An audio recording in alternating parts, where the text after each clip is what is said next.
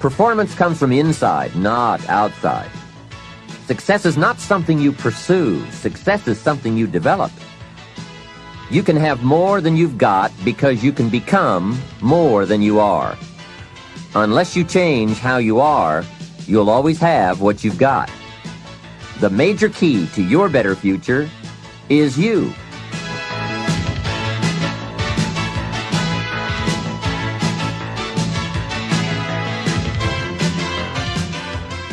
The key to a great future is within you, and you'll be able to find it and use it with Success Strategies, 7 keys to wealth and happiness. These keys will help you unlock the door to success that faces every one of us. All we have to do is use the right combination of skills and knowledge.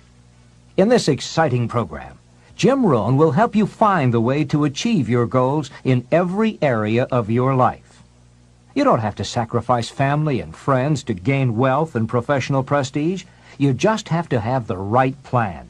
And Jim will help you map out your personal path to success, just as he's helped companies around the world reach their goals.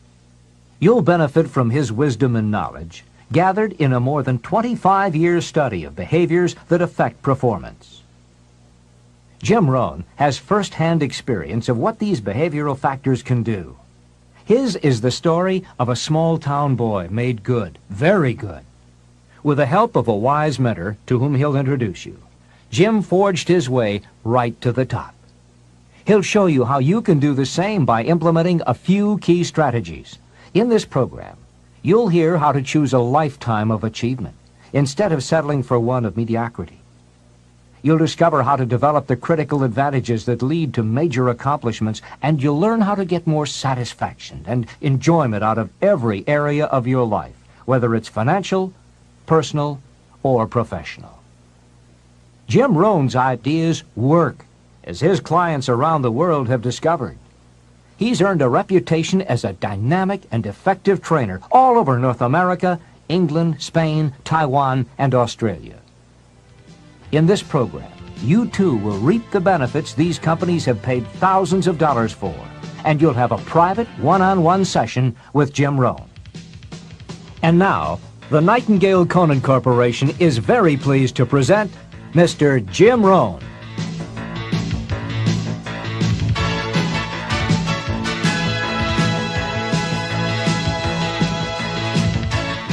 This is Jim Rohn. You're going to hear a great number of ideas as you go through the sessions on these 6 cassettes. Ideas that help successful people accomplish more of their goals, achieve certain wealth, and experience greater joy and satisfaction in their lives. My hope is that you'll find a few of these ideas very useful to you right now. Unfortunately, I don't know you personally. I'm not familiar with your dreams or your problems. But fortunately for you, I don't need to be, because the ideas we'll be talking about on these cassettes are fundamentals to the art of winning. They will help you achieve your most inspiring dreams, guaranteed. They are, in fact, the 7 fundamentals for wealth and happiness. As we go through these cassettes, you'll see very clearly for yourself just how these ideas can start making a major difference in your life right away. Where did these fundamentals come from? I didn't make them up. I first discovered them when I was 25 years old, at a time in my life when I needed some new ideas to help change the direction of my life. I wasn't destitute at the time, but I certainly needed some help. I guess we could all use a little help at age 25. Let me take a minute to tell you how it happened. I had gotten off to a great start in life. I was raised in farm country in Idaho, a small community of about 5,000 people, not far from the Snake River in the southwest corner of the state, a great place to grow up. In fact, my parents still live in this small farm community. My father is 82 years old, my mother 75. And they are still healthy and doing very well, as active now as they have ever been. I'm very proud of them, and they have always been a great example for me. After graduating from high school, I went to 1 year of college, and then I decided I was smart enough, so I quit, which was one of my major mistakes. Among many major mistakes I made in those early days, But I was ambitious and willing to work hard, and figured I wouldn't have any trouble getting a job, which turned out to be accurate. So with a head full of dreams and ambitions, I started my first job. About 3 years later, I got married, made lots of promises, worked hard, and a couple of years later started a family. And at age 25, I started taking a new look at my life. My weekly paycheck amounted to the grand total of $57. I was far behind on my promises, behind on my bills, and discouraged. I was far from making the progress I thought I should have made. I was willing to work hard. That was not my problem. But it was clear that it was going to take more than hard work. And I didn't want to wind up at age 60 broke, needing assistance, like so many people I saw around me, not in the richest country in the world. So what do you do to change the direction of your life? I thought, well, I should go back to school. 1 year of college doesn't look that good on an application. But now with my family starting, going back to school seemed like a tough decision. I didn't have any money to start my own business. Money was one of my problems. I always had far too much month left over at the end of the money, if you've ever been in that position. I remember one time losing $10, and I was physically ill for 2 days over a $10 bill. Some of my friends tried to be cheerful. They said, look, maybe some poor person who needed it found it. But that was not really helpful. I must admit at that time in my life, benevolence had not yet seized me. I was the person who needed to find $10, not lose 10. So that's where I was at that time in my life, behind on my dreams, and constantly wondering what I could possibly do to change my life for the better. Well, at age 25, good fortune came my way. And many times it's difficult to explain good fortune. Why do unique things happen to you when they do? I don't know. Part of that is a mystery to me. However, my good fortune was meeting a man, a very unique and successful man. His name was Mr. Earl Schoaf. When I met him, I said to myself, I would give anything to be like him. I wonder what it would take. Well, to make a long story short, this very special gentleman took a liking to me, and a few months after I met him, he hired me, and I went to work for him. I spent the next 5 years working for him in several of his businesses, and then, unfortunately, he died. But I did get to spend 5 years with this remarkable man, and the best thing he gave me during that 5 years was not a job. The best thing he gave me was the benefit of his philosophy, the fundamentals of living successfully, how to be wealthy, how to be happy. And sure enough, his ideas worked for me. So I will always be grateful for meeting someone who made a difference in how my life worked out. I am sure if Mr. Schoaf were still alive, I would have called him one more time today and thanked him for sharing the ideas and inspiration that changed my life. For many years, I shared this philosophy for wealth and happiness with my business partners and met with equally exciting results. I am primarily a businessman, not a professional public speaker. But I have been intrigued with the challenge of trying to put into words the ideas that can make a difference in how a person's life works out. And now I have the chance to share these ideas with you. I don't claim to have all the answers on how to do well, but I do have some answers that have worked extremely well for me and thousands of others. Take these ideas and edit them all you wish. You certainly don't have to buy everything any one person says. But give me a chance. If something sounds good, try it. If it doesn't make sense, discard it. Remember, don't be a follower, be a student. All the ideas we'll discuss in these cassette sessions will stem from a group of very important key concepts. I'd like to begin this session by briefly but clearly looking at each of them. These key words are very important for us to understand if we're to get maximum value from this program and add significantly to our wealth and happiness.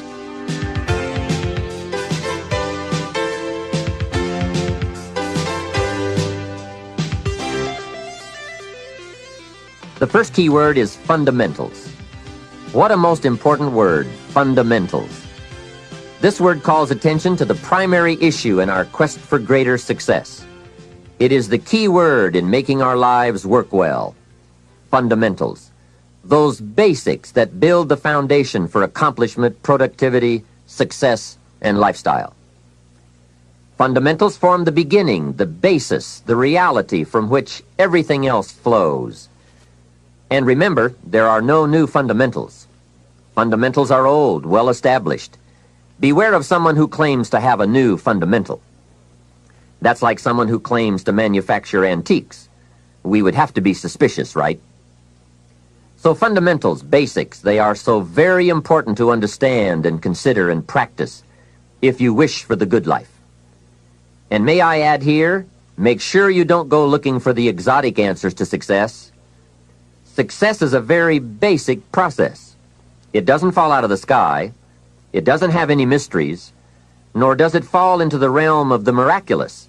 Success is merely a natural result that comes from the consistent operation of the practical fundamentals. As someone wisely remarked, to be successful, you don't have to do extraordinary things. Just do ordinary things extraordinarily well. Mr. Schoaf, my teacher, gave me many great phrases I'll always remember. One of them was, there are always about a half dozen things that make 80% of the difference. What a key thought, a half dozen things. Whether we are working on our health, wealth, personal goals, or professional enterprise, the difference between our ultimate success or inevitable failure lies in the degree to which we are willing to seek out, study, and to go to work on those half dozen things. For a farmer to reap a plentiful harvest in the fall, for example, the major basics are fairly obvious. Soil, seed, water, sunshine, nourishment, and care. Each fundamental being equally in need of study and attention, for together they bring about the best chance for a successful harvest. A good question to ask before undertaking any project or setting any new objective, then, is what are the most important half dozen things that will make the major difference in how it works out?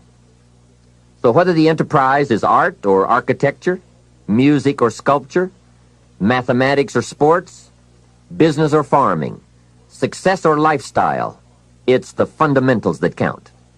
To understand them and to practice them is to take the first intelligent step toward accomplishing your objectives and living your dreams. The second key word for us to consider is wealth. Wealth is a word that brings about a wide variety of mental images, and that is part of my purpose in these cassettes, to provoke that wide variety of mental images, for that is where the dreams are, that is where the inspiration comes from, and that is where true incentive is born. The mystery and mixture of mental image, the stuff and the staff of life. Its right use, its constant use is the way to a life unique and a life abundant. Now, to one, wealth means having enough financial substance to be able to do whatever you wish to do with your life. To another, it may mean freedom from debt, freedom from the constant claim of obligation. To yet another, it means opportunity. And to many, wealth means $1 million. That's a unique word, millionaire. It rings of success, freedom, power, influence, pleasure, possibility, benevolence, and excitement. Not a bad mental image. Now we could talk of the wealth of experience, the wealth of friends, the wealth of love, the wealth of family, the wealth of culture. Wealth of many kinds.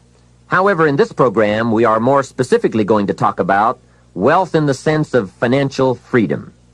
Wealth that comes from the conversion of effort and enterprise into currency and equity.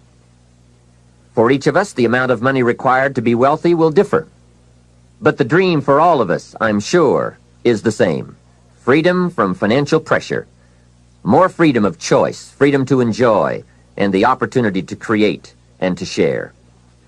Wealth, the possession of great financial resources that improves the quality of your life and gives you added dignity and expanded lifestyle. So decide for yourself what wealth means to you. Latch on to your own mental image of wealth And let's see if the ideas I'm about to bring to you will make sense and perhaps provide you with the inspiration to put the plan into high action so that as the days pass, you will discover a growing sense of freedom and dignity, self-worth, substance, and lifestyle. The next key word is happiness, the universal quest. Happiness is a joy that most often comes as a result of positive activity. Like wealth, it too has a wide variety of meanings and interpretations. Happiness is both the joy of discovery and the joy of knowing. It is a result of an awareness of the full range of life, the color, the sound, the harmony. And it is the joy that comes from designing a life and practicing the fine art of living well. Happiness is being able to explore the offerings of life by perception, response, and enjoyment. Happiness is both receiving and sharing, reaping and bestowing.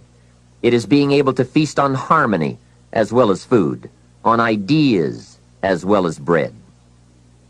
Happiness is the deliberate act to create a wider world of experience and awareness.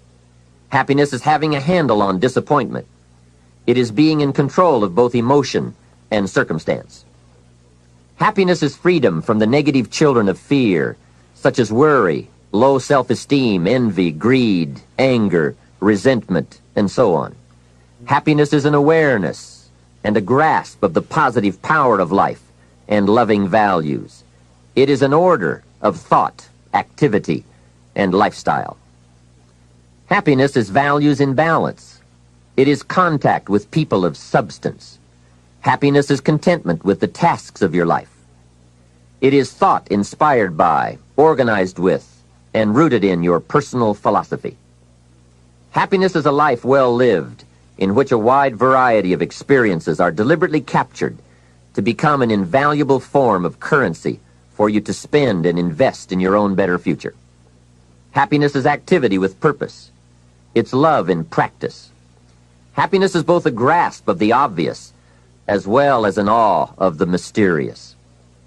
But for most people around us, happiness seems to be either something left behind or something yet to be discovered. Like all the good things in life, happiness is elusive by nature, but not impossible to capture. A major key for bringing joy into our lives lies in the next word we shall briefly examine: discipline. If there is a magic word that stands out above all the rest, this is the one: discipline. And in this program, you'll discover how positive this word is. Discipline is the bridge between thought and accomplishment, the bridge between inspiration and value achievement, the bridge between necessity and productivity. Remember, all good things are upstream. The passing of time takes us adrifting, and drifting only brings us the negative, the disastrous, the disappointment, and the failure. Failure is not a cataclysmic event. It is not generally the result of one major incident, but rather a long list of accumulated little failings. Failing in life is failing to think today, failing to act today, failing to care, to strive, to climb, to learn, to keep trying day by day.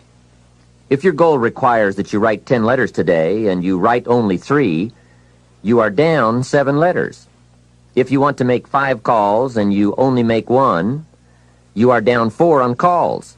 If your plan calls for saving $10 today and you save none, you're down $10 today.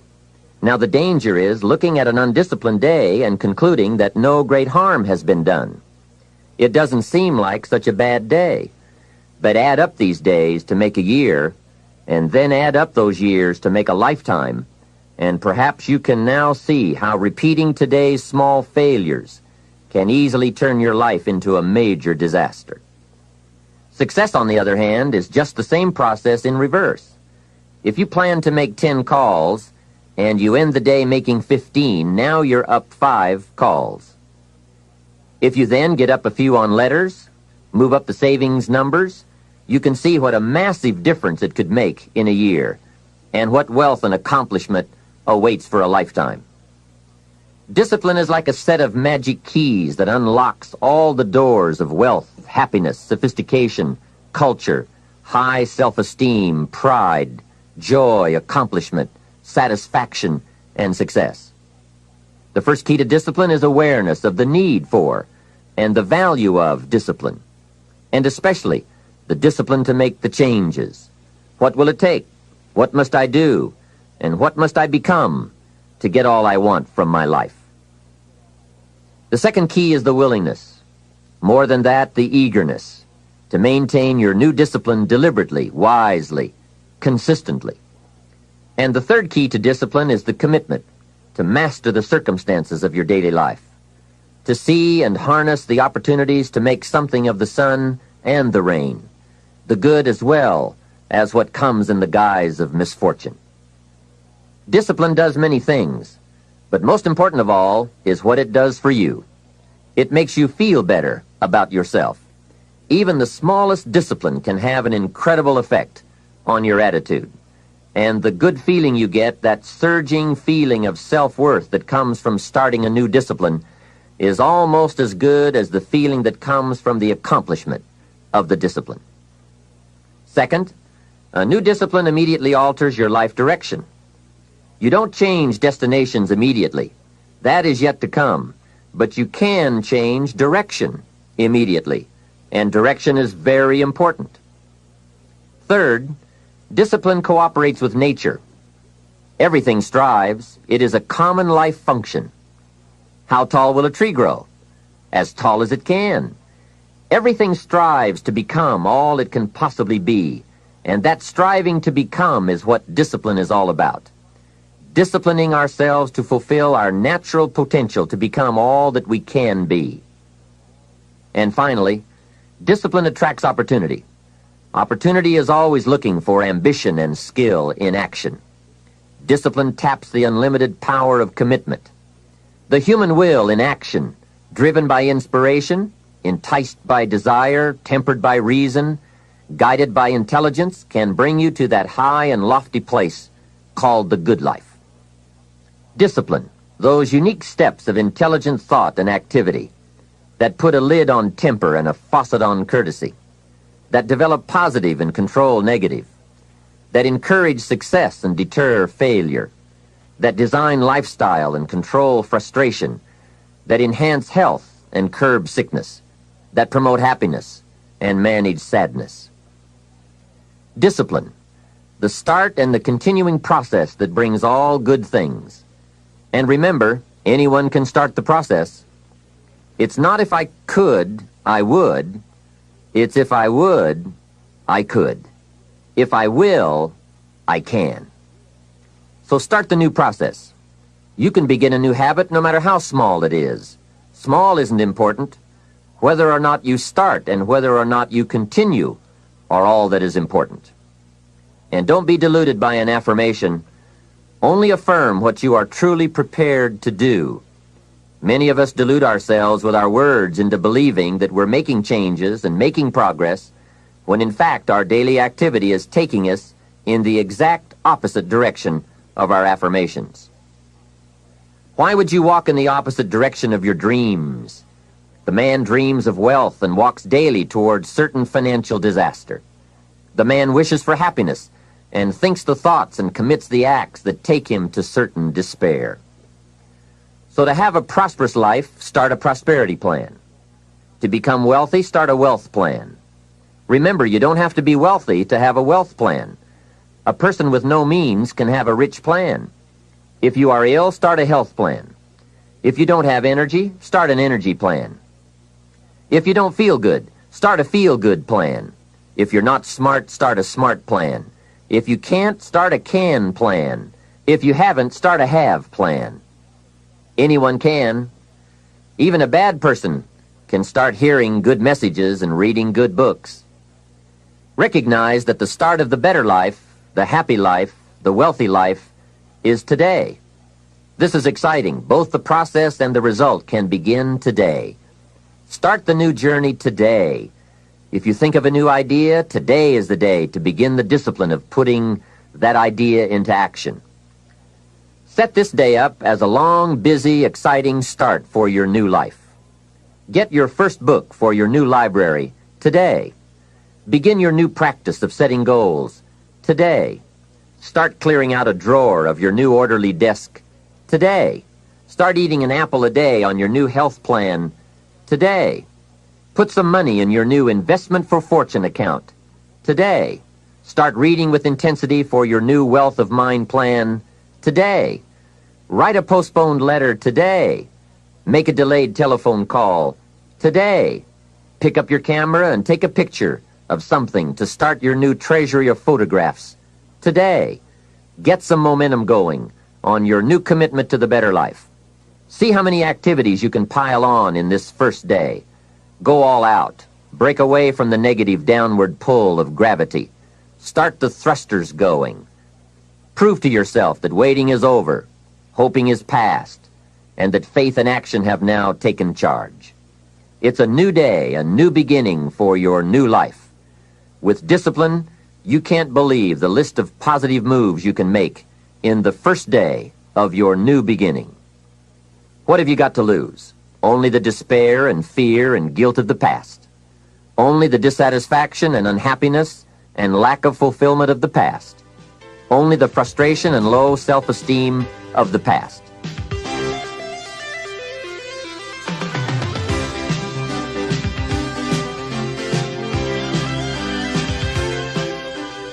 Take great pleasure in assisting in your own new birth, no matter how successful you may already be. Now I offer you the next challenge. Make this new first day a part of the week of new beginnings.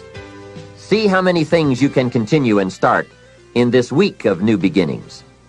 Then make it the first month of the new beginnings. Then the first year of the new beginning.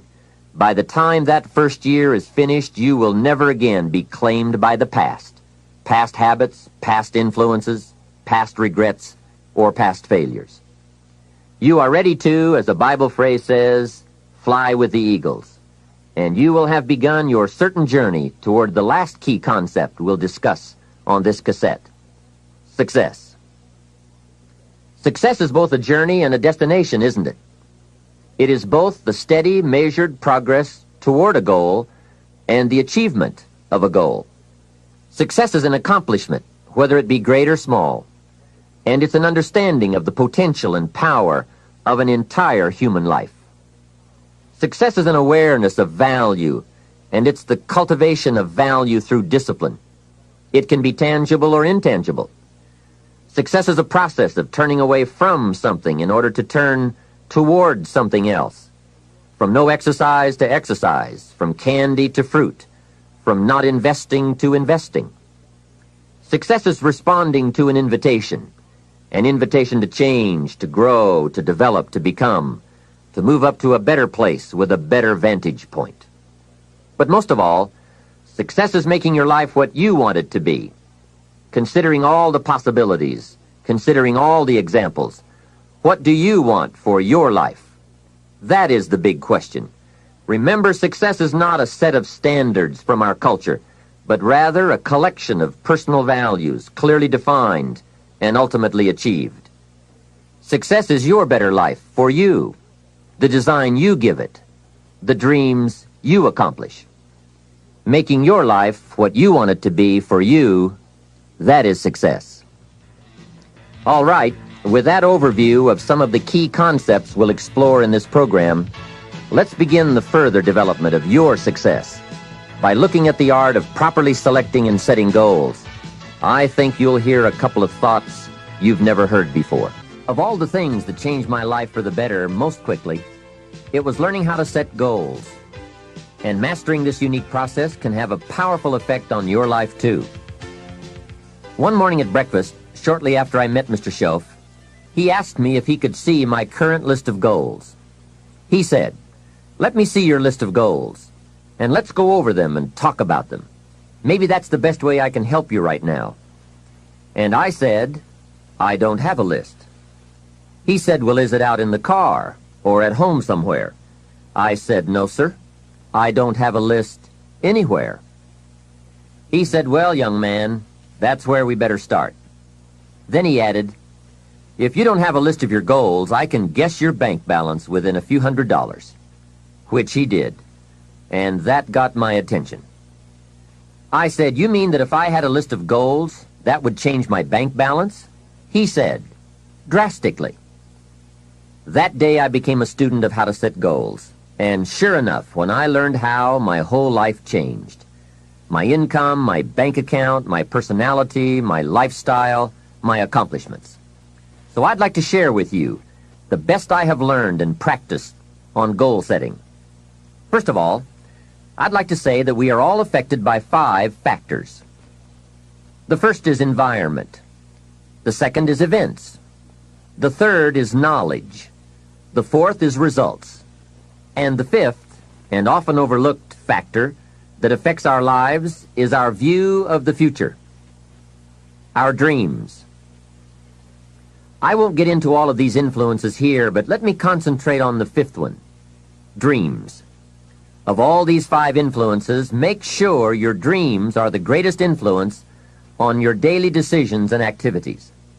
Put another way, make sure that the greatest pull on you is the pull of the future.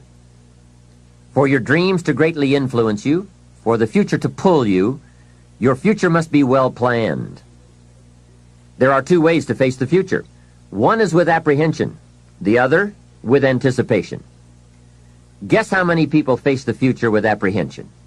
Why? They don't have it well designed. And without really thinking about it, they have probably bought someone else's view of how to live. You will face the future with anticipation when you have planned a future you can get excited about, when you have designed your future results in advance. In this way, the future will capture your imagination. It will exert an enormous influence on you. And to design your future, you must have goals. Well-defined goals are like a magnet. They pull you in their direction, and the better you have defined them, the better you have described them, the harder you work on them, the stronger they pull. And they pull you through all kinds of difficulties, too. Without goals, it is easy to let life deteriorate to the point where you're just making a living. It is not difficult to get trapped by economic necessity and settle for existence rather than substance. We all have a choice. We can either make a living or design a life. Mr. Shove said to me, I don't think your current bank balance is a true indicator of your level of intelligence. I was happy to hear that. He said, I think you have plenty of talent and ability, and that you're much smarter than your bank balance indicates. And that turned out to be true. I was much smarter. My question to him was, then why isn't my bank balance bigger? And he said, you don't have enough reasons for accomplishing great things. If you had enough reasons, you could do incredible things. You have enough intelligence, but not enough reasons. That's the key. If you had enough reasons. In my years of study, I've also discovered this. Reasons come first, and answers come second. Life has a strange way of hiding all the answers and disclosing them only to people who have been inspired to look for them, who have reasons to look for them. Put another way, when you know what you want, and you want it badly enough, you will find ways to get it. The answers, the methods, the solutions will become evident to you. Hey, what if you had to be rich? Are there any books and tapes on the subject? The answer is yes. There are plenty of good ones. But if you don't have to be rich, you probably won't read the books or listen to the tapes. What drives us to find the answers is necessity. So work on your reasons first, answer second. Now, what are some of the reasons for doing well? It varies from person to person. I'm sure that if you did a little soul searching, you could come up with a fairly strong list of reasons why you want to accomplish great things. There are personal reasons, sometimes uniquely personal reasons. Some people do well for the recognition. Some do well because of the way it makes them feel. They love the feeling of being a winner. That's one of the best reasons. I have some millionaire friends who keep working 10 to 12 hours a day, making more millions. And it's not because they need the money. It's because of the joy, pleasure, and satisfaction that come to them from being constant winners. To them, money is not their main drive. It's not the money. It's the journey. Once in a while, someone says to me, if I had $1 million, I'd never work another day in my life. Hey, that's probably why the good Lord sees to it that he doesn't get his million. Because he'd just quit. Family is another reason, or motivator for doing well. Some people do extremely well because of other people. And that's a powerful reason. Sometimes we will do things for someone else that we would not do for ourselves. We are made that way. I met a man who once said to me, Mr. ROHN, to do everything I want to do around the world with my family, I need at least $250,000 a year. I thought, incredible. Could a man's family affect him that much? And the answer is, of course. How fortunate are the people who find themselves greatly affected by someone else. It's powerful. Benevolence, the desire to share, can be a powerful reason for wanting to achieve. Some people do extremely well gathering up resources, so they can then be benefactors. When Andrew Carnegie, the great steel magnate, died, his desk was opened, and in one of the desk drawers was found a slip of paper. On that slip of paper, Mr. Carnegie had written his goal for his life, and he wrote it when he was in his 20s. On that slip of paper he had written, I'm going to spend the first half of my life accumulating money. I'm going to spend the last half of my life giving it all away. That's terrific. He was so inspired by that goal that during the first half of his life he accumulated $450 million. And during the last half of his life, he gave it all away. How powerful.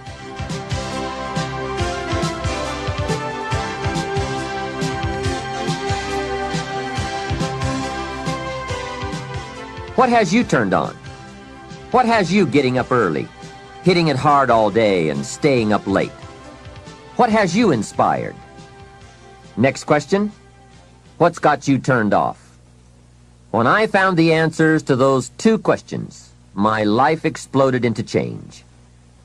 I finally found out what negative philosophy of life I had allowed to limit me and had me turned off, and I got that cured. Then I found a long enough list of reasons to turn me on, and once the lights went on for me, at age 25, they have never gone out. I've fallen out of the sky a few times, but I've never lost that drive to do something unique with my life. Now there's another list of reasons for doing well, called nitty-gritty. Those hard little reasons that can really affect your life. Sometimes it doesn't take much of a goal to start you in a brand new life direction. I now carry a few $100s in my money clip. It's only a few $100s, but the story behind why I do it reveals one of those reasons that greatly affected me. Just before I met Mr. Schoaf, I heard a knock at my door one day. When I opened it, there was a little girl selling Girl Scout cookies, and she gave me one of the finest sales presentations I've ever heard. A special deal, several flavors, and only $2, back when you could get a lot for $2. And with a big smile, she very politely asked me to buy. And I wanted to. Big problem.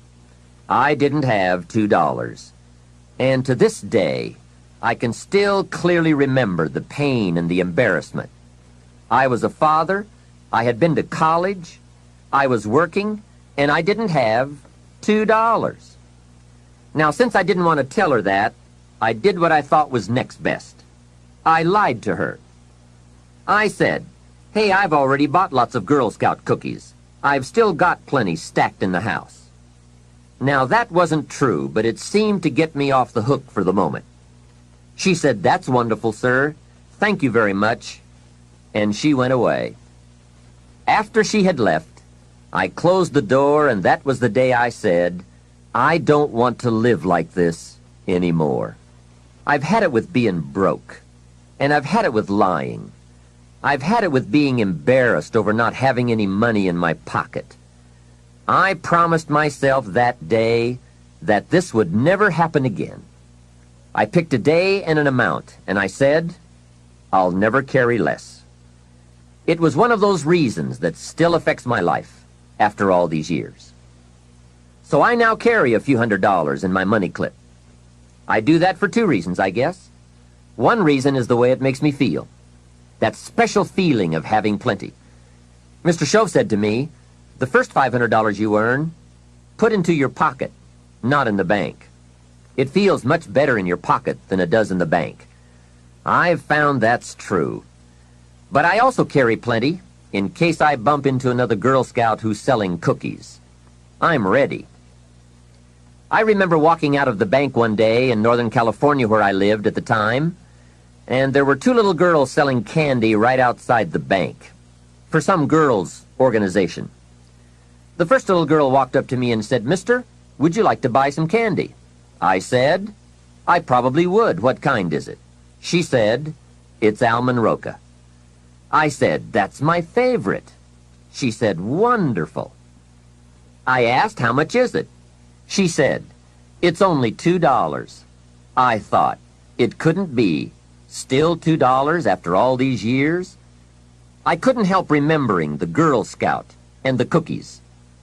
I said, how many boxes of that candy have you got? She said, I've got 5. And the other little girl standing there, she was selling candy too. I asked, how many boxes do you have? She said, I've got 4.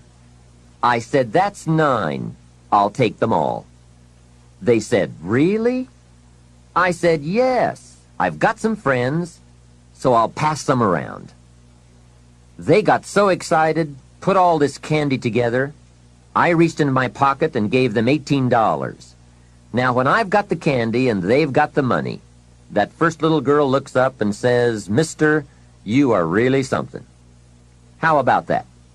Can you imagine only spending $18 and having someone look at you in the face and say, you are really something? Now you know why I carry heavy. I'm not going to miss those chances anymore.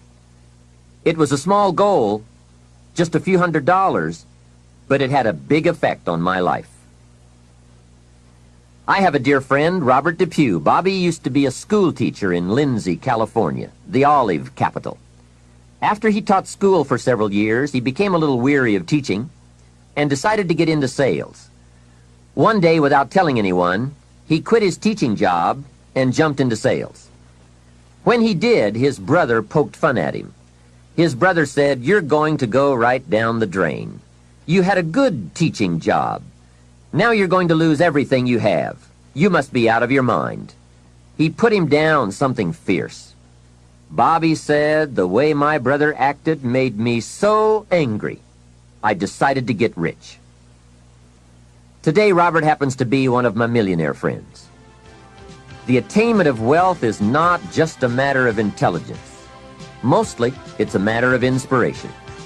So if you have strong enough inspiration, a strong enough reason, large or small, it can have an incredible influence on the direction of your life.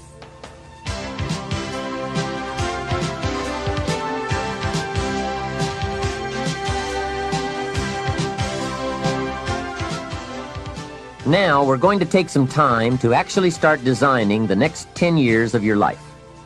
We're going to start setting your goals. Goal setting is one of the most important skills to develop if you want to design your future. I'm going to give you enough homework not only to keep you busy for the rest of your life, but also to help you create the kind of life you may have always dreamed about living, but never believed possible. So let's get on with it. The sooner you exert the discipline, the sooner you will be enjoying the results. Once the results start to come, believe me, you won't mind the hard work and discipline it's going to take. Now, get a sheet of paper, and at the top of it, write the words, long-range goals. I'm going to ask you some questions, and I want you to jot down the answers. If you don't have paper and pen handy, follow along with me now anyway, just listening. Then, later, listen again when you can write down your ideas. After I've asked the questions, which is the first part of this exercise, you can stop the tape and work on your answers. All right, let's start this exercise. The basic question you are going to answer is, what do I want within the next 1 to 10 years? I want you to take about 12 to 15 minutes and make a list of at least 50 things you want within the next 1 to 10 years. These are long-range goals. To help you get started with your list, consider these questions. What do I want to do? What do I want to see? What do I want to be? What do I want to have? Where do I want to go? And what would I like to share? Now, with these thought-starter questions in mind, answer the basic question. What do I want within the next 1 to 10 years? See how many things you can write down. At this point, don't take the time to describe in detail everything you want. This is the time for you to let your thoughts pour, to write fast and to abbreviate. For example, if you just write down 380, you'll know what that means. You don't have to describe the color and the interior of the car. You'll do that later in this exercise. I want you now just to abbreviate and write fast. Make the list as long as you possibly can. Try to write down at least 50 items, 50 things you want within the next 1 to 10 years. These are long-range goals. Spend about 12 to 15 minutes on this. After you've completed your list, you're ready for the next part of the exercise.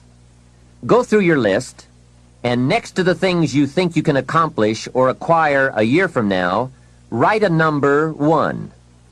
Next to the things you think it will take 3 years to realize, write a 3. Next to the things it will take 5 years to accomplish, write a 5. And next to the things it will take 10 years to accomplish, write a 10. Go through this list now to the best of your ability and say, that looks like it will take me about a year, or 3 years, or 5 years, or 10 years. Some big goals might be out there 10 years from now. Once you complete this part of the exercise, you might come to the conclusion that you need a lot more 3-year goals and less 1-year goals, for example, or that you need more 10-year goals. You see, while you're working on one goal, you must have something else in the planning stages. If you don't, what happened to some of the early Apollo astronauts could happen to you. After they came back from the moon, some of those astronauts experienced deep psychological and emotional problems. And the reason for that? Why, after you've been to the moon, now where do you go? That seemed to be the end, the finish. What later astronauts did was to make sure that they had major projects lined up after they returned from the moon trip. The way you enjoy life best is to wrap up one goal and start right on the next one. Don't linger too long at the table of success. The only way to enjoy another meal is to get hungry. Another thing to check for on your list is that you have included goals for each of these 3 important categories. First, make sure you've listed your economic goals, your goals for income, profits, and productivity. Second, make certain your list includes material items you want, tangibles, such as a home, a car, a boat, furniture, or jewelry. Don't attach the wrong importance to things, but they are important. Third, you'll want to include on your list goals for personal development. Write down all your personal development goals. Your goals to be more physically fit, to lose weight, to be more decisive, to be a more effective leader, to be a better communicator, to learn another language. Of course, there are other types of goals to consider: family goals, social goals, lifestyle goals. This is pretty heavy homework, but remember, whether or not you do your homework shows up in the marketplace as well as in the classroom. After you have determined which of your goals are 1 year, 3 year, 5 year, and 10 year, and after you've made certain your list includes economic goals, things, and personal development goals, I want you to go back to this list again. Now pick out the 4 most important 1-year goals, the 4 most important 3-year goals, the 4 most important 5-year goals, and the 4 most important 10-year goals. Those 16 goals will give you plenty of work for now. Get out some more paper, and in a brief paragraph, describe each goal. How high, how long, how much, what size, what model, what color, for example. Also describe why it is important to you. This is a process where you either talk yourself into it or talk yourself out of it, which is good. When you're unclear as to why something is important, usually you put only half-hearted effort into it. What you want is a powerful motivator, but the reason why you want it is an even more powerful motivator. It has greater pull. You may find that some of your goals you thought at first glance were important are not important after all. Do some reflecting, refining, and revising. The point is, right now, try to have approximately 4 one-year, 3-year, 5-year, and 10-year goals that you truly believe in, that inspire you, that you've sold yourself on. When these goals and the reasons you want to obtain them are each clearly described in a brief paragraph, transfer this information to a journal or some type of notebook that you can carry with you easily and refer to often. It's essential to set aside some time every week to review all of your goals, to rearrange them, redo them, restructure them, to add goals, or to tear up the whole list and start over. Goal setting is not something you do just once. It's a continual process. Also, you must constantly check your progress toward your goals. You don't want to fall too far behind on, or worse, lose sight of, your important goals. Now, just as important as your long-range goals are your short-range goals. Your goals for tomorrow, next week, next month, 6 months from now. These are goals you can accomplish within the next year, the immediate future. We call these goals confidence builders. When you work hard, burn the midnight oil, and accomplish these little things, it builds your confidence to go for your long-range goals. Write down in your notebook or journal all the little things you would like to have or accomplish in the next year. How you set up this list is up to you. You might want to break it down by week or by month. Set it up in whatever way works well for you. Part of the fun of having a list is being able to check off something as obtained or completed. Every week, try to check off at least one thing on your list of short-term goals.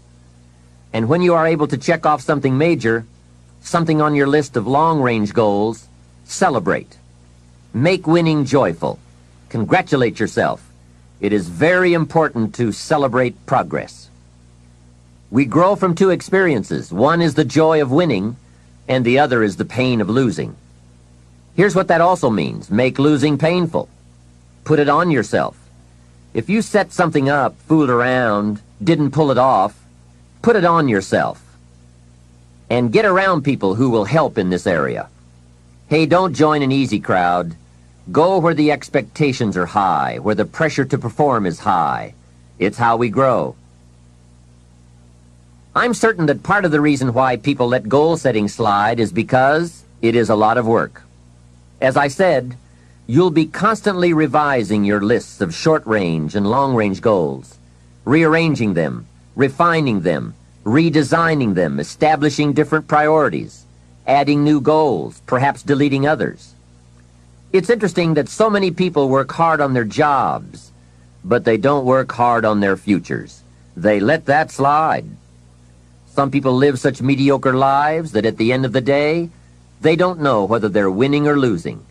They just go through life with their fingers crossed. I know most people don't make definite plans, but don't let that be you. The guy says, well, you work where I work, but the time you get home, it's late. You've got to have a bite to eat, watch a little TV, and get to bed. You can't sit up half of the night and plan. And this is the guy who's behind on his car note. He's a good worker, hard worker, sincere.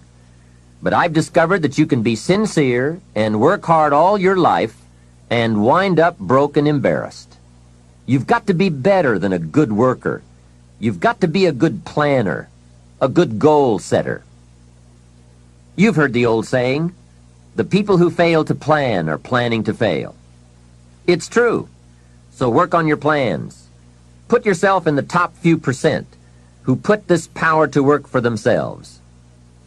Writing your goals down also shows you are serious. And to do better, you must get serious. You don't have to be grim, but you do have to be serious. Hey, everybody hopes things will get better, but remember, the future does not get better by hope. It gets better by plan. And hope unaided by clear plans can finally become an illness.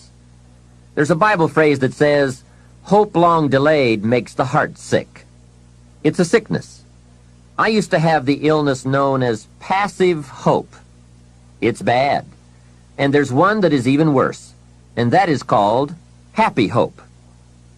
That is really bad. The man is 50, and he's broke, and he's still smiling. That's bad.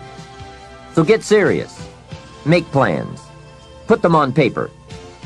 My suggestion from experience. There's a phrase from the Bible that goes, without dreams and vision, we perish. How true. Humans have this unique ability to aspire, to dream, to go for something, to become something. Without that, life is not life. We must have dreams and never give up on our dreams. I'd like to share with you some further observations I've made on goal setting. Understand that your goals, whatever they are affecting you all day long. Your goals affect your handshake, your attitude, how you feel. Your goals affect how you look, how you dress, how you walk, how you talk, all day, every day. Your personality, conversation, activity, it's all affected by your goals. I asked a man one time, "What are your goals for this month?" And he said, "If I could just scrape up enough money to pay these lousy bills." That was his goal. Hey, I'm not saying it isn't a goal. It is, but it's such a poor goal. It certainly isn't inspiring. You don't jump out of bed on Monday morning and say, "Oh boy, another chance to go out and scrape up the money to pay these lousy bills." The point is that goals should be fun. They should be big, challenging, rewarding. They should allow you to grow. Remember, too, that the major purpose of having a goal is not just to acquire the goal. The major reason for setting goals is to compel yourself to become the person it takes to achieve them. In other words, attaining the goal is of secondary importance. What's far more important is what you become in the pursuit of it. The greatest value in becoming a millionaire, for example, is not the $1 million. The greatest value is the skills, the knowledge, the discipline, and the leadership qualities you acquired in becoming a millionaire. It's the experience you acquired in planning, development, strategy. It's other qualities you acquired, such as courage, commitment, and willpower, to attract $1 million. You could lose everything you attained, but you could not lose the skills, knowledge, and experience you have obtained. Even better than having is being. Here's a most important question to spend some time answering. What kind of person will I have to become to get all I want? Write down a few thoughts on that. Write down some skills you'll have to develop, for example, and some of the things you're going to have to learn. Just spend a little time writing a few sentences on this. What kind of person will I have to become to get all I want? The answer to this will give you some personal development goals. Remember that income does not far exceed personal development. All of us have to do this kind of self-examination. I have to look at my own life and say, well, here's what I want, but am I willing to become what it takes to get what I want? If I'm too lazy, if I don't want to learn, read, study, and grow to become that kind of person, then I cannot attract what I want. Now, either I have to change my wants, or I have to change myself. Here are a few more key points I'd like to share with you on goals and designing your future. First, if you don't right now feel as if you're equipped to get all you want, just remember, ability will grow to match your strong dreams. That's why the goal-setting process we've discussed is so important. The more you work on this, the more ideas you will get on how you can change, how you can grow. I am nowhere near the person I was when I met Mr. Schoaf 25 years ago. I'm not that person anymore. I've changed. There's nothing you can do about the past, but you can do a great deal about your future. You don't have to be the same person you were yesterday. You can make changes in your life, absolutely startling changes, in a fairly short period of time. You can make changes you can't even conceive of now, if you give yourself a chance. Your abilities will grow. You have untapped talents and potential that you haven't even reached for yet. And as time goes on, you'll be able to reach deeper and deeper. The first thing you'll know, you'll be able to do things you never thought you could do. You'll be able to handle things you never thought you could handle. You'll have ideas that you've never had before. All of this is sparked by the goal-setting process. When you know what you want, and you want it badly enough, the answers will come to you. I can't tell you why it works. All I know is, it works. Give yourself a chance to become all you can become and to accomplish all you can accomplish. Let me give you a Bible philosophy that teaches how to get whatever you want. Here's what it says. Ask. That's it. Ask.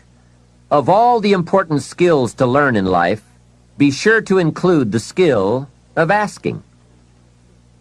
What does ask mean? Ask means, what do you want? And the complete formula is staggering. It says ask, and you will receive. Hey, we ought to look into that. The man says, yes, but you work where I work. By the time you struggle home, it's late. You've got to get a bite to eat, watch a little TV, and get to bed. You can't sit up half the night and ask. And this guy is behind on his bills. He's a good worker, hard worker, sincere, but you've got to do better than work hard and be sincere all of your life. You'll wind up broke and embarrassed. You've got to be better than a good worker. You've got to be a good asker. Let me give you some key points on this asking and receiving, setting goals, asking of life. Here's part of the philosophy that helped me to change. First, asking starts the receiving process. Asking is like pushing a button, and all this machinery starts working, mental and emotional machinery. I don't even know how it works, but I do know it works. There are a lot of things you don't need to know how they work. Just work them. Some people are always studying the roots. Others are picking the fruit. It all depends on what end of it you want in on. So asking is the beginning of receiving. Second, receiving is not the problem. You don't have to work on receiving. It's automatic. So if receiving is not the problem, what is the problem? It's failing to ask. The man says, I see it now. I got up every day this year and hit it hard, but nowhere in my house is there a list of what I want from my life. Can you see? Good worker, poor asker. Third, receiving is like the ocean. There's plenty, especially in this country. It's like an ocean here.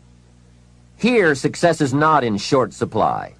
It isn't rationed so that when you step up to the window, it's all gone. No.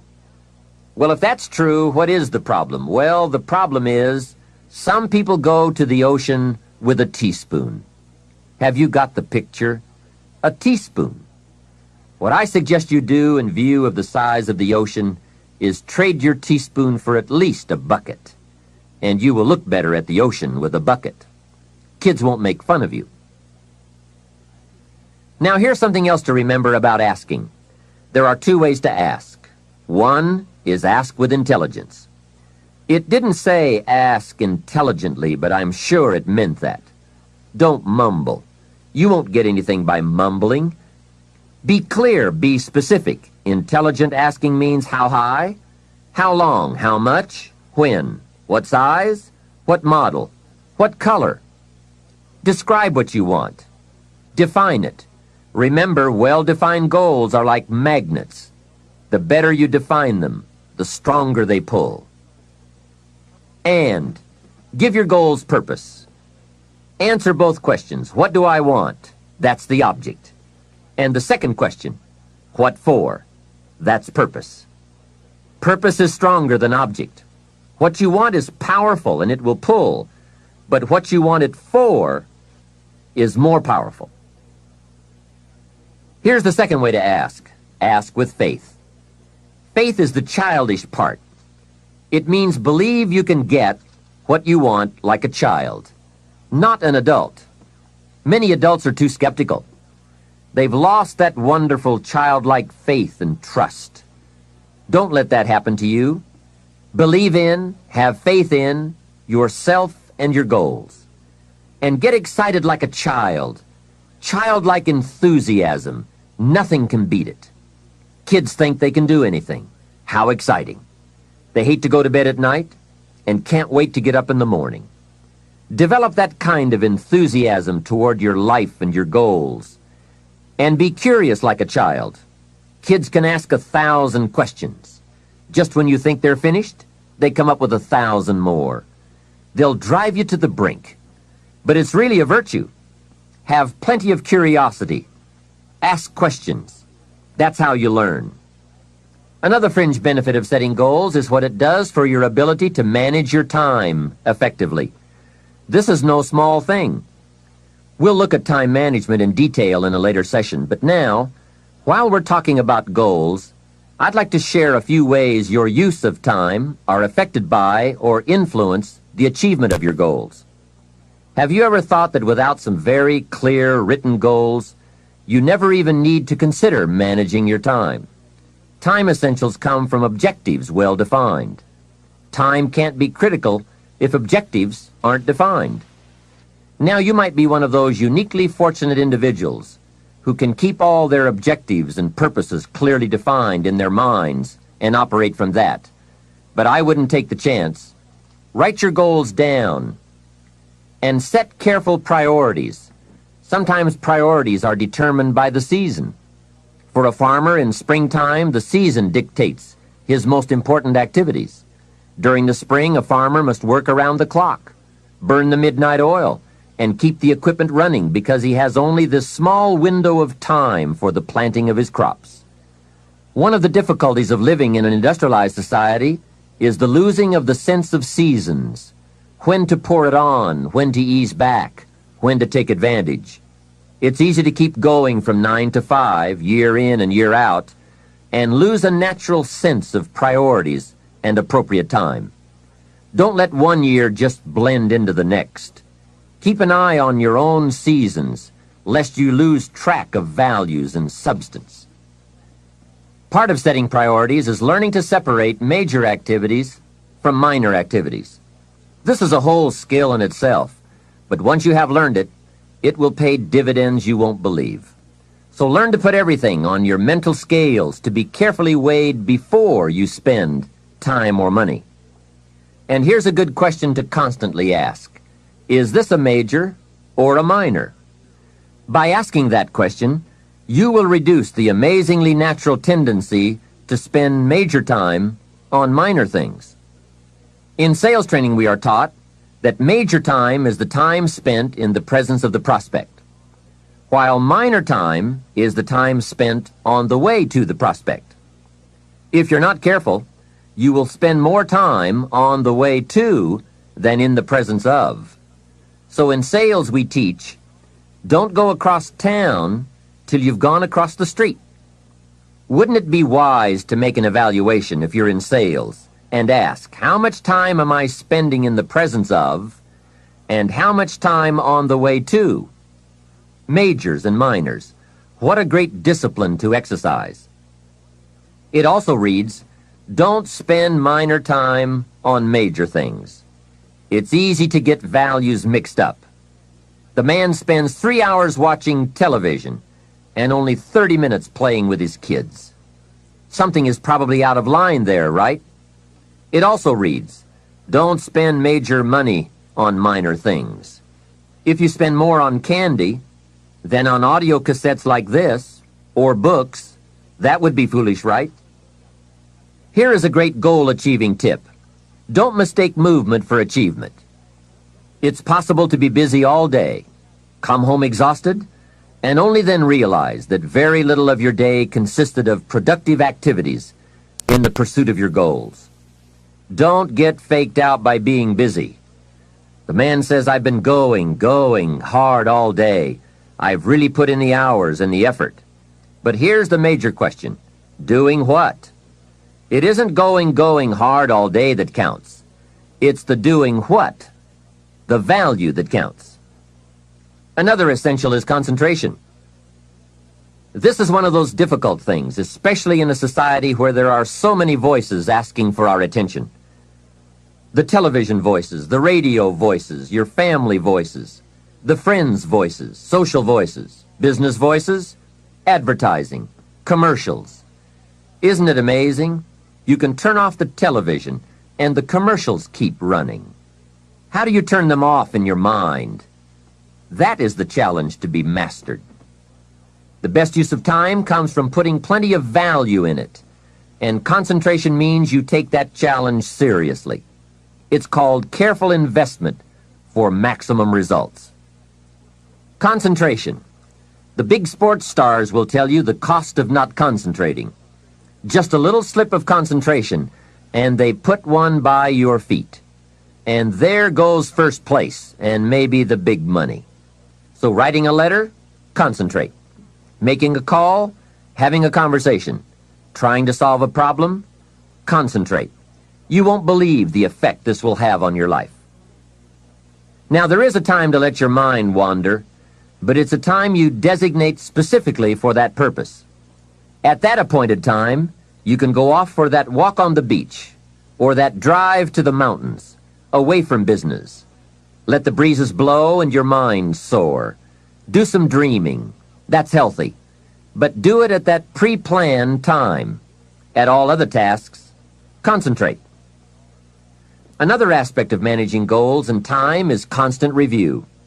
There's just no way to keep on target with your priorities without this. Whether it's business goals, personal goals, family goals, or investment goals, they must all be reviewed to see if you are on track, which is all the more reason for writing them down. Careful goal setting could be the time management answer you've been looking for.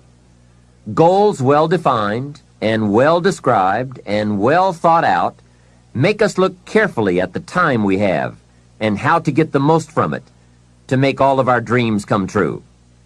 The answers to do better come from the necessity to do better. You will undoubtedly be amazed at the ideas you can come up with for the use of your time when goals and purpose have you stimulated to the maximum. Now there is a last main point to consider. You won't get everything you want. What a statement to make after studying how to get whatever you want. But you won't get everything you want, and the reason is, it's not that kind of planet. Sometimes it's going to hail on your crop and rain on your parade. I'm sure you are very well aware of this. But in my opinion, if you work the system I've just shared with you, you will get more than plenty. More often than not, you will get what you want. Those are good odds. There's no telling what you can do when you get inspired by results in advance. There's no telling what you can accomplish when you have goals and you believe in them. Just try this system for 90 days. Just try it. It may work even better for you than it has for me. I wish that for you. The fundamental process of knowing what information you need and gathering it is one of the keys to living the good life. Some of the best advice Mr. Schoaf gave me in those early years was why and how to study. That's a key word for life change, study. If you wish to be successful, study success. If you wish to be happy, study happiness.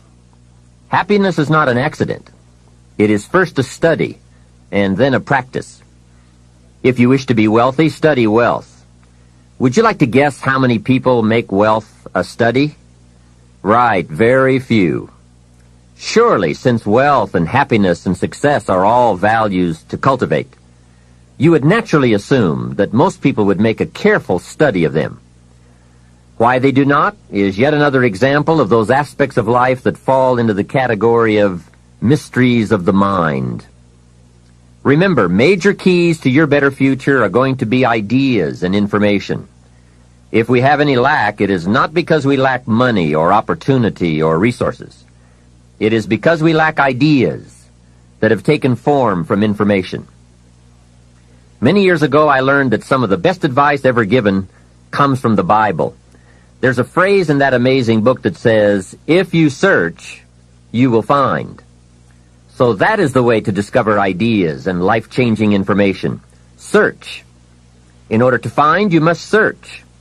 You must go to the seminars and to the training classes. You must listen to the cassette programs that can give you breakthrough ideas. You must go and engage in conversations with people of substance. You must go looking, go searching. Rarely does a good idea interrupt you. And as you make a diligent search, you will find just the ideas you need. Now, here is the next key word in the process of seeking information that can change your life, and that word is capture. When you find a good idea, capture it. Don't trust your memory. Capture everything. Write it down. Record it. This is one of the reasons why we have put this program on cassette tapes, to capture the ideas. As a serious student of wealth and happiness, I would encourage you to make use of a journal as a gathering place for all the ideas that come your way. I consider personal journals to be one of the 3 treasures a wise person will leave behind. Here are those 3 treasures. One is your photographs.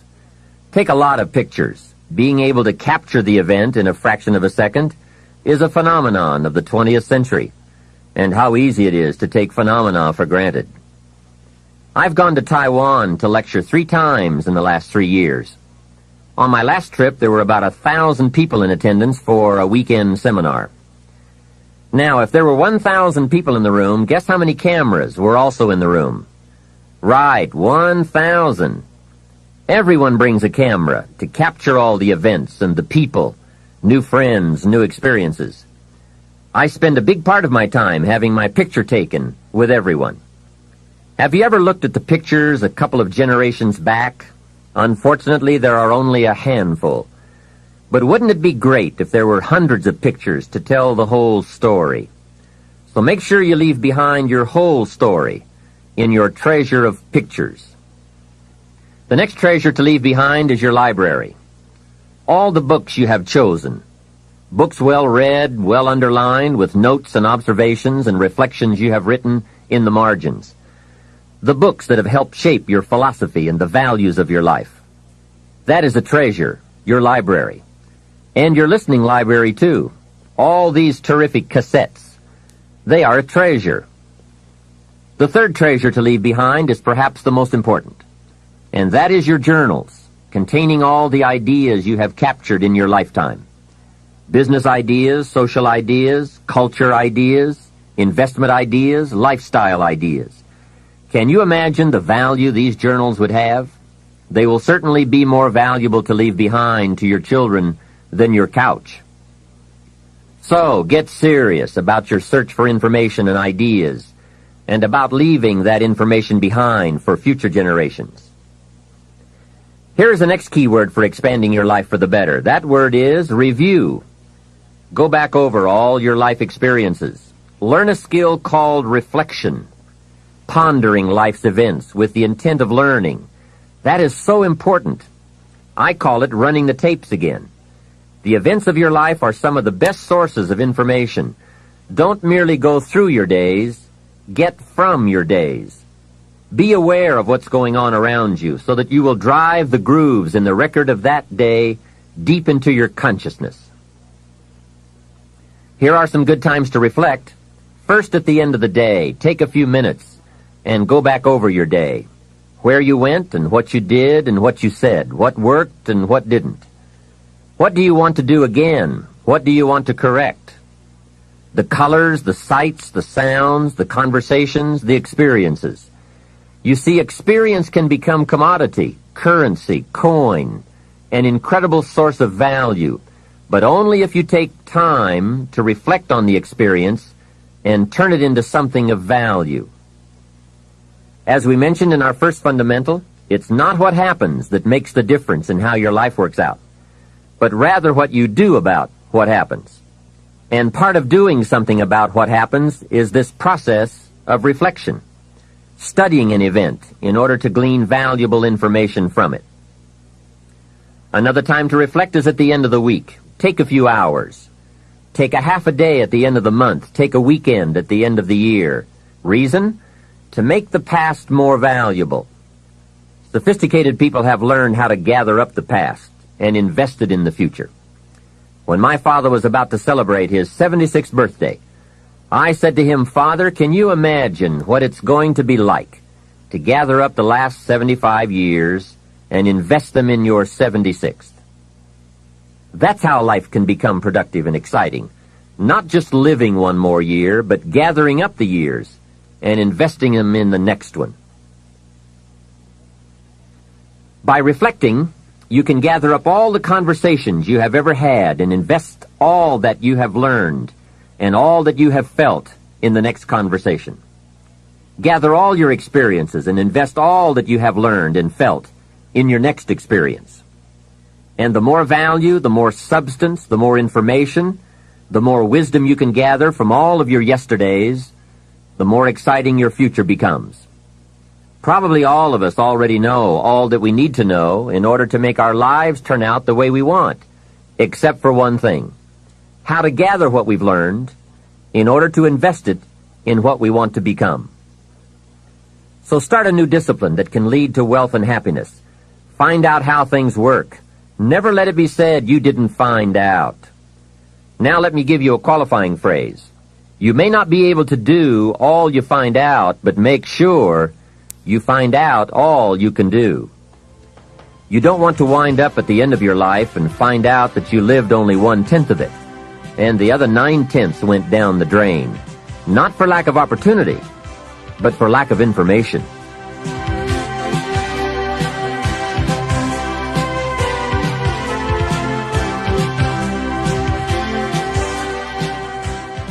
Let me share with you two of the best sources of information available. First, as we have mentioned, learn from your own experiences. Become a good student of your own life. It's the information you are most familiar with and feel the strongest about. So make your own life one of your most important studies. And in studying your own life, be sure to study the negative as well as the positive, your failures as well as your successes. Our so-called failures serve us well when they teach us valuable information. They're frequently better teachers than our successes. One of the ways we learn how to do something right is simply by doing it wrong. Doing it wrong is a great school for learning. Now I would suggest that you not take too long.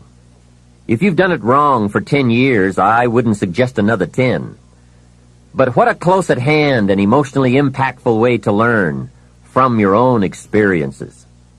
When I met Mr. Schoaf, I had been working 6 years. I started when I was 19, and when I met him, I was 25. He said to me, "Mr. ROHN, you have been working now for 6 years. How are you doing?" I said, "Not very well." He said, "Then I suggest you not do that anymore." 6 years is long enough to operate the wrong plan. Next he asked, "How much money have you saved in the last 6 years?" I said, "Not any." He said, "Who sold you on that plan 6 years ago?" What a fantastic question. Where did I get my present plan that wasn't working well? Hey, everyone has bought someone's plan. The question is, whose? Whose plan have you bought? Now, those initial confrontations as you come to grips with your own past experiences may be a little painful at first, especially if you have made as many errors as I did. But think of the progress you can make when you have finally confronted those errors by becoming a better student of your own life. Now, the next way to learn is from other people's experiences. And remember, you can learn from other people whether they have done it right or wrong. You can learn from negative as well as positive. The Bible is such a great book because it is a collection of human stories on both sides of the ledger. One list of human stories is called examples. Do what these people did. And the other list of human stories is called warnings. Don't do what these clods did. What a wealth of information. What to do and what not to do. I think it also means, however, that if your story ever gets in somebody's book, make sure they use it as an example, not a warning. There are 3 ways to learn from other people. The first is to listen to the cassettes and read the books by and about people who've accomplished great things. All the successful people I know and work with around the world are good readers. They just read. They are so curious that they are driven to read because they just have to know. It is one of the things they all have in common. Here's a good phrase: all leaders are readers. And they use cassette programs too, especially while they're in the car or during other times when they can't read. Cassettes can help all of us easily pick up new ideas and new skills. Did you know there are cassettes and books on how to be stronger, more decisive, a better speaker, a more effective leader, have a better effect on other people, become more loving, develop personality, get rich, develop influence, become sophisticated, and people don't use them? How would you explain that? Did you know that hundreds of successful people have written their stories in books and told how they did it on cassettes like this, and people don't want to listen? How would you explain that? The guy's busy, I guess.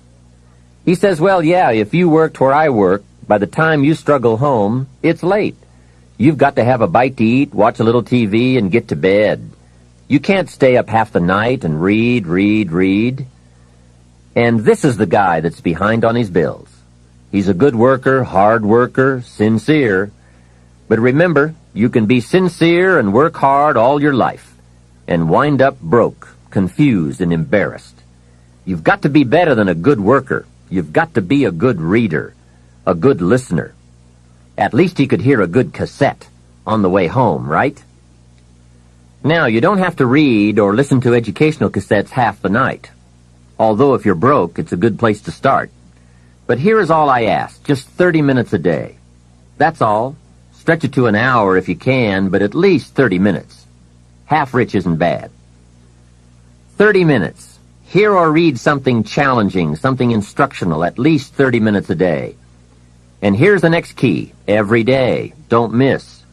Miss a meal, but not your 30 minutes.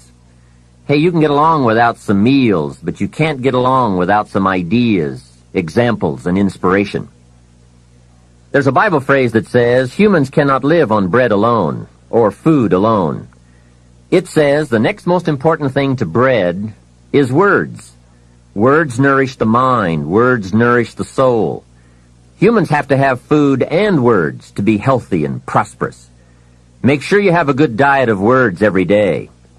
I told my staff one day, some people read so little they have rickets of the mind.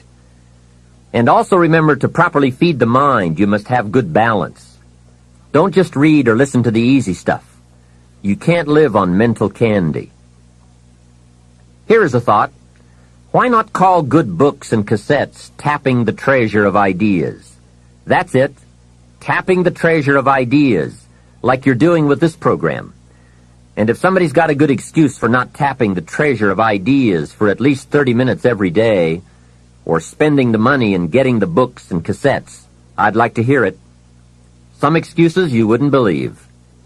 I say, John, I've got this gold mine. I've got so much gold, I don't know what to do with it all. Come on over and dig. John says, I don't have a shovel. I say, well, John, get you one. He says, do you know what they want for shovels? Hey, invest the money. Get the cassettes and books. The best money you can spend is money invested in your self-education. Don't shortchange yourself when it comes to investing in your own better future. Mr. Schoaf got me started on my library when I first met him. He said to me, become self-educated.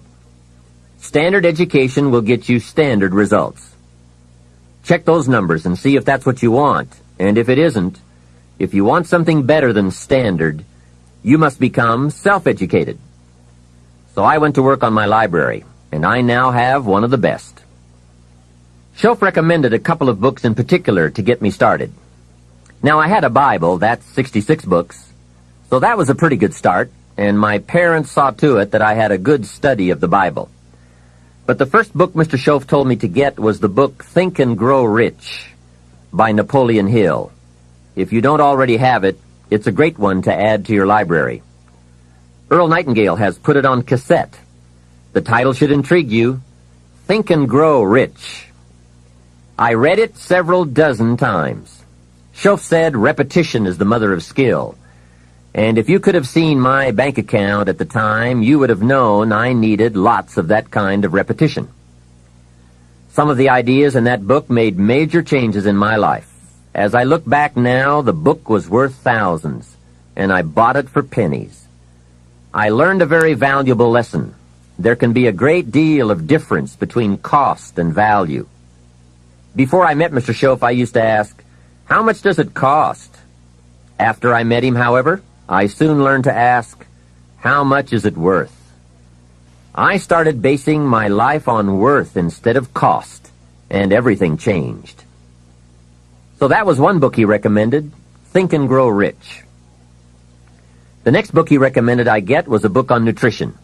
Schoaf said, study nutrition. Vitality plays an important part in doing well. Some people don't do well because they don't feel well. It's not that they're not intelligent. It's that they're ill. They don't have the fire and the vitality to do well. So he really got on me about nutrition. Now, some of those health books are a bit weird, but you can separate out the weird stuff. There are cassettes on nutrition, too. Remember, don't be a follower. Be a student. Someone says, I read this book. Should I follow? And the answer is no. Read at least 2 books and make up your own mind. Don't be a follower. Be a student. So take care of yourself. There's a Bible phrase that says, many times the spirit is willing, but the body's weak. So you have to work on both. You wake up in the morning and the mind says, let's go get 'em. And the body says, I can't even get out of bed. So work on your health. A person's library of books and cassettes reveals his or her most dominant desires. It's interesting to walk into someone's house and browse through the library. What does your library say about you? So read all the books. Now here's good news. You don't have to read them all at once. Try this, 2 books a week. In 10 years is 1,000 books. If you read 1,000 books in the next 10 years, do you think they would greatly influence all the dimensions of your life? The answer is, of course. Well, here's what's exciting. It's only 2 books a week. However, I would suggest if you haven't read 2 books a week for the last 10 years, you are about 1,000 books behind. Can you imagine the incredible disadvantage it will be 10 years from now to stride into the marketplace 1,000 books behind? For some confrontations, you won't be a match. And for some opportunities, your knowledge will be too lacking. For some values, your philosophy will be too shallow. Missing skills, missing knowledge, missing insights, missing values, missing lifestyle. It could happen if you don't read the books. Remember, the book you don't read won't help. You can't read too many books, but you can read too few. Now, the next way to learn from others is to listen. Become a great listener. Get around successful people and listen. Listen to what they say, and listen to how they say it. There is something to be said for style as well as content. And never has listening to successful people been easier or less costly than it is today. With cassettes like the one you're listening to now, you can own cassette programs by and about the most successful people in any field. And you can listen to their ideas while you do something else. While driving your car, exercising, getting dressed in the morning, anytime. Listen over and over again until their ideas become your ideas, their inspiration, your inspiration. A lot of the books you're anxious to read, such as Think and Grow Rich, have been condensed and narrated on cassette. Your cassette library of great authors and ideas can be the investment with the greatest return of all. Great cassettes will do more than teach you great ideas.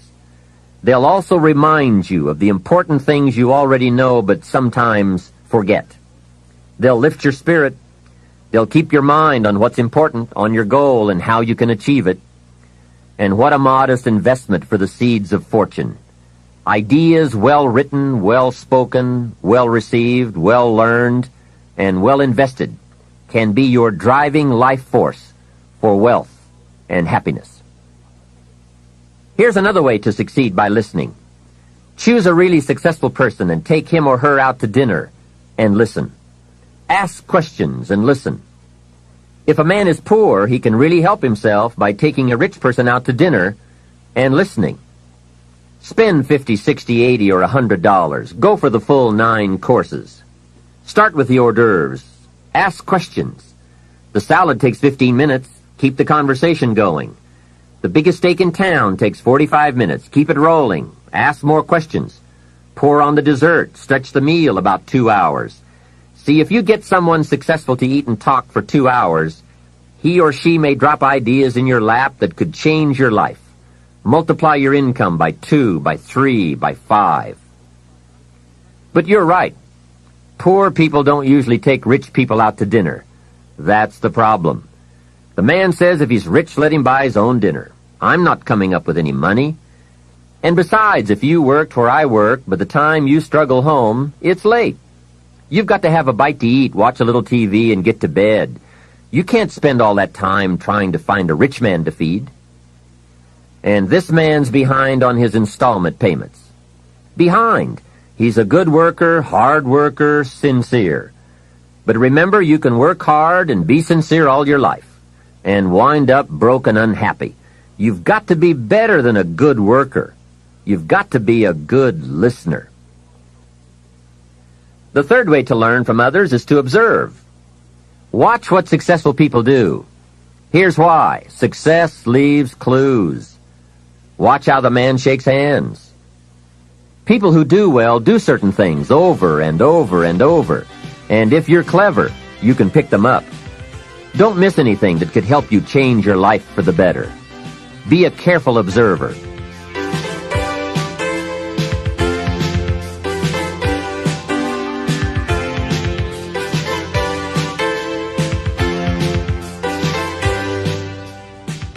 We have covered a lot of ideas in this part, but what a major fundamental to wealth and happiness. The consistent, disciplined, purposeful, constant search for knowledge.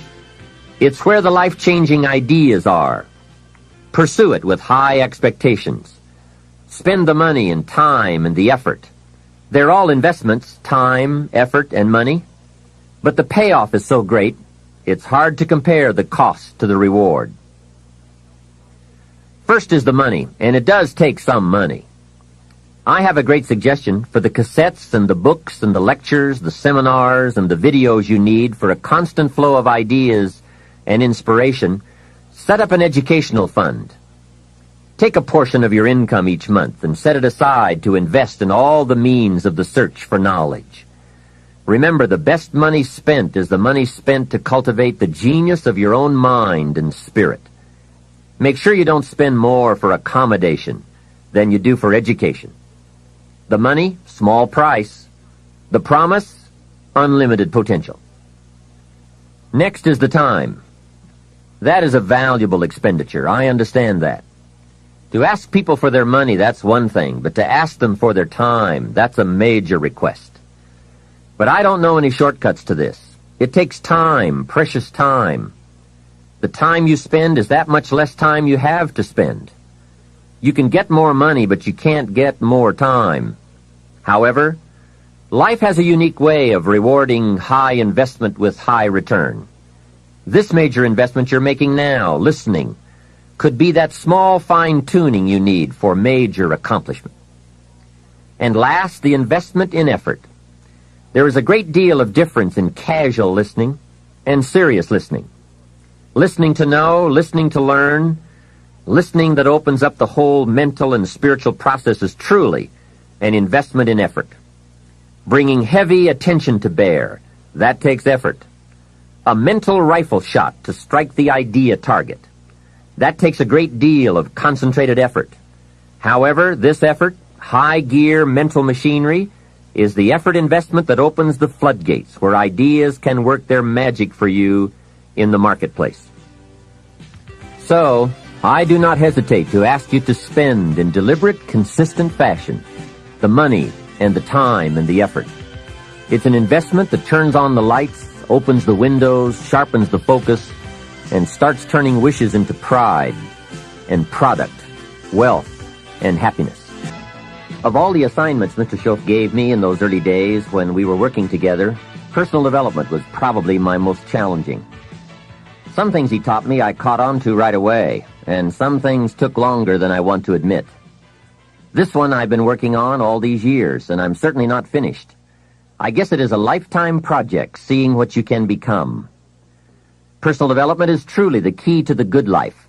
You see, what you become is far more important than what you get. The most important question to ask on the job is not, what am I getting? The most important question is, what am I becoming? However, it is also true that what you become directly influences what you get. Most of what we have attracted by the person we have become. So here's the great challenge of life. You can have more than you've got because you can become more than you are. That is the great focus of attention for life change. Now, on the other side of the coin it reads, unless you change how you are, you'll always have what you've got.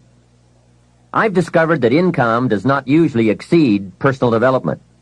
Sometimes income takes a lucky jump, but unless you keep growing out where it is, it will usually come back where you are. If someone hands you $1 million, best you become a millionaire quickly, so you can keep the money. Life has strange ways. A very rich man once said, if you took all the money in the world and divided it equally among everybody, it would soon all be back in the same pockets. I guess it is hard to keep what you haven't attracted by your own personal development. Personal development, how important.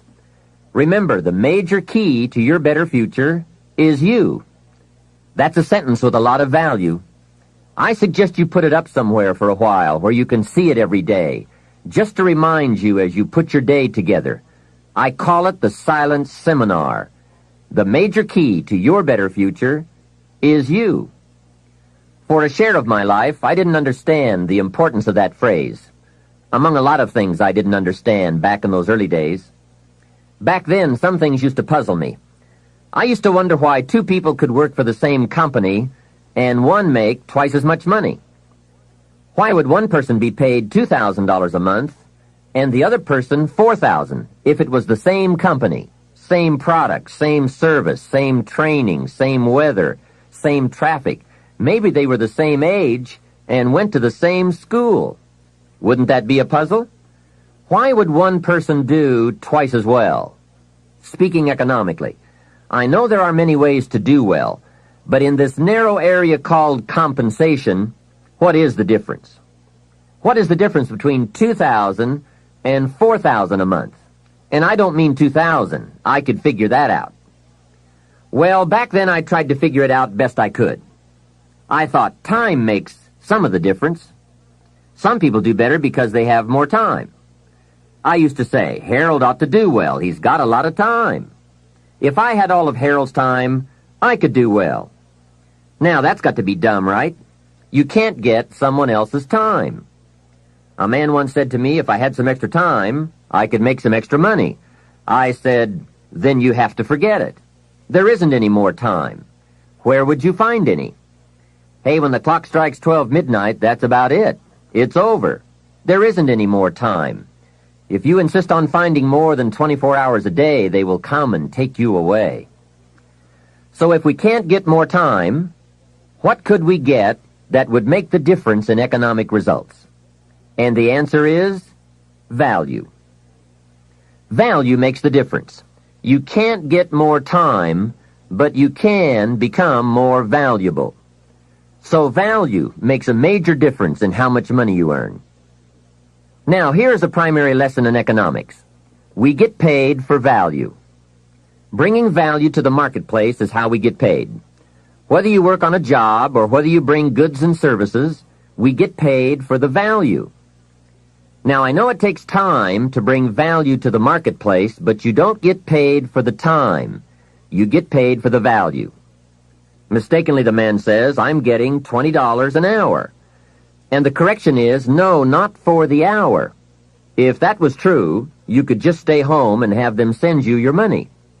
No, you don't get paid for an hour. You get paid for the value you put in an hour. An hour is simply a convenient way to measure the value.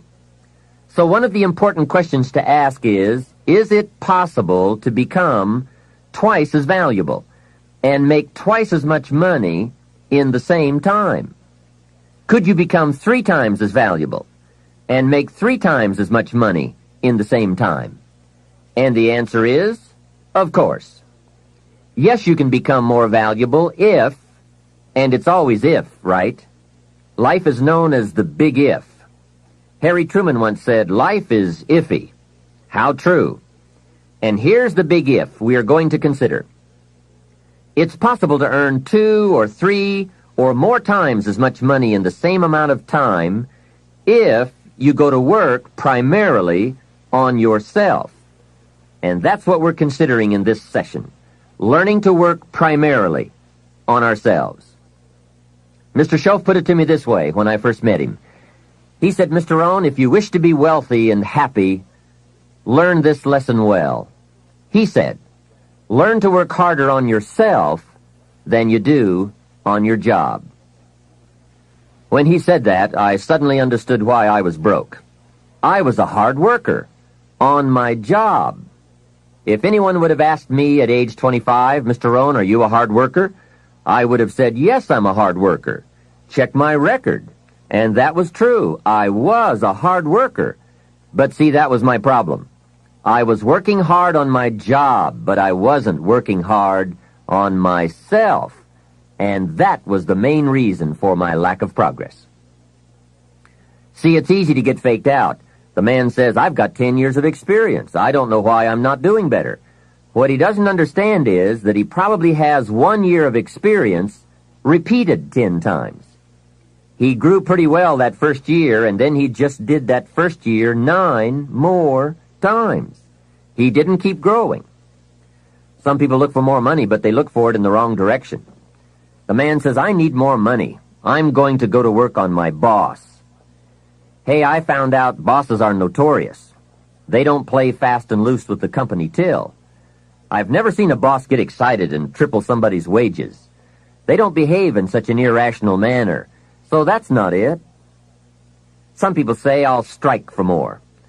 Well, the problem with that is, once you start, you'll always have to strike. And I'll tell you what you get by demand.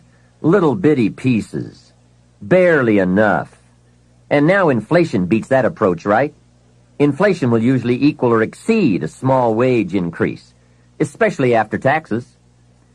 Forget the little increases that just let you get by. Hey, you can get by with a crust of bread and a pair of shoes. But in this program, we are talking big success, not just getting by. The guy in sales says, I know what I'll do. I'll get me some of those sales books that teach the tricky sales. I'll put it on my prospects, dazzle them with my sales footwork, grab their money before they know what's happened. Well, you can try that, but my experience shows you wind up at the bottom of the economic ladder, not the top. See, it's not what you get by tricks that counts. It's not what you get by demand. It's what you get by performance that counts. And I found this out. Performance comes from inside, not outside. For the first part of my life, I was looking for the answers outside before I finally discovered they were inside. Success is not something you pursue. Success is something you develop. People are often asking me, how do you develop an above-average income? And the answer is, become an above-average person. Develop an above-average handshake. Some people want to be successful, and they don't even work on their handshake. As easy as that would be to get started on. They let it slide. They don't understand. Develop an above-average smile. Develop an above-average intelligence. Develop an above-average interest in other people. Develop an above-average intensity to win. See, that will change everything. Probably one of the most frustrating experiences in life is looking for an above-average job with above-average pay without becoming an above-average person. It's called frustration. Mr. Schoaf one day gave me one of the most important statements of our entire association. I was giving him a rundown on how things hadn't worked out for me, and he said, "Mr. Rohn, I have an answer for you if you will listen carefully." And listen carefully I did that day and for the next 5 years. If someone is wealthy and happy, you've got to listen. He said, "Jim, I've only known you for a short time, but it is my honest opinion, for things to change for you, you've got to change." That was not quite the answer I was looking for, but that's the one he gave me.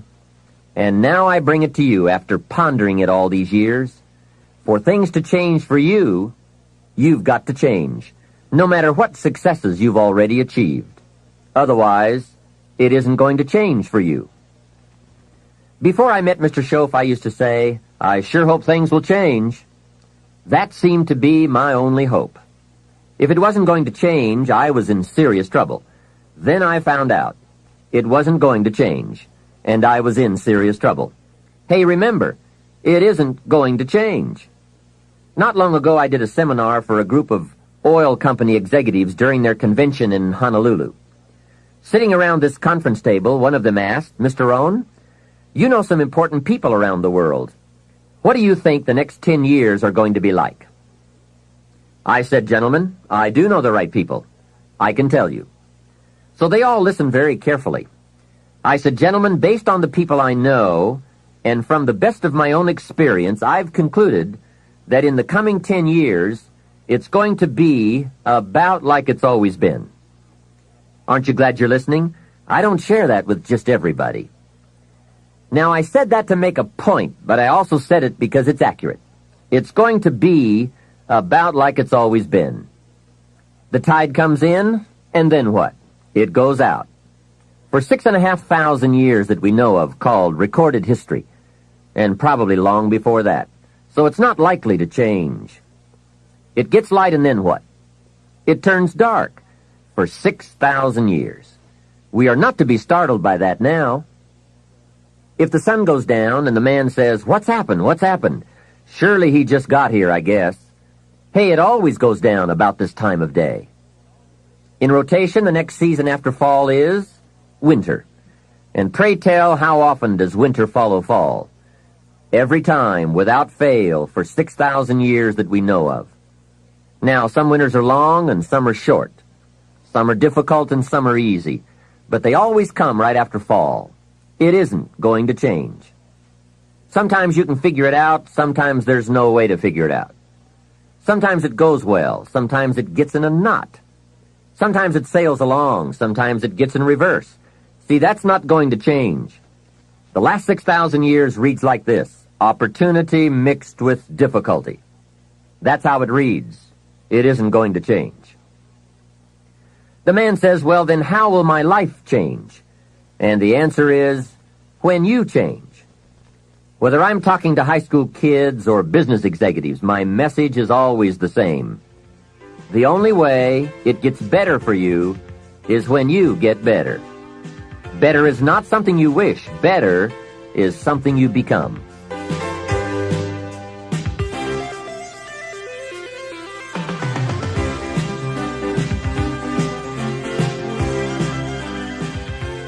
Let me take some time now and give you what I think are the 4 major lessons in life to learn. 4 major lessons. It is so important to study the majors. Have you ever noticed that some people don't do well because they major in minor things? Whatever you do, check at the end of the week, the end of the year, and make sure you're not spending major time on minor things. Otherwise, you will wind up with a below-average life. Now, before I get to the 4 major lessons, here are 2 phrases to consider. First, life and business are like the changing seasons. That's one of the best ways to illustrate life. It's like the seasons that change. Frank Sinatra sings, "Life is like the seasons." Here's the second phrase. You cannot change the seasons, but you can change yourself. Now, with those two key phrases in mind, here are the four major lessons in life to learn. The first is, learn how to handle the winters. They come right after fall, with regularity. Some are long, some are short. Some are difficult, some are easy. But they always come right after fall. Remember, it isn't going to change. Now, there are all kinds of winters, right? The winter when you can't figure it out. The winter when it all goes smash. Wintertime, we call it the winters of your life. One writer called it the winter of discontent. The winter when it turns upside down, when it all goes wrong.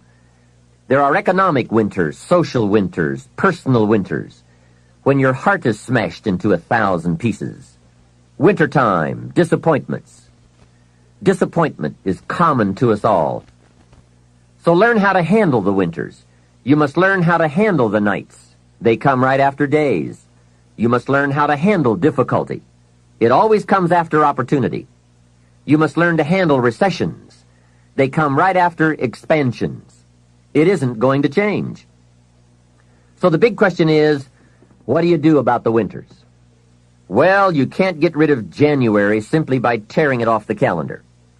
But here's what you can do. You can get stronger, you can get wiser, and you can get better. Make a note of that trio of words, stronger, wiser, better. See, the winters won't change, but you can. Before I understood this, when it was winter, I used to wish it was summer. I didn't understand. When it was difficult, I used to wish it was easy. I didn't know.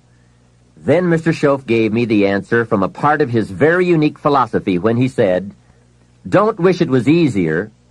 Wish you were better." Here's the second major lesson in life to learn. Learn how to take advantage of the spring. Spring is called opportunity, and uniquely enough, spring follows winter. And pray tell how often? Is it reliable?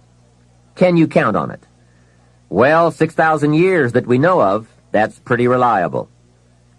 And what a great place for spring right after winter. If you were going to put it somewhere, that would be the place to put it. God is a genius. Hey, days follow nights. Isn't that terrific? Opportunity follows difficulty. Expansion follows recession. And all with regularity. You can count on it.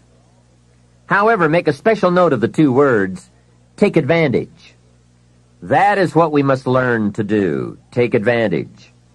Just because spring comes is no sign you're going to look good in the fall. You must do something with it. In fact, everyone has to get good at one of two things, planting in the spring or begging in the fall. So take advantage of the day, take advantage of the opportunity, and read every book you can get your hands on to learn how to take advantage of the spring. And one more thought, get busy quickly on your springs, your opportunities. There are just a handful of springs that have been handed to each of us. Life is brief even at the longest. The Beatles wrote, "Life is so short." And for John Lennon on the streets of New York, it was extra short. But it is short. Elton John sings, "She lived her life like a candle in the wind." Life is fragile. Life is brief. Whatever you're going to do with your life, get at it. Don't just let the seasons pass.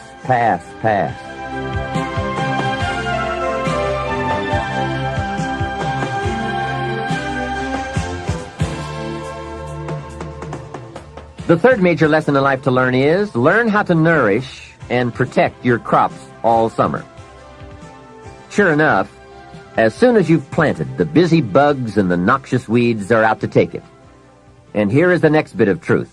They will take it, unless you prevent it. And that is the third major lesson to learn, major skill to develop, preventing the intruder from taking the good.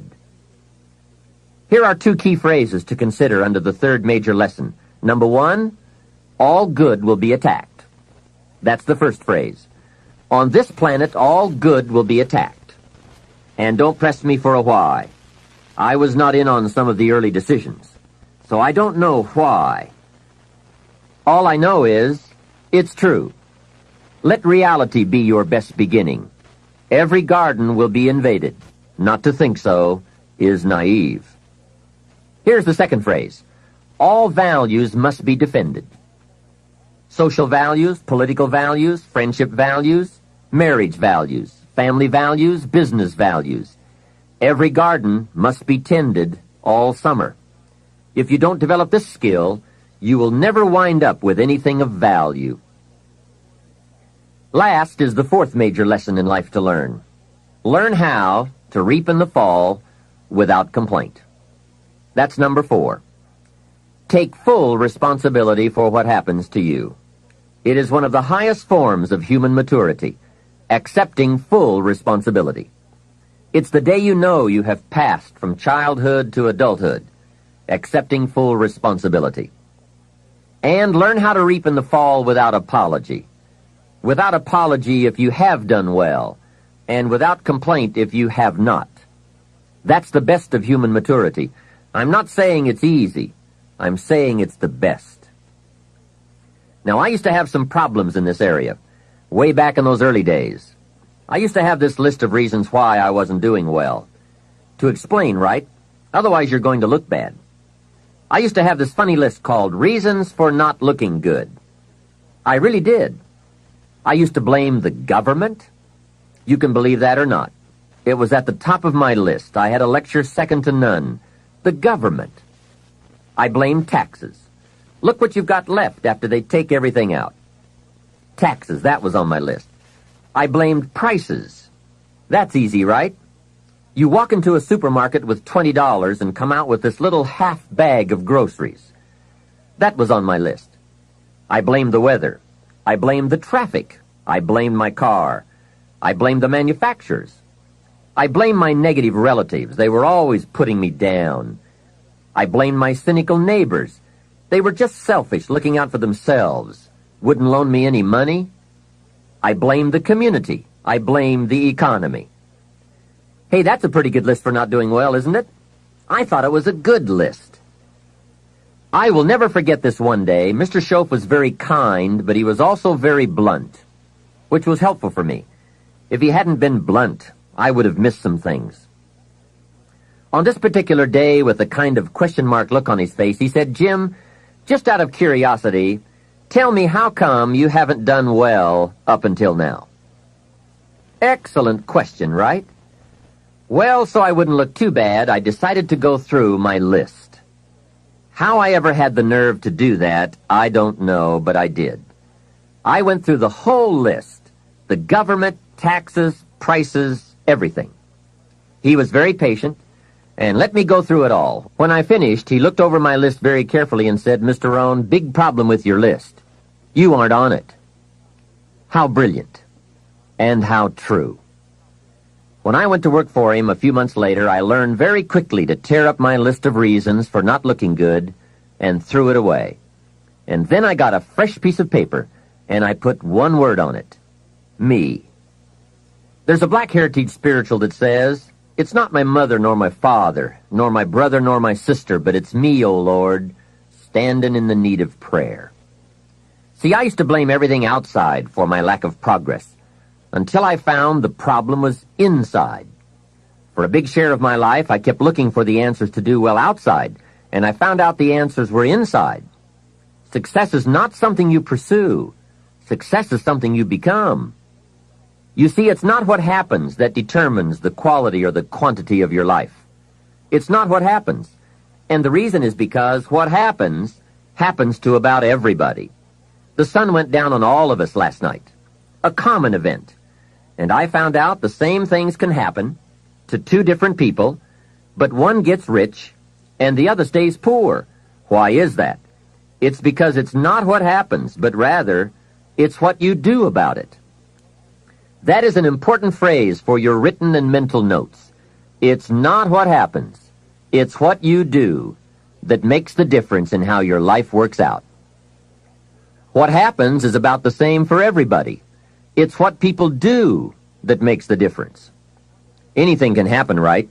I've heard all of the stories. Hey, I've been one of the stories. We could all tell stories for days on end. Anything can happen. Have you heard of Murphy's Laws? Surely you have. Murph had these laws. One of the laws was, if anything can go wrong, it will. That's one of Murphy's laws.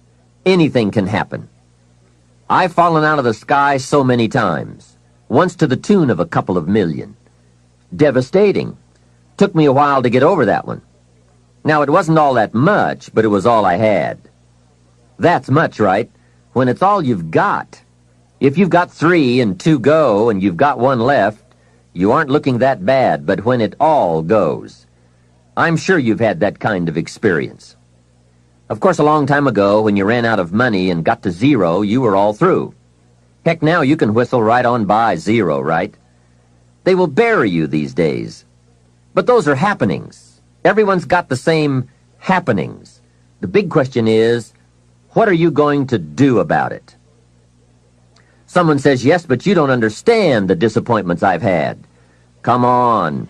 Everyone has disappointments. Disappointments are not special gifts reserved for the poor.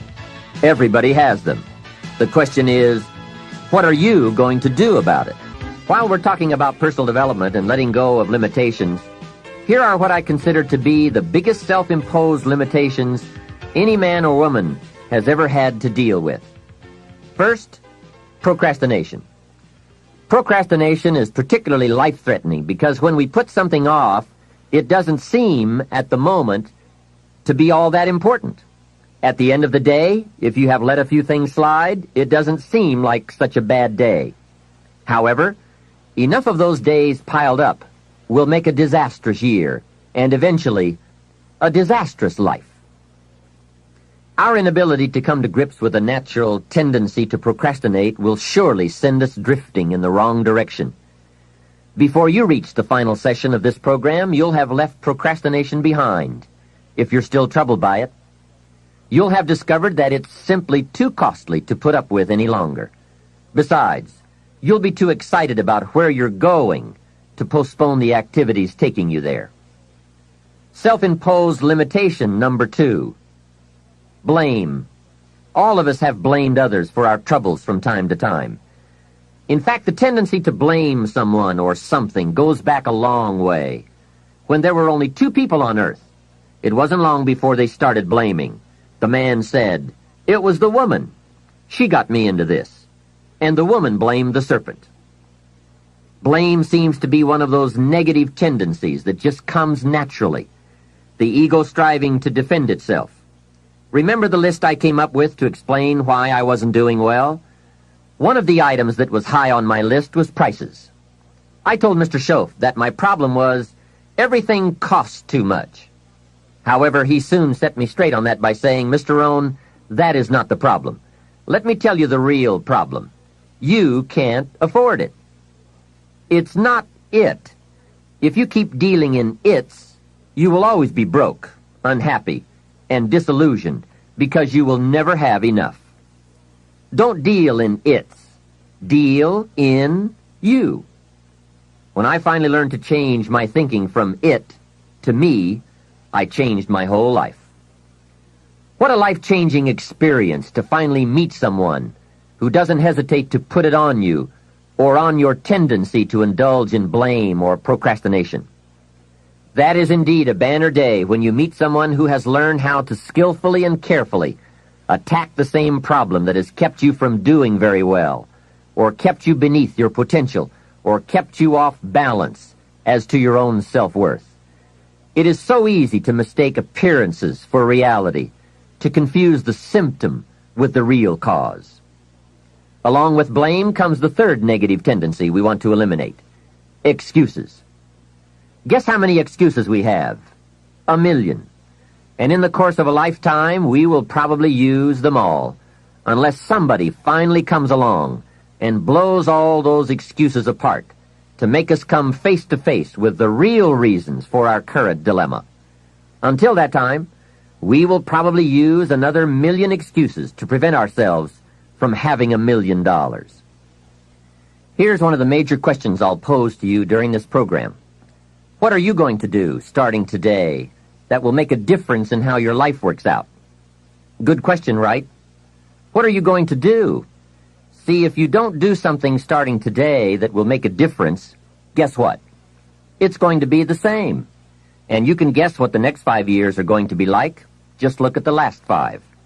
The next 5 years will be like the last 5 unless you, Major Key, make all the changes. Now here's another key question. What can you do starting today that will make a difference? That's a good question. What can you do? What can you do with economic chaos? What can you do with massive disappointment when it's all gone wrong? What can you do when it won't work, when you've run out of money, when you don't feel well, and it's all gone sour? What can you do? Well, let me give you the broad answer first. Here's what you can do. You can do the most remarkable things, no matter what happens. Hey, people can do incredible things, unbelievable things. A man can do the most amazing things with the most impossible circumstances. A woman can do the most remarkable things with the most disastrous circumstances. Hey, I found out kids can do remarkable things. That is, if they have remarkable things to do. I also found out if they don't have remarkable things to do, there's no telling what they'll do. Now, here's why humans can do remarkable things. It's because they are remarkable. They are not dogs, animals, fish, birds, amoebas. Humans are different than any other creation. When a dog starts with weeds, he winds up with weeds, and the reason is because he's a dog. But that's not true with human beings. Human beings can turn weeds into gardens.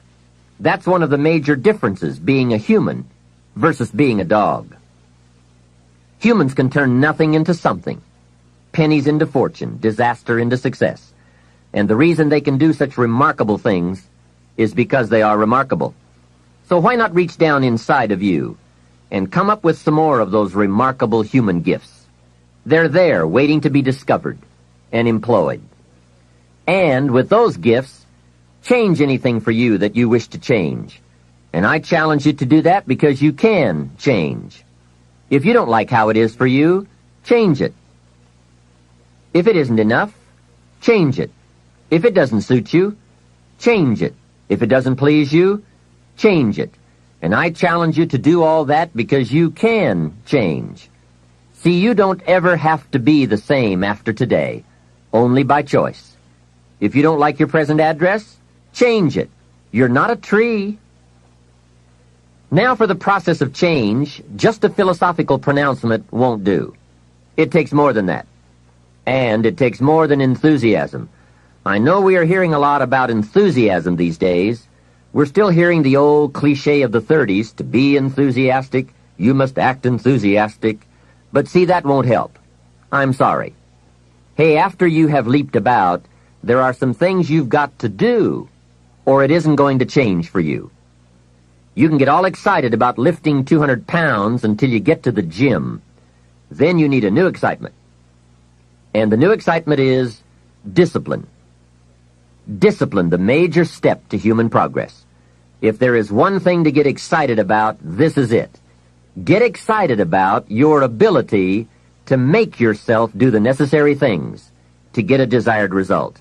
That's true excitement, not just optimistic panic. True excitement. Hey, what could you do starting today that would make a big difference in your life? Answer, no telling. What will some people do starting today? That's what's disappointing. It's not what we can do that's in question. What we can do is fantastic. What we can do is unbelievable. What we can do, it's what we settle for that's disappointing. Remember, the major question to ask on the job is not, what are you getting? The major question to ask is, what are you becoming? What we become is what leads to all the good things. And the habits we form, habits of mind, attitude, and behavior, are a dominant part of what we are becoming. Now, I understand as well as anyone that forming new habits doesn't come easy. But new habits will come when we change. It is usually not in one cataclysmic explosion, but rather by changing small pieces and parts at a time. I think that's how most of us change. We just keep nudging ourselves in the right direction, forming 1 or 2 new habits at a time, little by little, until finally we've made the turn. And this is where the good life comes from, those personal changes. There's nothing you can do with the seasons, but there's everything you can do with yourself. Don't wish for the winters to change. Wish for your own attitude, strength, and capabilities to change in order to handle the winters. Really making personal changes calls for 10% inspiration and 90% perspiration. Wishing we could change is a beginning, but now wish must be translated into activity, and inspiration and affirmation must lead to discipline. We can affirm that we are going to change, but we must now form new habits and develop new disciplines for the affirmation to come true. Make sure your activities are not going in the opposite direction of your affirmation. Make sure your daily thoughts and activities take you in the direction of your affirmation.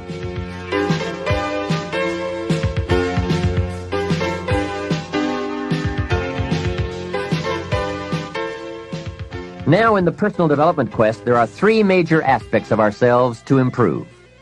We can look at developing ourselves spiritually, physically, and mentally. With respect to our spiritual development, this may be a major or a minor issue for you depending on your values and your goals. I confess to being an amateur in this field, but I think it's very wise for you and me to look at the spiritual side of our lives and decide what growth we want to experience here. Come to your own decisions as to what it will take to nourish your spiritual nature. Next, let's look at physical development. The body and the mind work together and depend on each other, so they both need attention. There's a Bible phrase that says, treat your body like a temple. So just put it in your notes, body like temple. Not a bad suggestion. Treat your body like a temple, not a woodshed. Now, in taking care of the physical, we must learn to be conscious of ourselves, but not self-conscious. We need to be aware of our physical appearance, our physical well-being, but not to the point of being self-conscious. We need to be aware, we need to take care, but some people devote too much of their day to physical appearance. Physical appearance is going to have something to do with your future, your well-being, your income, so do spend some time on physical appearance. How we appear to other people does make a difference in terms of our acceptance and our ability to function and do well in the marketplace. In fact, there's another Bible phrase that says, take care of the outside for people and take care of the inside for God. People look on the outside, and God looks on the inside. Now, you might believe that people shouldn't judge you by physical appearance. Well, let me give you a clue. They do.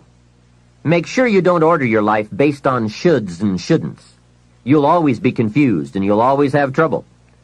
The best thing to base your life on is reality. What people really do. So since people generally judge by appearance, then that's probably one thing we want to take care of. That's just part of the game. Now, of course, when people get to know you, or if they've been around you any length of time at all, they're going to judge you by more than appearance. But sure enough, people at first are going to take a look. So taking care of yourself in personal appearance is a consideration. Now, physical development also includes your good health and your well-being. You've got to spend some time on that so that you feel good in the marketplace. Get involved in some form of disciplined exercise. Keeping fit and feeling good has a positive effect on your attitude, not just your appearance. Even if you're not into sports, there are some cassette programs and books on how to stay in excellent shape in only 20 to 30 minutes a day. Get the tapes and find your best way to stay physically fit. Just develop a bit of consciousness about taking care of yourself physically. Physical fitness pays great dividends in terms of your energy level, your ability to live a long, healthy life, and your general sense of well-being. The other part of physical well-being is nutrition. There are some excellent cassettes and books on this subject for you to investigate as well. Do all you can to stay fit, to stay healthy, and to stay well, because physical health and fitness affect how you feel about yourself and how you perform in the marketplace. When you feel good about yourself, other people will feel good about you too. Appearance, vigor, vitality, and well-being have a lot to do with how your life works out. That's the physical side. Now, the mental exercise and nourishment are just as important as physical and spiritual exercise and nourishment. You want to make sure that the acceleration of your mental health, mental well-being, and mental capacity keeps up with your physical capacity. So make sure at 40 that your mind has kept up with the passing of the years. Don't stay 30 at 40. Don't stay 30 at 50. Keep up the learning curve with mental exercises. I congratulate you for your investment in this cassette program as a further expansion and stimulation of your mind and your thinking. It's so important for you and me to be stretched beyond where we are. It's too easy to just comfortably sit and stop growing. It often doesn't seem to be that necessary to make the push, to make the effort to learn and to grow and to challenge yourself. But let me give you something to think about. The last few years of the 20th century are going to demand a lot more mental vigor and mental activity. The competition and complications of life are going to truly challenge the full capacity of our mentality. So, stretch your mind. It's easy when you finally find yourself in a good job to stop pursuing mental development. Have you heard about the accelerated learning curve? From birth up until the time we are about 18, our learning curve is dramatic, and our capacity to learn during this period is just staggering. We learn a tremendous amount very fast. We learn our language, our culture, our history, science, mathematics, everything. But guess when this learning curve starts to taper off? When we get our first job, usually. Now sometimes, for some people it will continue, but sure enough, here's where it usually levels off. If there are no more exams to take, if there's no demand to get out paper and pencil, why read any more books? Now you will just learn by some experience, just getting out there and by doing it wrong and doing it right and stumbling around. You learn some. But can you imagine what would happen if you kept an accelerated learning curve all the rest of your life? Can you imagine what you could learn to do, the skills you could develop, the capacities you could have? So here's what I'm asking you to do. Be that unusual person who keeps up his learning curve. Succeeding in life is not usual. It's unusual. You need to develop some unusual habits to earn the outstanding rewards. A friend of mine said, a standard education will get you standard results. You want a lot more than standard results? You need to become a lot more than a standard person. And now I've got some more good news for you. Never before in the history of the world has it been easier for someone like you or me to become educated, skilled, highly creative, innovative, and spilling over with profitable ways of thinking. I'm talking about making full use of audio cassettes like the one you're listening to now. You can turn your automobile into a professional growth seminar on wheels. I'm serious. Cassettes can turn the time you spend driving your car, dressing in the morning, or exercising into solid, effective personal development. While your friends are vegetating on the way to work, listening to the radio that doesn't help them one bit to do a better job, you're picking up new negotiating skills, better sales techniques, or a new creative way to solve problems. Keep building your library of fine, quality cassette resources. There isn't a better place you can put a few dollars every month. Become a student of good ideas, wherever they can be found. Always be on the lookout for a good idea, a business idea, a product idea, a service idea, an idea for personal improvement.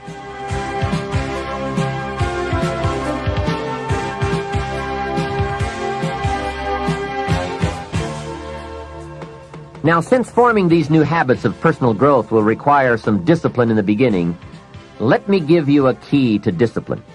Discipline starts with the little ones and works up to the big ones.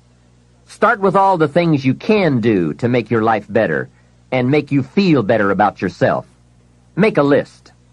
Life will give you some pretty big challenges if you can handle the small ones.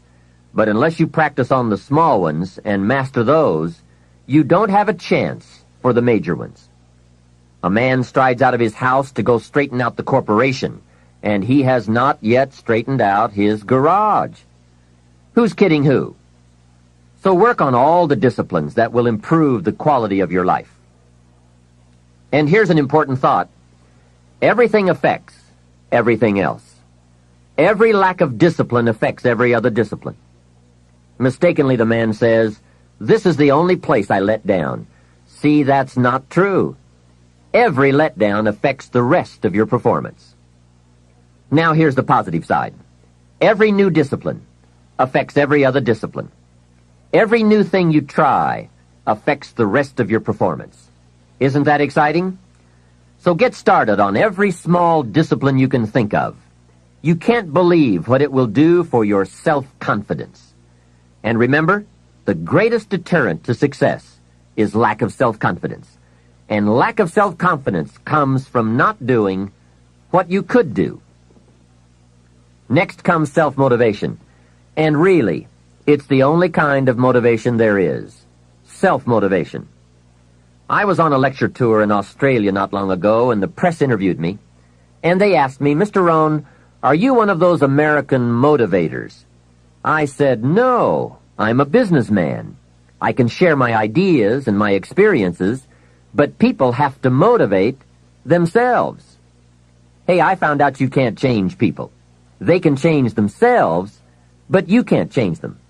Lord knows, I've tried. I had a super group of salespeople back in those early days, and I said, "I'm going to make them successful if it kills me." Guess what? I almost died. You can't do that. In management, we learn good people are found, not changed. If you want good people, you have to find them. That's the best answer I can give you. If you want motivated people, you have to find them, not motivate them. The first rule of management is don't send your ducks to Eagle School. Why? Because it won't work. I've tried it all. I picked up a magazine not long ago in New York, which had a full-page ad in it for a hotel chain. The first line of the ad read, "We do not teach our people to be nice." Now that got my attention. And the second line said, "We simply hire nice people." I thought, what a clever shortcut. Motivation is a mystery. Why some people are and some are not. Why does one person in sales see his first prospect at 7 in the morning, and the other salesperson sees his first prospect at 11 in the morning?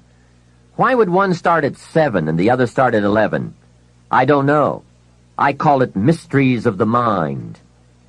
I give a lecture to 1,000 people. One walks out and says, "I'm going to change my life." Someone else walks out with a yawn and says, "I've heard all this stuff before." Why is that? Why aren't they both affected the same? I don't know. I call it mysteries of the mind.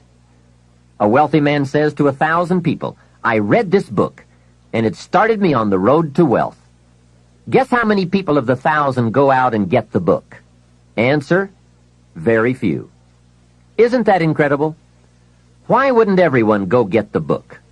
It's called Mysteries of the Mind. To one person you say, "You better slow down.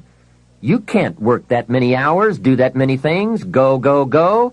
You're going to have a heart attack and die." And to another person you say, "When are you ever going to get off the couch?" What is the difference? It's called Mysteries of the Mind. Why wouldn't everyone strive to be wealthy and happy? I don't know. It's a mystery. So, be self-motivated. Don't give that job away to someone else. The guy says, "Boy, if someone will just come by and turn me on."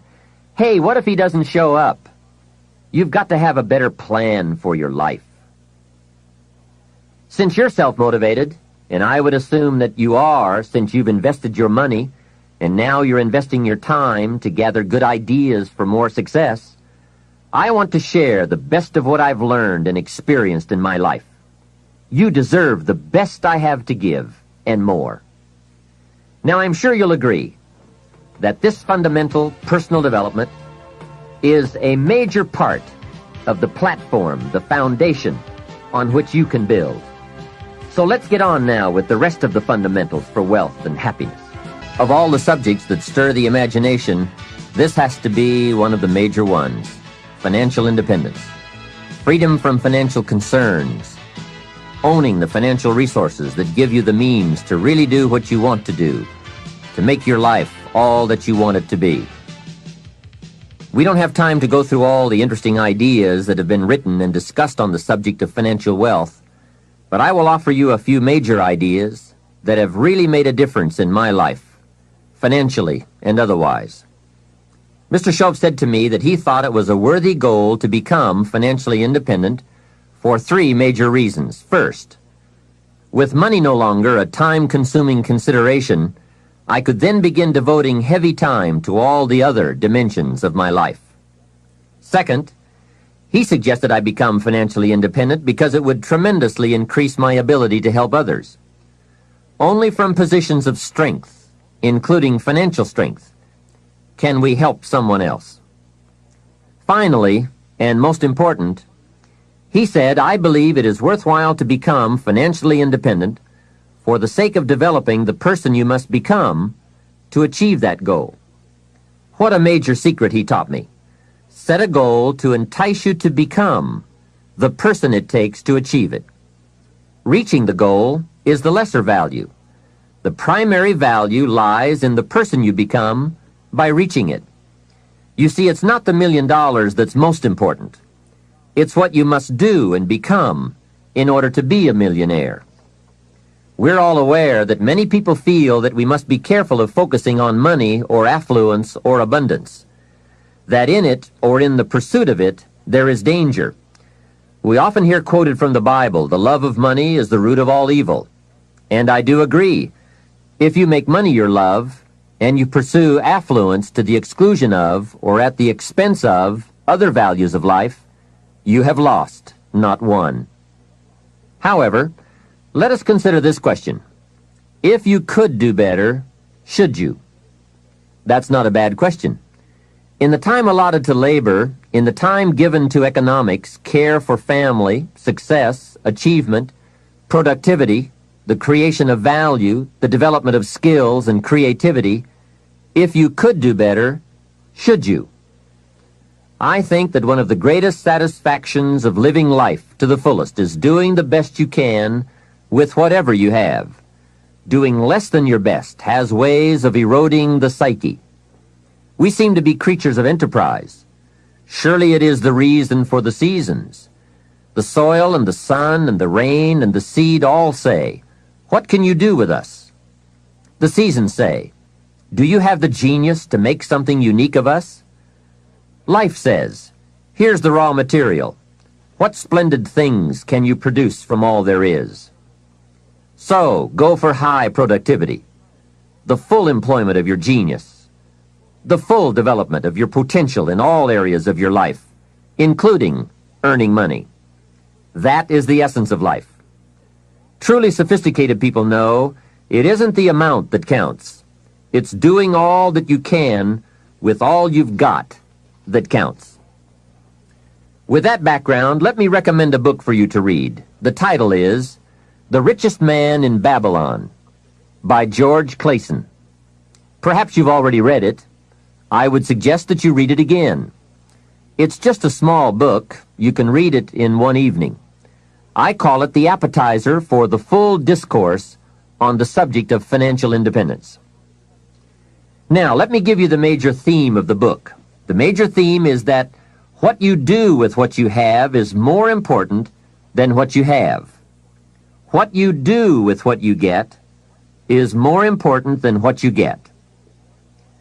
What we do with what we have says so much about us. It reveals our philosophy of life, our attitude, what we know, and what we think, and the makeup of our character. It is a reflection of what is going on inside of our head and within our value system and decision-making process. It also reveals our ability to weigh and to perceive. The outer is always a reflection of the inner. It is an indication, a reading, a revealing. It speaks, it tells, it shows. Remember that key phrase I gave you earlier? Everything is symptomatic of something, and it is symptomatic of something right or something wrong. It is a wise policy not to ignore the symptoms, for they can be early signs of a poor choice of philosophy, or a sign that something important is being misread, misunderstood, miscalculated.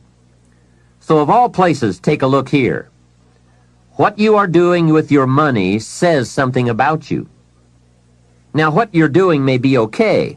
All I'm suggesting is that you take a look. Let me give you some of the details of a good financial plan as suggested by Clayson's book. First, a very broad but important statement. Learn to live on 70% of your net income. Net meaning the money you have left after paying your taxes. And before we go any further, let us consider that most important part of our personal, social, and economic life. We must all in our lifetime, whether we are young or old, understand the necessity and the practice of paying taxes. We have to teach our children as soon as they have any money at all from any source that if they spend it for anything, they immediately become what we call a consumer. And all consumers of goods and services, no matter how young, have to pay taxes. In California, where I live, if a child is only 10 years old and goes to the store to buy something that costs $1, the proprietor asks him for an extra 6 cents. The child may look at the price tag and say to the proprietor, "But it says $1. What's the 6 cents for?" And what a great time to teach the necessity for everybody to pay taxes, even at age 10. So a full explanation is due. If you're going to take 6 cents off a kid, you've got to tell him where it goes. After all, it is his 6 cents. He could well ask the proprietor, "Do you keep it?" The proprietor, of course, would explain that it's for taxes, that he doesn't get to keep it, that he merely collects it. The next obvious questions are, who gets it? And what is it used for? And with these very intelligent questions come some very important answers. To the child we explain, since we all have decided to live together, we call ourselves a society. And for that society to function, there are some things we cannot individually do for ourselves. We cannot each build a piece of the street. The machinery would be too expensive, and it would take too long to learn how to use it and then to do it. So we have a government, and government is people we have put to work doing those things for us as a community that we cannot do for ourselves. The streets, the sidewalks, the police, all of this must be paid for. So we have agreed to take some of the money when all of us buy something and give it to the government so that it can do things for us. This is such an important subject. Kids have to learn it. We all have to learn it. We then move up to federal taxes and all that those tax dollars are meant to do. Here's a pretty good way to explain federal taxes. I call paying taxes the care and feeding of the goose that lays the golden eggs. It is so very important to feed the goose, not abuse the goose, not tear off a wing of the goose, but to feed and care for it. You might say, well, yes, but the goose eats too much. Hey, that's probably true. But remember, just about every appetite eats too much. Don't we all eat too much? Let not one appetite accuse another. If you step on the scales and you're 10 pounds heavy, you've got to say, yes, me and the government are about 10 pounds heavy. Looks like we both eat too much. Remember, every appetite must be disciplined. Yours, mine, and the government's. We could all use a diet. Mr. Schoaf did give me a very great service when he taught me how to be a happy taxpayer. Now, I must admit it took a while, but I did finally become a happy taxpayer. Part of it was understanding what tax dollars were for, and that it is right for everyone to pay his fair share. I finally decided I didn't mind picking up my share of the tab for the radar. It's so necessary for our safety as a country to keep the international bullies away. Some people say, why bother with all that expensive equipment? After all, they won't come over here. Obviously, they haven't read their history books. Someone else says, I'm not picking up any part of the radar. Well, then I would suggest you go where they don't have any radar. If you are going to enjoy the benefits, then you have to pay your share. Jesus, the master teacher, gave some very clear advice one day when he said, pay Caesar first. Caesar meaning the government and taxes. Hey, that's pretty clear. Pay Caesar first. And for some unique reason, he didn't see fit to criticize Caesar. He just said, pay. I don't think we need a prophet to explain that one to us. Now, don't pay more than you should. Take advantage of the advantages and the incentives. But then when you get to the bottom line, whatever that is, pay it. And pay with happiness, knowing that you are feeding the goose that lays the golden eggs. The golden eggs of freedom, safety, protection, justice, free enterprise. A society that works, provides a market and unprecedented opportunity. Freedom of speech, freedom of religion, education for our children.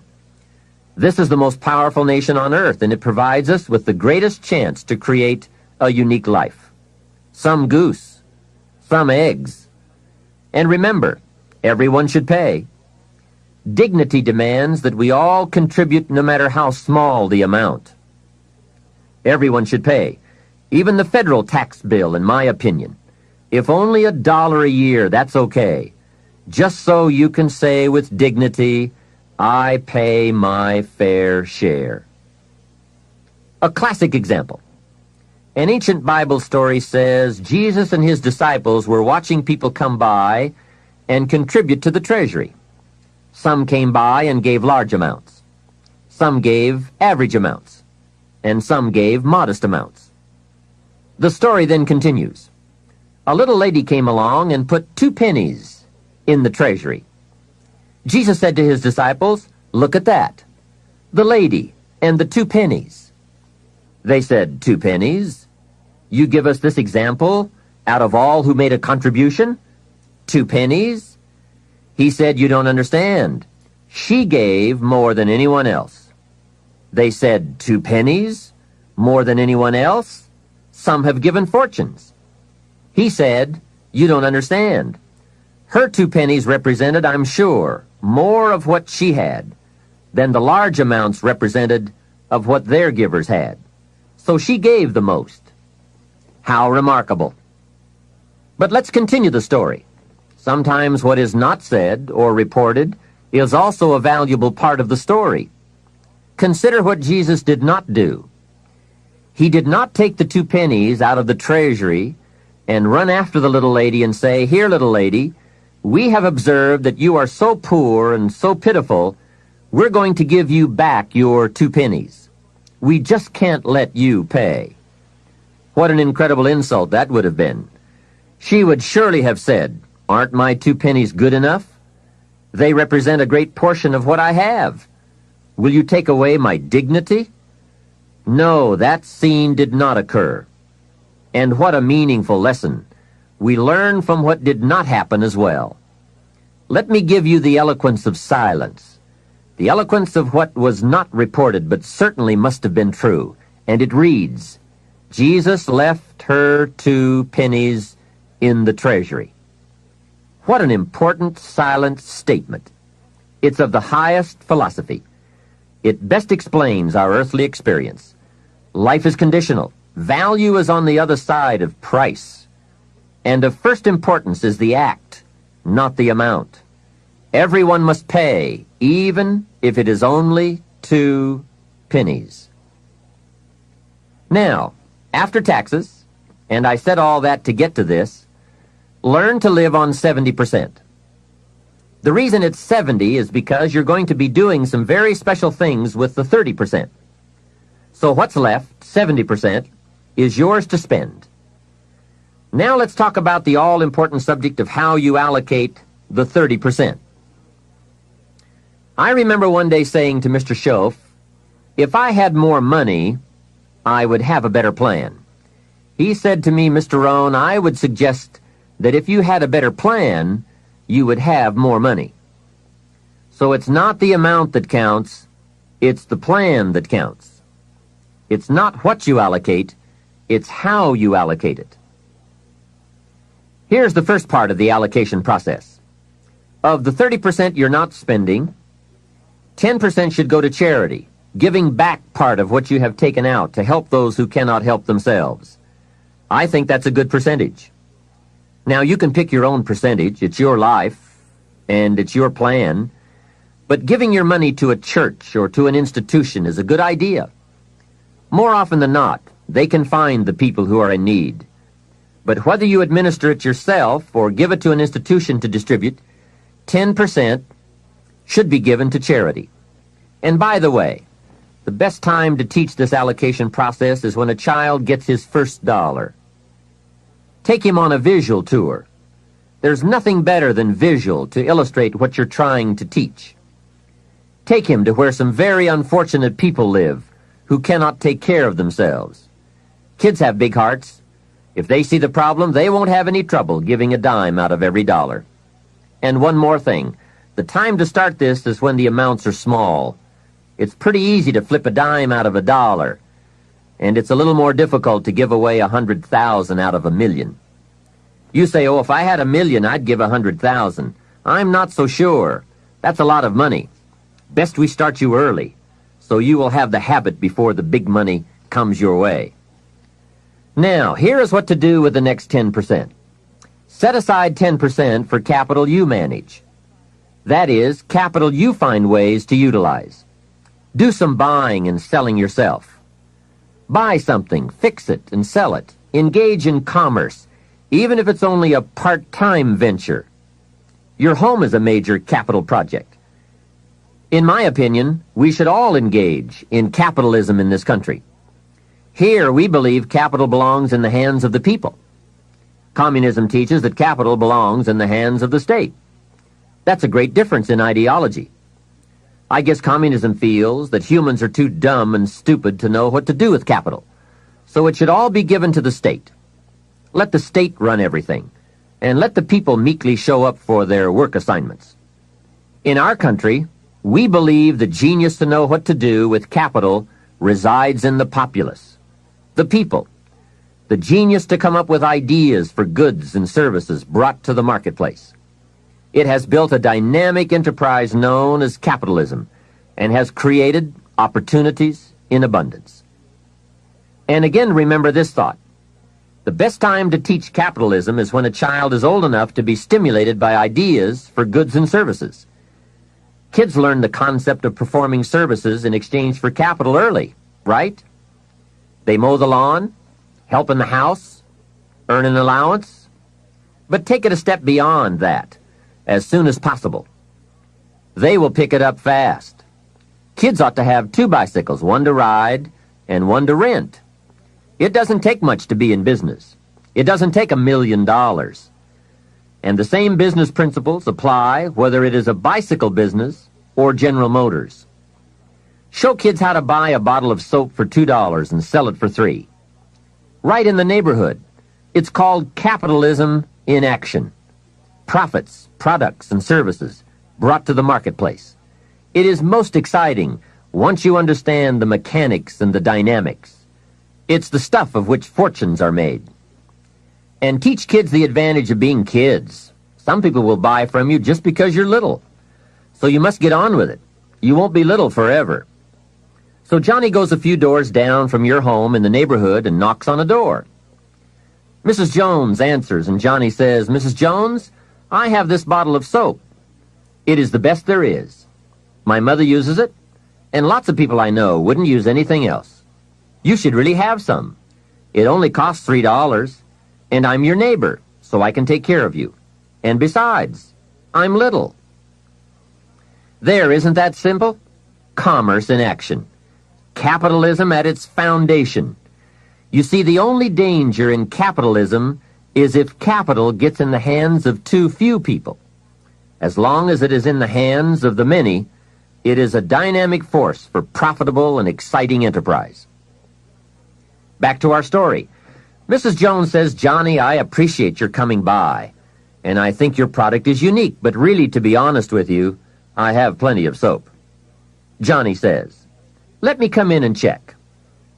Hey, kids know how to overcome objections. They have been mastering that skill all their lives. Johnny knows how to get in the door. Mrs. Jones says, you've got me. I'll be a customer. Now, when he comes home, you must get ready to teach all the other principles of enterprise and successful living. The two should go together. First, Johnny says, I've got $3 to spend, and you point out the obvious. If you spend all $3, you will be out of business. He says, I can see that. Then you explain, you must set aside $2 to invest in another bottle of soap. You can't spend your capital. Capital must be carefully preserved. What would you think of a farmer who ate his seed corn? Dumb farmer, right? So capital must be defended. It is your only chance for another harvest. Now here's another thought for your notes. Make sure you turn part of your income into capital. I would suggest 10%. And use that 10% yourself to give your own skill a chance to do something remarkable in the marketplace.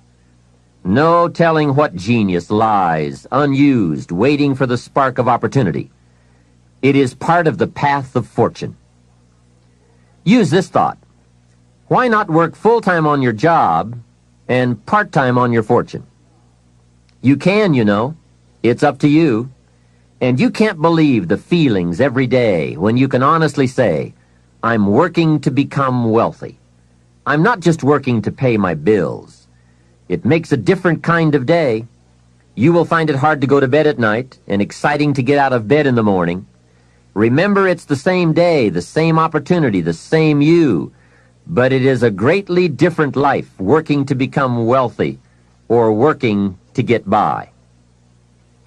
Now, here is the next principle to teach.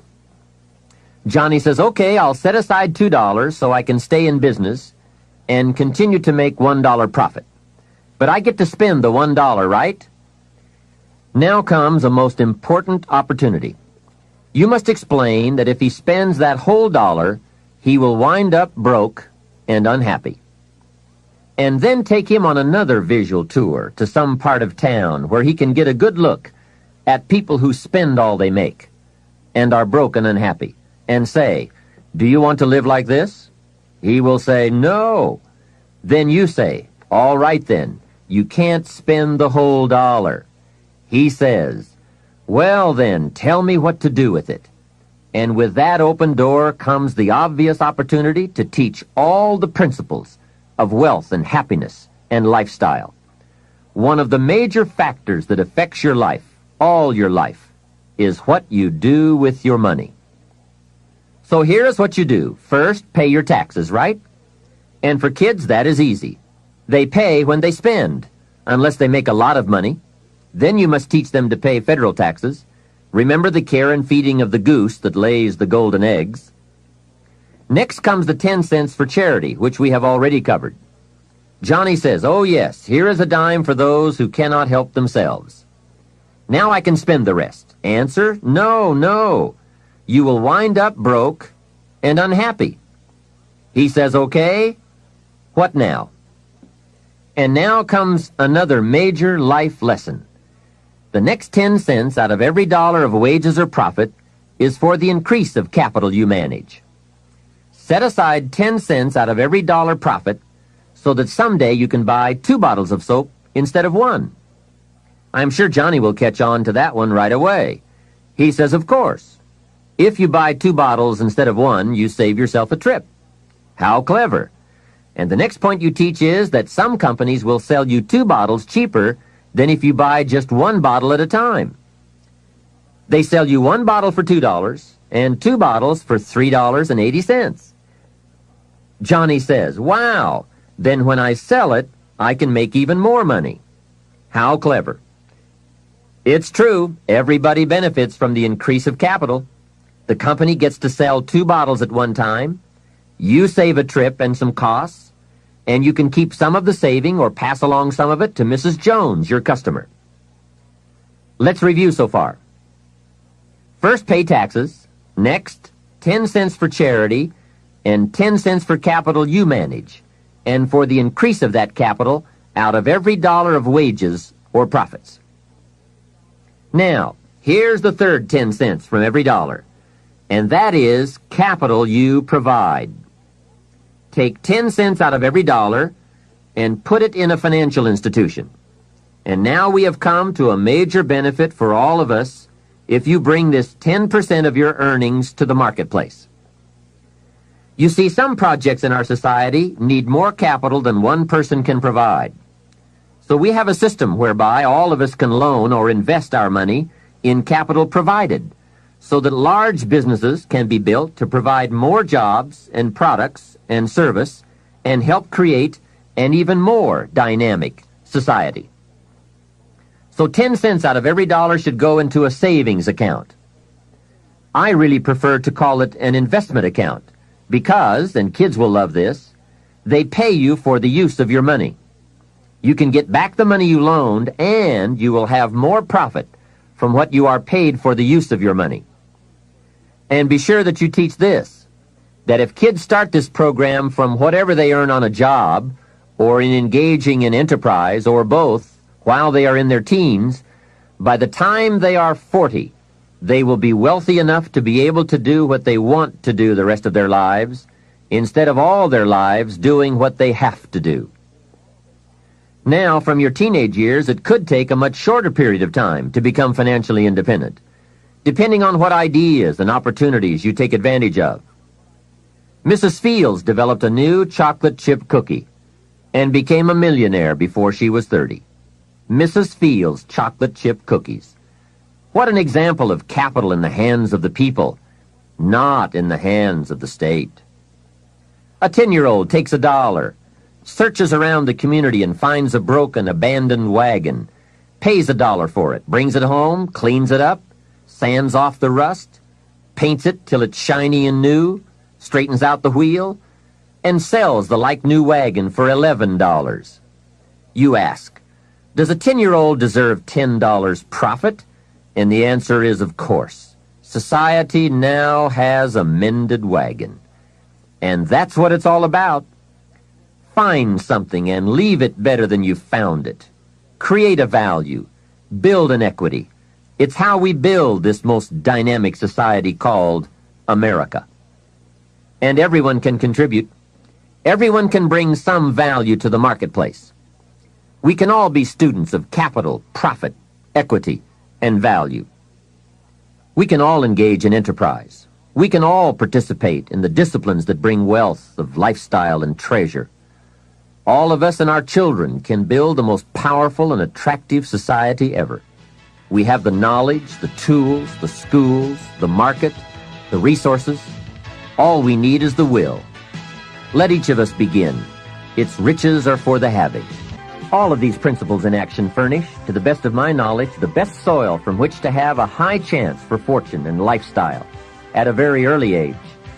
It is so simple, but it is so powerful. Just try it. Just try it. You can always go back to the old way. But if you just try it, I predict you will be so excited about your new commitment and discipline for wealth that you will never turn back.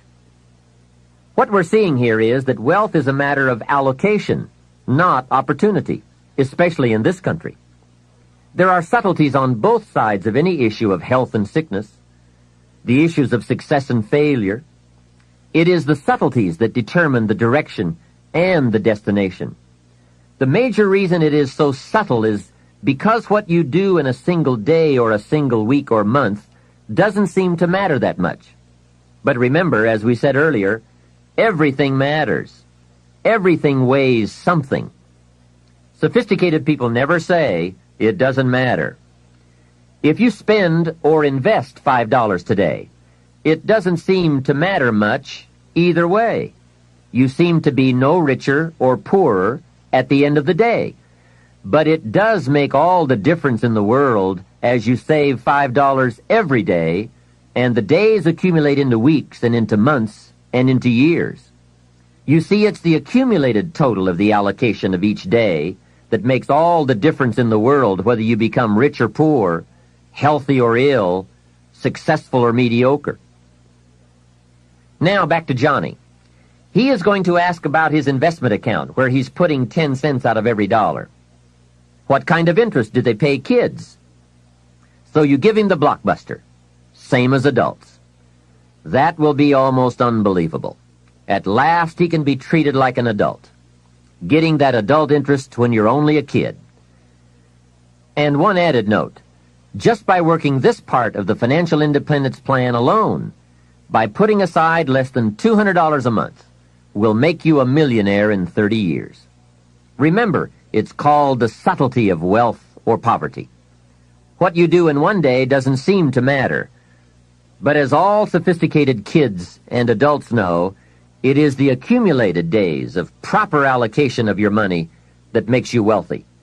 It is using the ideas we're discussing, coupled with the passing of a little time, that creates fortunes. Now, the passing of time is automatic, but using the ideas is a matter of your own discipline. Whether you want to or not, or whether you care or not, bottom line, it's all up to you. Let me give you the definition of rich and poor. It is brief, but I'm sure you will get the message. Here it is. Poor people spend their money and save what's left. And you guessed it already. Rich people save their money and spend what's left. Remember, it's the same money, just a different philosophy. If 20 years ago, two people each earned $1,000 a month, and they each had an average increase in income over the last 20 years, one had the philosophy, spend your money, save what's left, and the other had the philosophy, save your money and spend what's left. Today, 20 years later, we call one poor and the other rich. The difference was in philosophy. But I can't stress too much the subtlety of it all. At the end of a day or a week or a month, it doesn't seem to matter. A rich plan or a poor plan to an unsophisticated person. But to make wise decisions, we must all weigh a larger measure of the result. We don't just weigh a week. We weigh 5 years of weeks, 10 years of weeks, and let the weight of that measure determine the change in our weekly activity and commitment. Wise decisions for wealth and lifestyle come from the wise measure of results.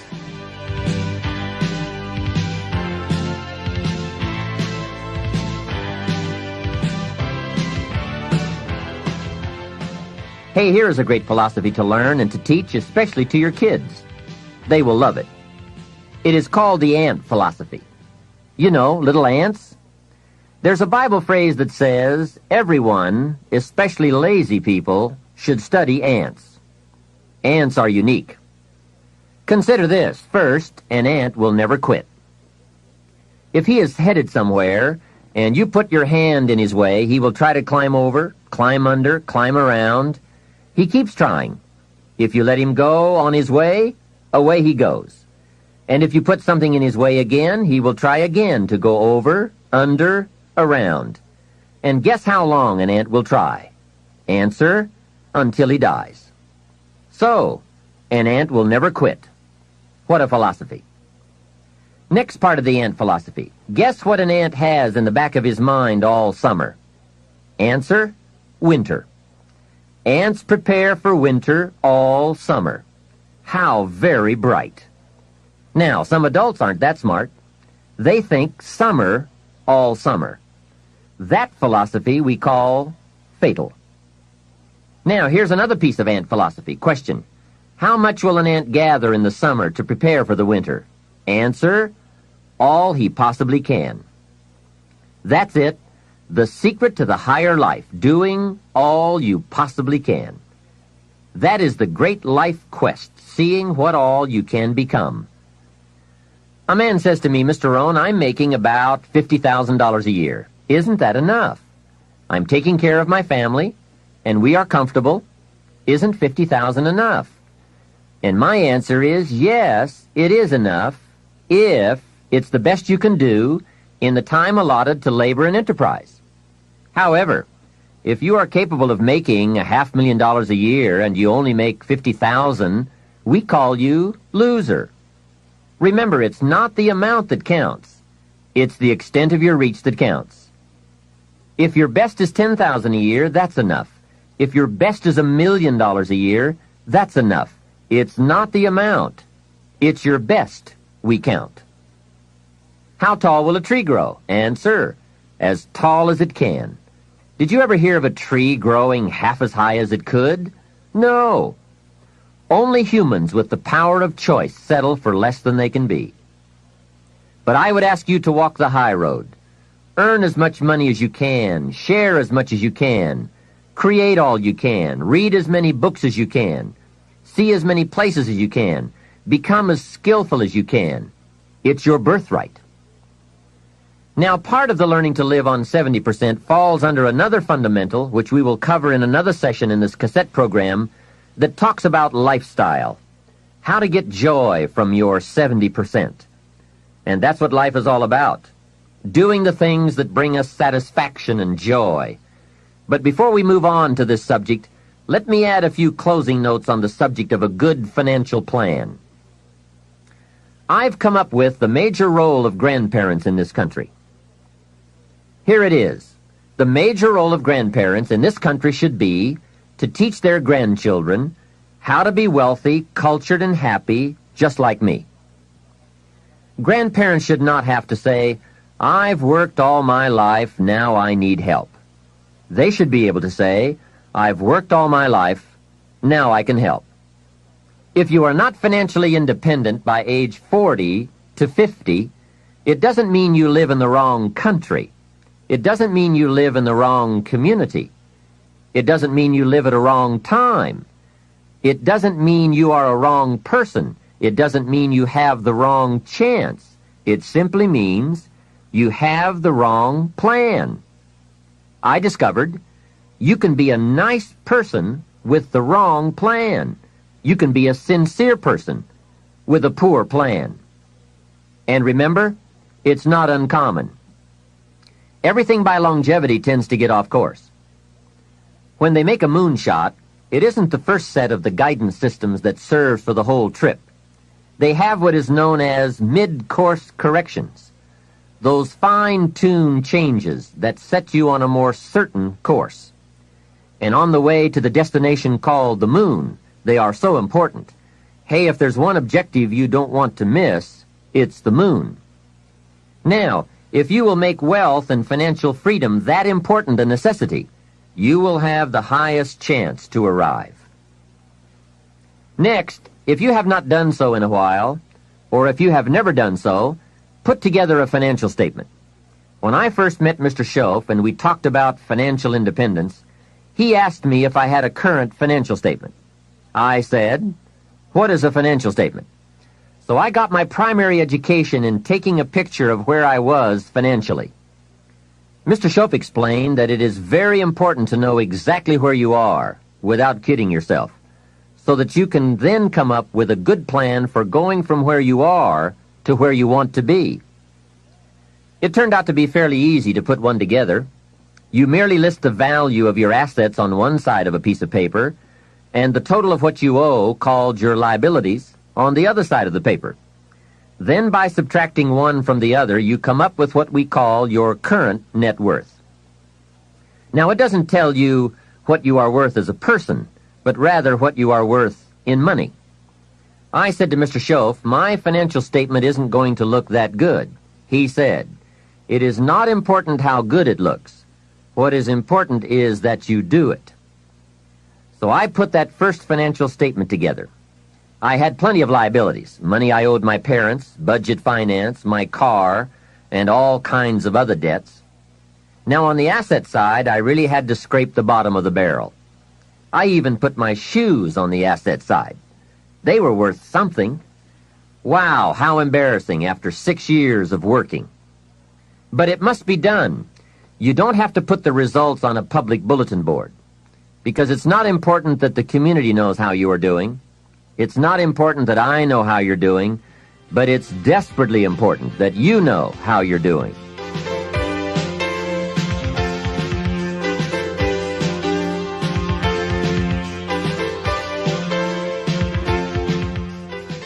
Here are some other points. First, keep excellent books, not only for tax purposes, but for yourself, your financial future, and for your own sense of self-worth. Have you ever heard the expression, "I don't know where it all goes"?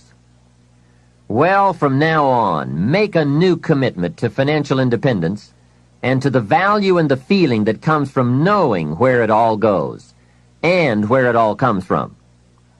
It is just one of those important disciplines that cause you to prove to yourself that you are on a new road, walking in a new direction, becoming a new person, and arriving at a new destination. Without that effort, you will keep falling back. Hey, I found out you can make $5,000 a month and still go broke. You say, how could you go broke making $5,000 a month? It's easy. Spend $6,000. And when you make $5,000, spending $6,000 is not that difficult. Someone once said, if your outgo exceeds your income, your upkeep becomes your downfall. So, be the master over whatever you have and whatever you are. That's where the seeds of greatness are sown. Great wealth, great health, great results, great influence, and great lifestyle. Take interest and even delight in doing all the small things well. It makes you a sophisticated person who knows where the beginnings of wealth and happiness are. There's a Bible phrase that we could quote here that would be appropriate. It says, if you will be faithful over a few things, the small things, you will someday be ruler over many things and major things. That's it. That's the philosophy that counts. Surely life is reluctant to hand a fortune to someone who constantly messes up his paycheck. It's not the amount that counts. It's the plan and the faithful discipline of that plan that counts. The disciplines are those ingenious keys that unlock the door to the kind of person we really want to become. And becoming attracts all those treasures and values that most anyone would call the good life. Life in abundance, life in productivity, life in enterprise, life in influence, life in style. Now, to wind up this rather lengthy subject, let me close with this. Mr. Shelf's best instructions to me in those early years were to develop a new attitude about myself, and a new attitude about all the principles that it takes to make life unique. Develop a new attitude about taxes, about paying your bills, about the marketplace, opportunity, your chances, wealth, activity, prosperity, service, productivity. Let me give you a good example of my old attitude. I used to say, I hate to pay my taxes. Shelf said, well, you can live that way if you want to. That's one attitude. I was a bit perplexed. I thought it was the only attitude. How strange. I used to say, I hate to pay my bills. And he said, well, you can live that way if you want to. I thought it was the only way. I used to say, I hate to part with my money. He said, that's one choice for lifestyle and attitude. I thought, could it be that there is another way to feel about it? He said, what if you said, I love to pay my taxes, knowing it's the care and feeding of the goose that lays the golden eggs? What if you said, I love to pay my bills, reduce my liabilities, and increase my assets? What if you said, I love to part with my money, put it into circulation, help build this dynamic society? Wouldn't that be a better way to live if you loved to instead of hated to? What an incredible way to look at it. I bought the idea and started the practice. I will admit that it took me a while to actually say truthfully, I love to. But when I did, I found a completely unique new way to live. To love to instead of hate to. Shof even taught me to pay my bills with enthusiasm. He said, the next time you pay $100 on an account, put a note inside with your check that says, with great excitement, I send you this $100. He said you won't believe what happens on the other end. They don't get many notes like that. But best of all, you won't believe what happens on your end. The new feeling of being in control and having a philosophy of life that brings joy instead of frustration. This whole new attitude will create for you a whole new world. Remember, it's something anyone can do. Mr. Shof got me to open my first savings account. He said, do you have a savings account? I said, I don't have enough money. And he reminded me, it's not the amount that counts, it's the plan. The important thing is to begin. Wealth is a plan, not an amount. He asked me if I had $10. I said, well, yes. He said, then open up your savings account and do it with your new attitude and enthusiasm. Well, that took some doing. I went to the bank in the town where I lived and walked in to open my account. I went to the window and told the lady I wanted to open up a savings account. She said, great. What is your name? I said, Mr. Rohn. She said, fine, Mr. Rohn, just fill out these papers. I filled them out, handed them back to her, and she said, that's all in order. Now, how are we going to get this account started? I said, put 10 in.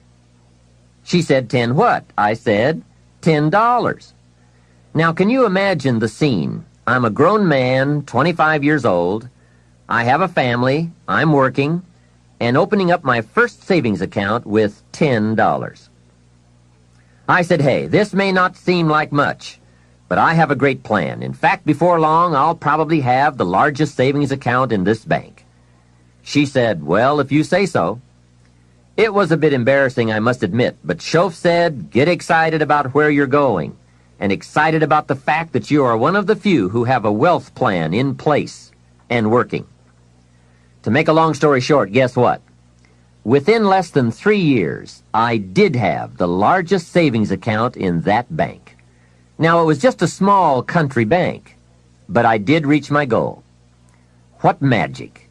And how quickly it works once you develop a new plan and a new attitude and commit to the discipline to do it. Wealth plans, anyone can have them. Wealth goals, anyone can design them. Wealth habits and disciplines, anyone can develop them. Why not start today? This can be a new day that opens up a new future and creates a new excitement about life and its possibilities for you. The management of time. Wouldn't you agree this has to be one of the master keys to wealth and happiness? I was in South Africa for a lecture tour some years ago, and I picked up this short article by Arnold Bennett on the subject of time. I thought it was excellent, and I'd like to share it with you now. Time, he wrote, is the inexplicable raw material of everything. With it, all is possible. Without it, nothing. The supply of time is truly a daily miracle, an affair genuinely astonishing when one examines it. You wake up in the morning and lo, your purse is magically filled with 24 hours of the unmanufactured tissue of the universe of your life. It is yours. It is the most precious of possessions. No one can take it from you. It is unstealable. And no one receives either more or less than you receive. In the realm of time, there is no aristocracy of wealth and no aristocracy of intellect. Genius is never rewarded by even an extra hour a day. And there is no punishment. Waste your infinitely precious commodity as much as you will, and the supply will never be withheld from you. Moreover, you cannot draw on the future. Impossible to get into debt. You can only waste the passing moment. You cannot waste tomorrow. It is kept for you. You cannot waste the next hour. It is kept for you. I have said the affair is a miracle, is it not? You have this 24 hours of daily time to live. Out of it, you want to spend health, pleasure, money, content, respect, and the evolution of your immortal soul. Its right use, its most effective use, is a matter of the highest urgency and of the most thrilling actuality. All depends on that. Your happiness, the elusive prize that you are all clutching for, my friend, depends on that. Mr. Bennett continues, if one cannot arrange that an income of 24 hours shall exactly cover all proper items of expenditure, one does muddle one's whole life indefinitely. We shall never have any more time. We have, and we have always had, all the time there is. Isn't that well said? Let's consider some approaches to managing our time most effectively. The first approach is to ignore the subject altogether. The man says, I've been late all my life. I can't ever seem to get a handle on my time. Heck with it. I'll just struggle along the best I can. That's okay. It's your life, right? You can do with it as you please. But consider what this attitude might be costing you. Here's the second approach. Step down to something easier. Again, that's okay too. A man works for a company, then decides he wants to own one. When he gets that responsibility, comes to work before everyone else, leaves after everyone else, he now says, I would rather work for someone else's company. Hey, again, it's your life. Success is not a stereotype. There isn't just one model. Know clearly what success means to you and be comfortable with the price you pay for it. You might have heard the story of the little girl who complained to her mother that her daddy never had time to play with her. She said, why doesn't my daddy play with me? He comes home from work, goes to the study and works, comes out for dinner, goes back to work again. I want to play with my daddy. So her mother explained to her, your daddy is very busy. He loves you very much, and that is why he works so hard. At his office, he has so much work to do that he has to bring the rest of it home and finish it here. That is why he can't play with you. The little girl thought for a moment, trying to solve this problem, and came up with the answer. She said, well, why don't they just put him in a slower group? Hey, not a bad idea. Don't throw away other important values in your life just going for one. I went for some things in my life and found out later I had paid too much. If I had known how much they were going to cost, I never would have paid. So that is a consideration. The next approach to time management is to work longer and harder. And we all know the dangers there, right? Unless you aren't working at all, then you probably need to work longer and harder. But for some people, if 10 hours won't do it in a day, they work 12. And if 12 won't do, they move it up to 14. Some people even take on 2 jobs. And there are some very real dangers here, not least of which is health problems that result from not being able to handle the stress. So you've got to be careful with this approach. The last approach, I think, is the best, and that is to get more out of you. In the time you have assigned to labor, make the hours more valuable. The key is not to work harder, but to work smarter. If you're putting in about 8 or 10 hours a day, 6 days a week, that's about it. You can't work much harder. But remember, it's not the hours you put in that counts. It's what you put in the hours. Get more from you to make the investment of time more valuable. And no telling how valuable you can become. We don't lack the capacity. We only lack the ideas and the will and the discipline to carry them out. In considering the subject of time management, remember that a big part of the key for changing is to take it in small steps. Most of us don't make revolutionary changes. We change a few degrees at a time. When you get some life momentum rolling, it's not that easy to make all the changes all at once. Hey, you can't whip a U-turn with the Queen Elizabeth II. When that big ship gets moving, they say it takes 7 miles just to get it stopped. So when it's really moving, you just have to nudge it a little, and finally you get it turned. That's a lot like our lives. A few nudges at a time.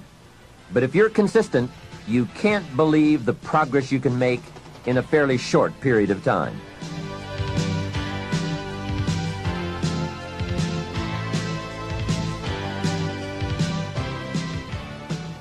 Here is my first key point on the management of time.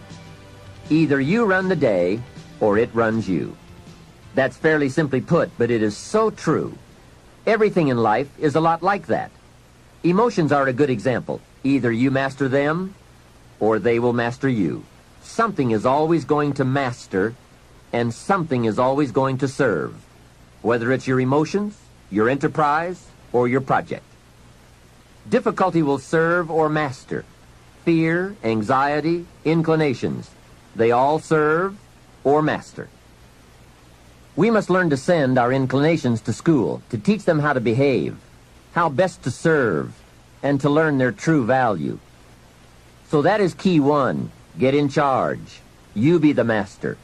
It pays to take a look often and examine all the parts of your life and all the things that you are involved in and all the things that are affecting you so that you can get an intelligent answer to the question, Who's in charge here? It's so easy when you get something started to unwittingly relinquish the reins of authority so that it begins to subtly but surely take over. Soon you become the servant. It dictates, it demands, and you respond. So let's turn this whole challenge around. You take over the reins of authority. You subtly but surely take charge. You dictate, you demand, and you will be delighted to see early signs of positive response from your enterprise, your business, and your life. The next time management essential is to learn to say no. I had some difficulty here. It is so easy to say yes to everything, trying to be a nice person, and then have to spend all that time trying to come up with excuses to get out of the obligation. It's one of the great time wasters.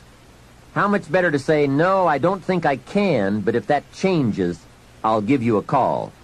And isn't it a better feeling to call someone with the good news, I can come, than with the bad news, guess what? I can't come. When in doubt, learn to say no.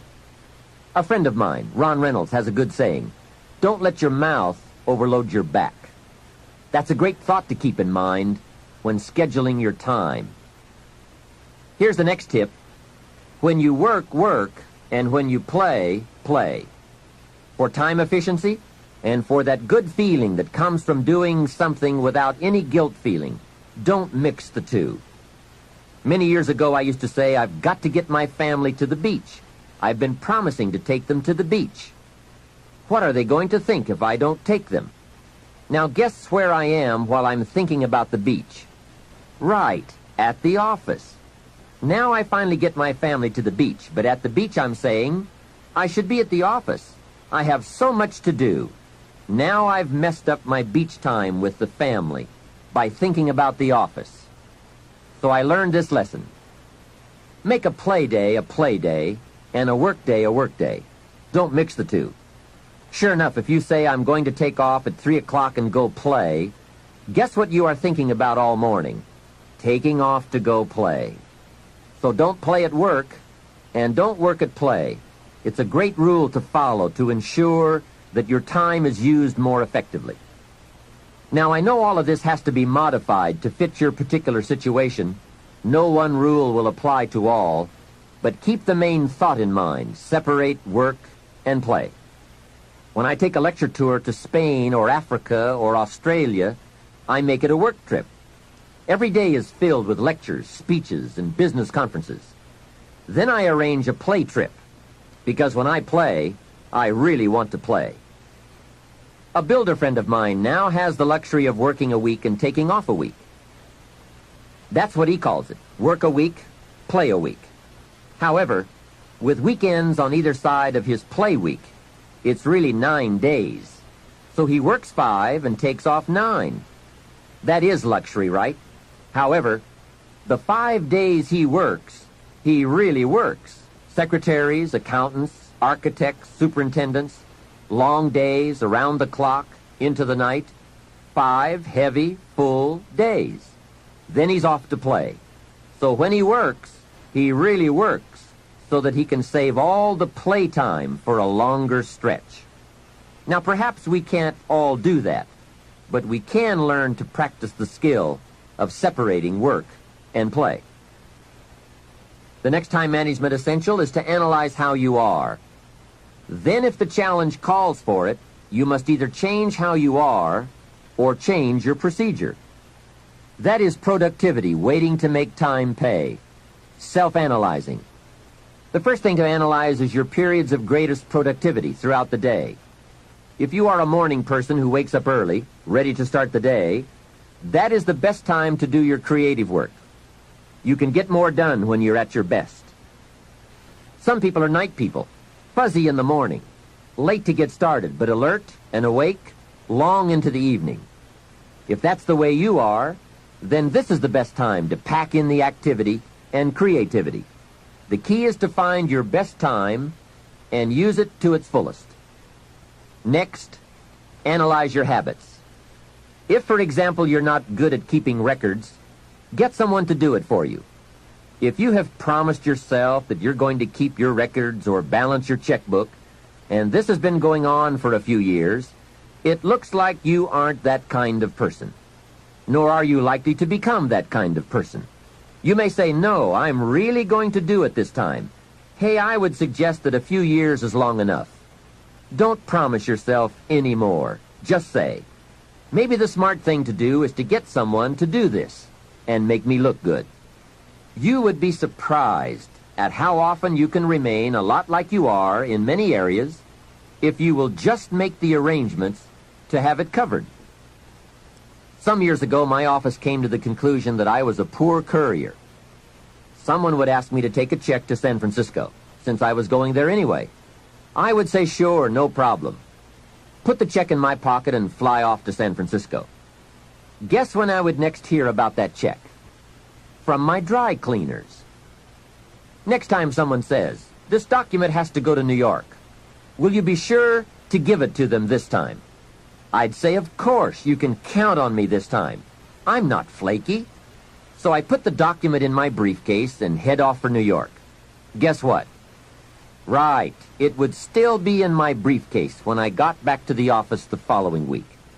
So there is a saying now in my office, don't give the chairman anything. He's good at some things, but he's a poor courier. Make other arrangements. And that is my point. There is nothing wrong with admitting that you just aren't going to do certain things as long as you are clever enough to make arrangements to have them done. It's much better than continually promising that you will when the chances are good that you won't. Next time management essential, the telephone. What an incredible instrument for business, social, and emergency situations. The job it can do for you is unbelievable. However, there are some tips for using the telephone so that it won't use you. Here's the first one. Before you make a call, make an agenda. An agenda is simply a list of the items you want to talk about, especially if it's a business call. It is one of the better habits to develop. Did you ever make a call and toward the end of the conversation say, let's see, there was something else I was going to talk to you about. I just can't think of it right now, but if I think of it later, I'll call you back. A great time waster, and for a business call, not very sophisticated on your part. Making an agenda before you make a call serves to keep your conversation on course, so that you cover the essentials without missing any of them. Also, it helps to keep the conversation on track and control the tendency to wander into non-essential chit-chat. It is also a money saver. The extra minutes saved by keeping to an agenda and a few pleasantries is major. I know. My business telephone bill just in California got up to $13,000 a month. And this was one of the problems. Doing business internationally, we have learned the incredible savings of both time and money by taking the time to write down an agenda before we begin to dial. And here's another benefit. If you have made an agenda, when it comes time to recall that conversation you had, you've now got the details in writing. When you say, John, how are you doing on those 4 things we talked about the other day? And John says, what 4 things? We didn't talk about that. You now have a written record to show that you did. Remember, people can talk you out of what's in your head, but it's hard to talk you out of what's in your book. Next, if you can afford the luxury, have your calls screened. Then when you pick up the messages, you can decide who to call and when to call, and have the time to formulate the important information before you make the call. Now, this is a luxury, I will admit. It may be that you just have to answer the phone when the call comes in, but at least file this idea away for the future, when you might be able to use it. And one more, the telephone at home. Here you have to exercise great care to not let the telephone intrude. During social time with family or friends, my suggestion is that you shut the phone off. They have all those neat devices now, so you can. Put on the recorder to take messages or just pull the plug.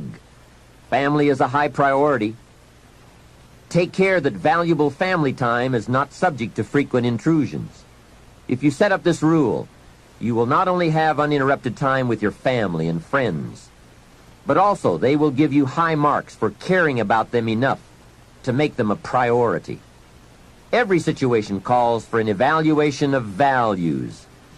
You've just got to weigh everything and make the necessary adjustments if you want to get full time and full value out of your life.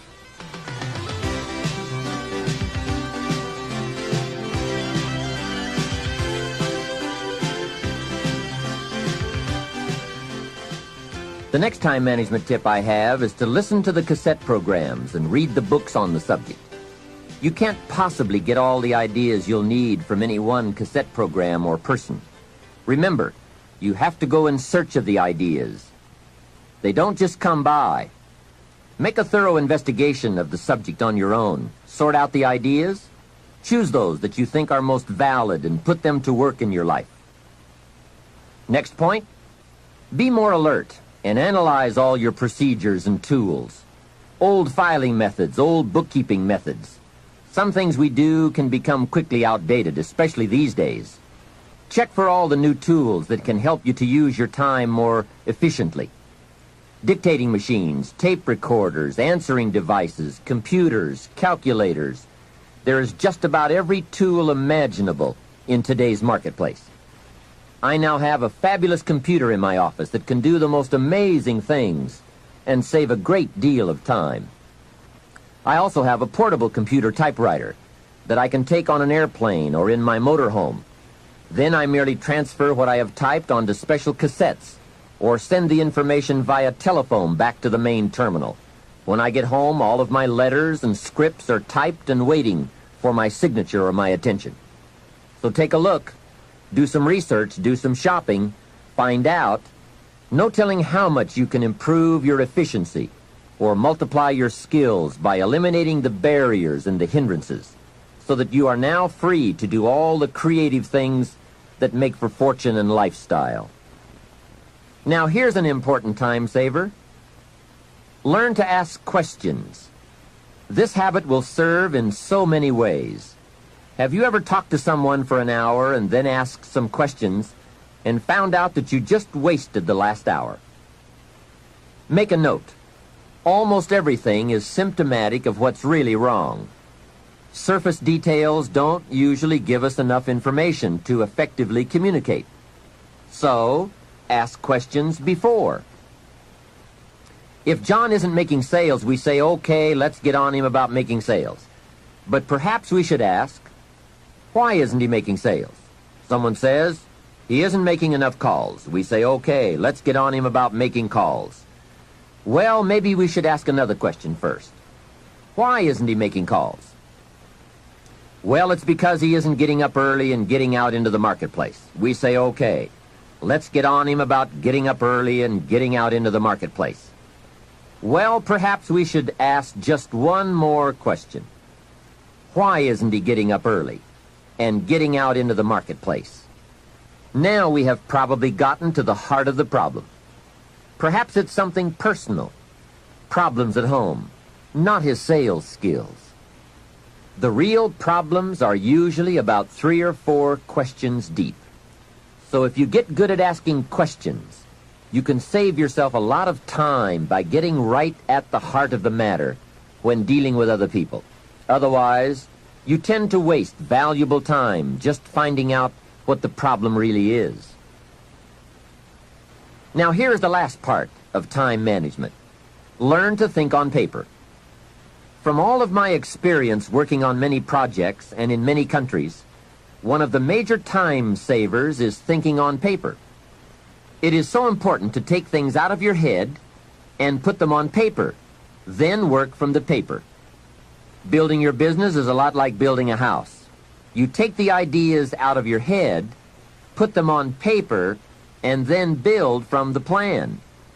We have a saying on this idea: operate from document, not from thought. It's just about over when a person wakes up in the morning and says, let's see, what shall I do today? Too late, right?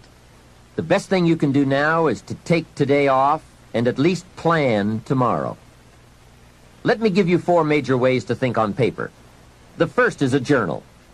I spend a lot of time talking about journals in my lectures and programs, primarily because it is such an invaluable tool for the serious student of the better life. A journal is merely a gathering place for all the good information that comes your way, from sermons, from books, from lectures, from business conferences, magazines, thinking time, research, any source of information that you feel is worth keeping. Don't let the good ideas of life escape you. Remember, most good ideas usually only come by once. Get into the habit of capturing them with pen and paper by making daily use of your journal. Now maybe you won't write in it every day, but at least make sure it's with you every day. Here's the second way to think on paper, a projects book.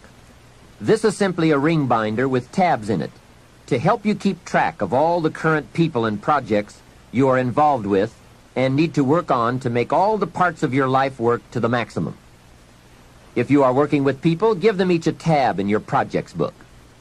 Then under this tab, you keep a running account of all the current information you need to know about that person.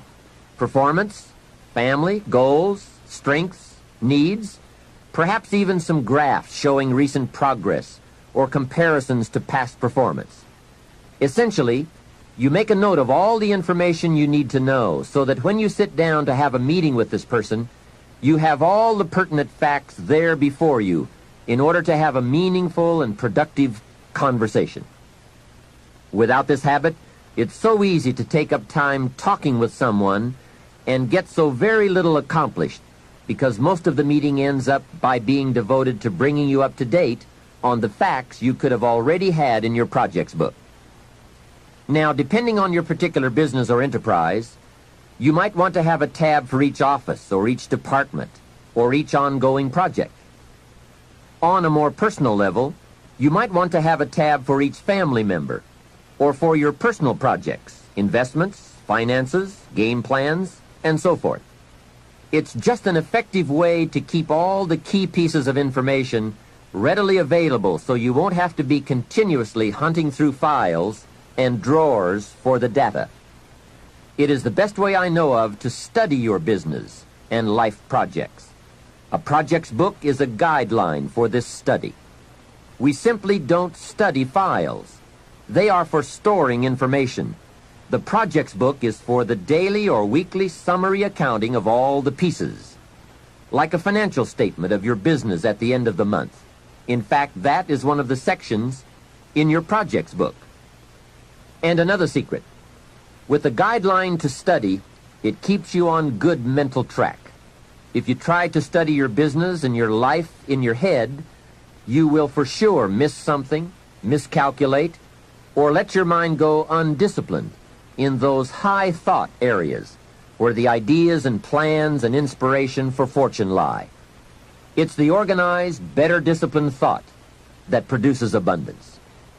Everyone is thinking, but mostly about how to get by. I'm asking you to develop these tools and disciplines to think about how to become wealthy and happy, powerful and influential, sophisticated and unique. The next way to think on paper is to keep a day timer, a daily log of your list of things to do and your appointments and schedules. This is where I also keep the agenda for my telephone calls. It becomes a clear and useful record. If you have a business and need to keep track of expenses for income tax purposes, your day timer should also accommodate this need. A day timer is also a good place to record telephone numbers and other key information that you need on a daily basis. Basically, it's a way of keeping a record of your daily activities. Your day timer can also be used as a gathering place for all the details or highlights from your day which need to be logged into your journal or projects book at a later time. It's just an efficient means of keeping track of your days and scheduling your projects and appointments. I strongly recommend that you develop the day timer habit. It only takes a few minutes a day to keep your records up to date, and the time and information you save by using one is massive. Now here's the fourth way to think on paper, the all-important game plan. A game plan can make all the difference in the world in how your months and years work out for you in terms of both accomplishment and satisfaction. Whether you do business at home, down the street, within the community, or around the world, game plans are essential for maximizing productivity. Here's a phrase worth remembering, and that is, don't start the day until you have it finished. That idea is worth the money. A plan before you start. A day is a major piece of the whole strategy of your wealth plan, your success plan. I know it is laborious, but it's labor and effort that pays in cash and accomplishment. And remember, value is on the other side of effort, not hope. Now, if you want to make a lot more progress and income, here's the key. Don't start the week until you have it finished. Of course, it is more challenging to finish a week than to finish a day, but the pay and the results are so exciting, you won't mind the challenge. And if you want to make a lot of money and big success, don't start the month until you have it finished. That one is a stretch, but high in reward. Now, if you want to start walking among the heavyweights, here's the key. Don't start the year until you have it finished. I don't want to kid you. This one is difficult. It's reserved for those few who do and become the superstars in accomplishment, enterprise, wealth, influence, and lifestyle. It's a high road of sophisticated disciplines, but I'm positive you will like the view and the taste and the company. A game plan is merely a spreadsheet for your activities. It can be a game plan for a day, a week, a month, a year, several months, or several years. And a game plan can be for a single project or for a variety of concurrent projects. Here's how it works. On a sheet of graph paper, you make vertical columns for the weeks or months that this plan is to cover. Then, on the left side of the paper, you make a heading called Activities. Under this heading, you list all of the activities to be performed within that time frame. Let's say that part of your business requires providing ongoing training programs for your employees. Under the column marked Activities, you merely list the various training programs you wish to conduct for the next 12 months. Then under the vertical columns for each month, you block off particular periods of time for these training classes. Game plans can be used to help you plan almost any aspect of your business or enterprise. They can also be used to help you organize all areas of your life, from investment plans to reading plans. Game plans are particularly useful when it comes to scheduling family time, vacations, special weekends and trips, and so forth. Everyone who is important to you wants to see where he or she is on your game plan, especially if your business often requires you to spend a lot of time away from home. And remember, there's nothing like a visual plan. It's so much more effective to be able to show members of your family where they are on your game plan, as opposed to merely telling them in conversation. Now, a game plan can be as detailed as you wish, and please be forewarned now that you are probably going to tear up several before you get what you want. This is something you have to work with. Every game plan must be tailored to fit a particular need. The chart you use for your personal plans may not necessarily be suitable as a chart for your business plans. Here is another key benefit of using game plans. If you have your plan in your projects book or up on a wall somewhere, it serves as a constant reminder to get busy on all the activities you have scheduled. Or, if there are a lot of blank holes beside the activities you have listed, your plan reminds you to get busy scheduling them.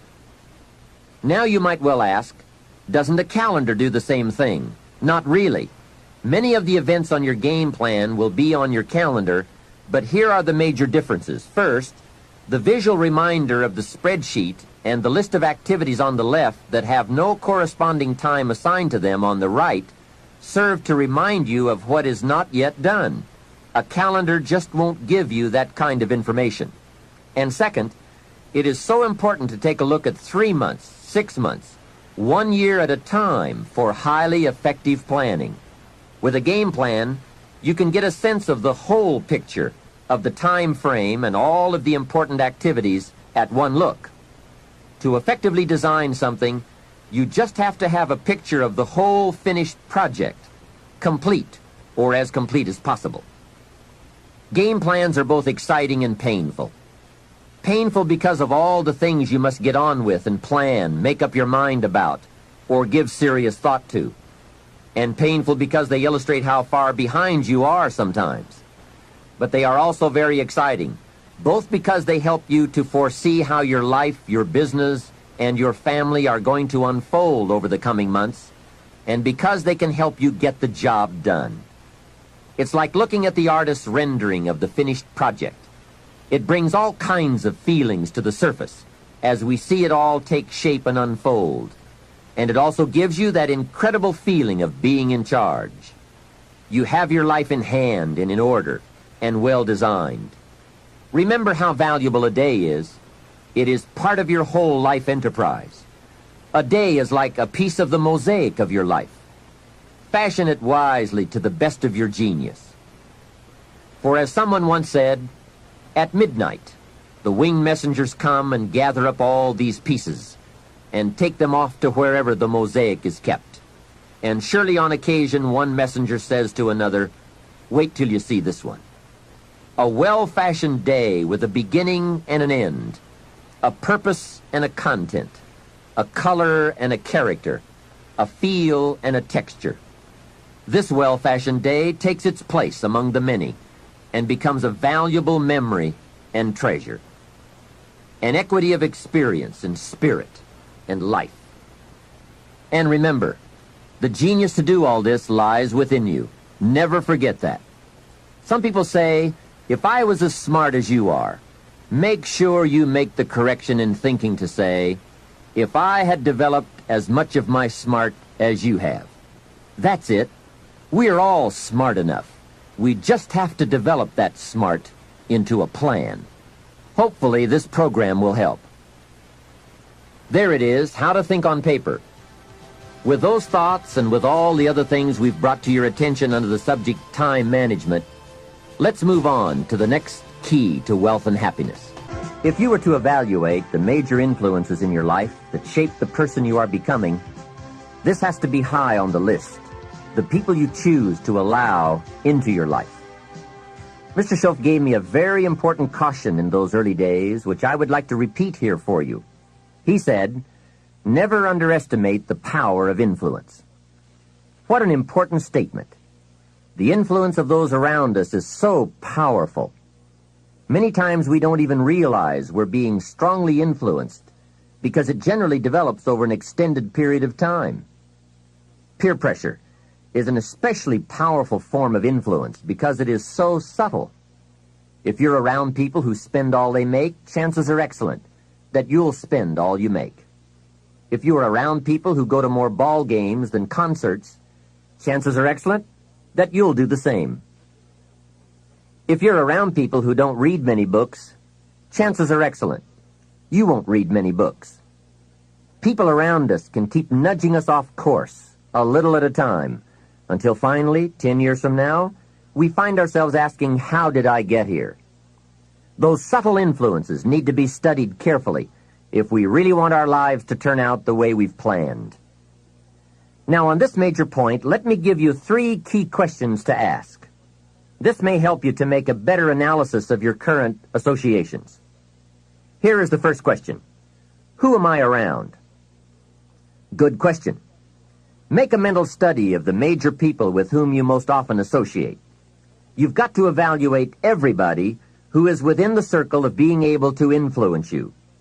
So, major question, who am I around? Next question, what are they doing to me? That's a major question to ask. What have they got me doing? What have they got me listening to? What have they got me reading? Where have they got me going? What have they got me thinking? How have they got me talking? And how have they got me feeling? What have they got me saying? You've just got to make a serious study of how others are influencing you, both negatively and positively. Now, maybe the influence of all those around you is okay, but just ask yourself. It doesn't hurt to ask. Who am I around, and what are they doing to me? Now, here's the final question. Is that okay? Maybe the people you associate with and their collective influence is okay, but then again, maybe it's not. All I'm suggesting here is that you take a close and objective look. Everything is worth a second look, especially the power of influence. Positive influence can have an incredible effect on your life, but so can negative influence. Both will take you somewhere, but only one will take you in the direction you truly wish to go. It's so easy just to dismiss the things that influence our lives. The man says, I live here, but I don't think it matters. I'm around these people, but I don't think it hurts. I would take another look at that. I've got a good phrase for you. Everything matters. Now, sure, some things matter more than others, but everything matters. Everything weighs something. So you've got to keep checking to find out whether associations are tipping the scales toward the positive or toward the negative. It doesn't hurt to look, right? Ignorance is never the best policy. Finding out is the best policy. Remember, part of the purpose of this program is to get us to say, the days of kidding myself are over. I really want to know what I have become and what I am becoming. I want to know where my strengths and my weaknesses lie. What has power over me? What's influencing me? What have I allowed to affect my life? Perhaps you've heard the story of the little bird. He had his wing over his eye and he was crying. The owl said to the little bird, "You're crying." "Yes," said the little bird, and he pulled his wing away from his eye.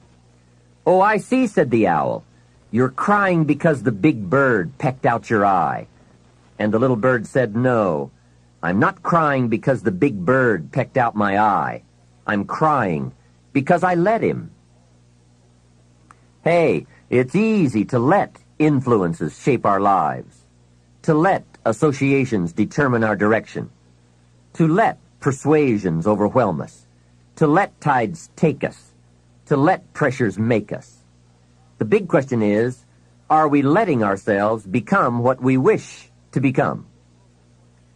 In this most important subject of association, here are some actions you may want to take. First, disassociation.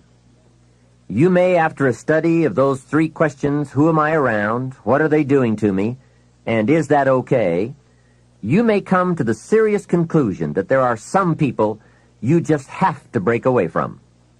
I'm not saying that it's an easy step to take, and it's not to be taken lightly. However, I am saying it may be an essential task. You may just have to make that hard choice not to let certain negative influences affect you anymore. Remember, it could be a choice that saves the quality of your life. The second action you may want to take is limited association. It could well be that you are spending too much time in a certain area of your life with a certain group of people. It's easy to put time and effort in the wrong place. The guy spends 3 hours at the ball game and 30 minutes listening to the sermon. See, that's called out of balance. 30 minutes for spirituality, 3 hours for entertainment.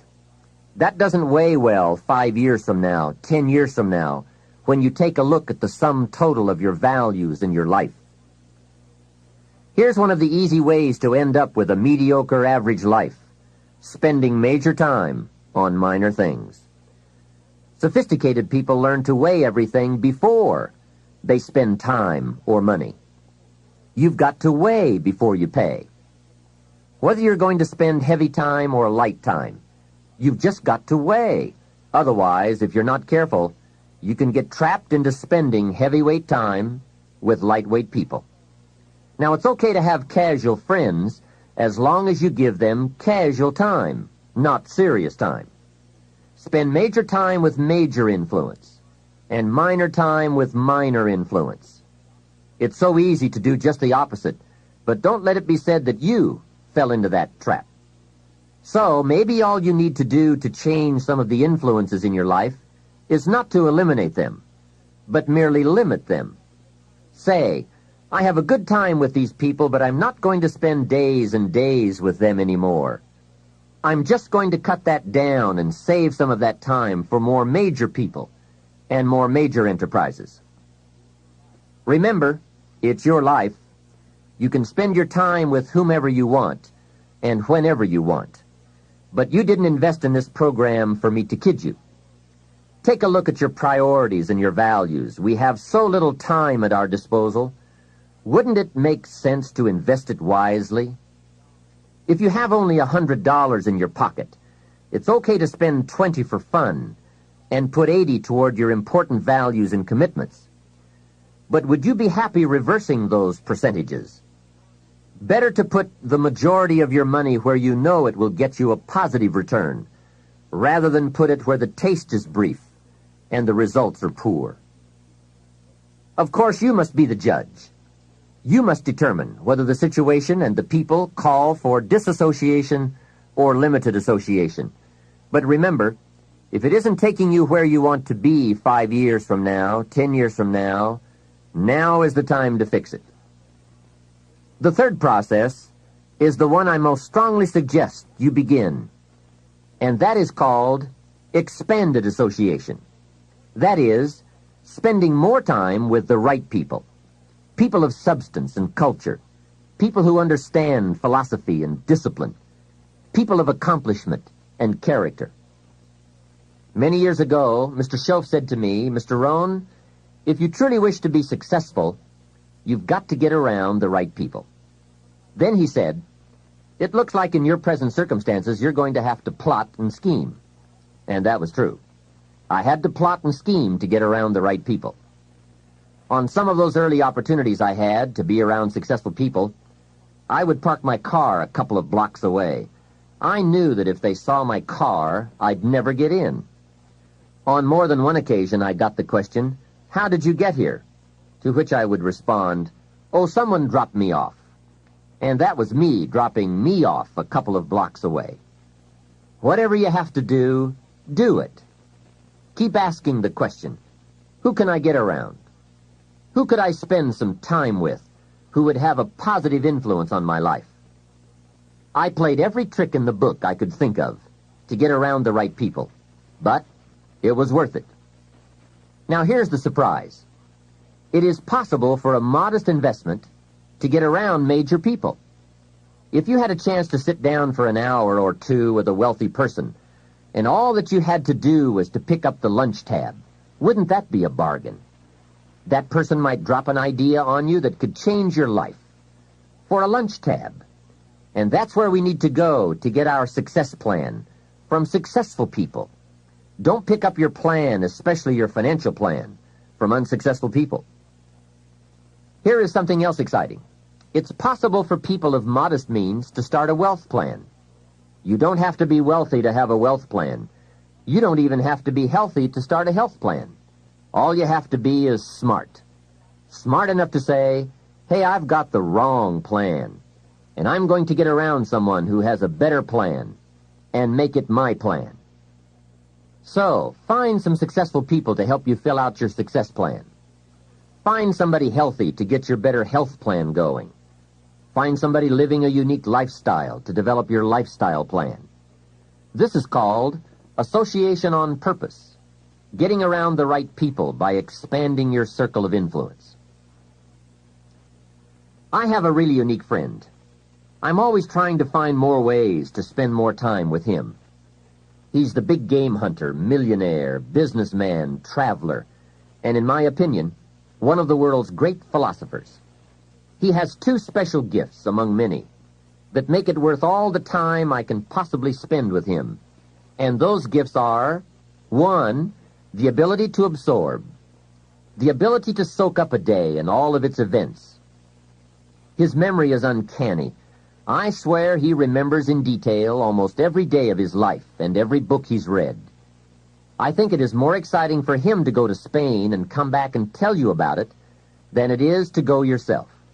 And the reason is, when he's there, he doesn't miss anything. He picks up the sounds and the colors, the experiences and the happenings. He absorbs like a sponge the sights, the people, the whole scene. Then he has this second unique gift, the gift of expression. He can put all he saw and touched and felt into words, exciting words. When he talks, you can feel the water lapping on your feet. You can see the colors, You can smell the aroma of the flowers and the food. What great gifts to absorb and to express. If I spend a day with him, I get my time's worth. He can put a year into a day's conversation. It leaves you spellbound. He can read a book and with flawless detail give you a capsule version, and more often than not, make it more exciting than if you read the book yourself. From Shakespeare to the Beatles, from Africa to Beverly Hills, he's got it, recorded it, and can express it with spirit and precision. You can imagine what a valuable association this is for me. From this association, I've multiplied my knowledge, my perception, my skill, my enterprise, and my lifestyle many times over.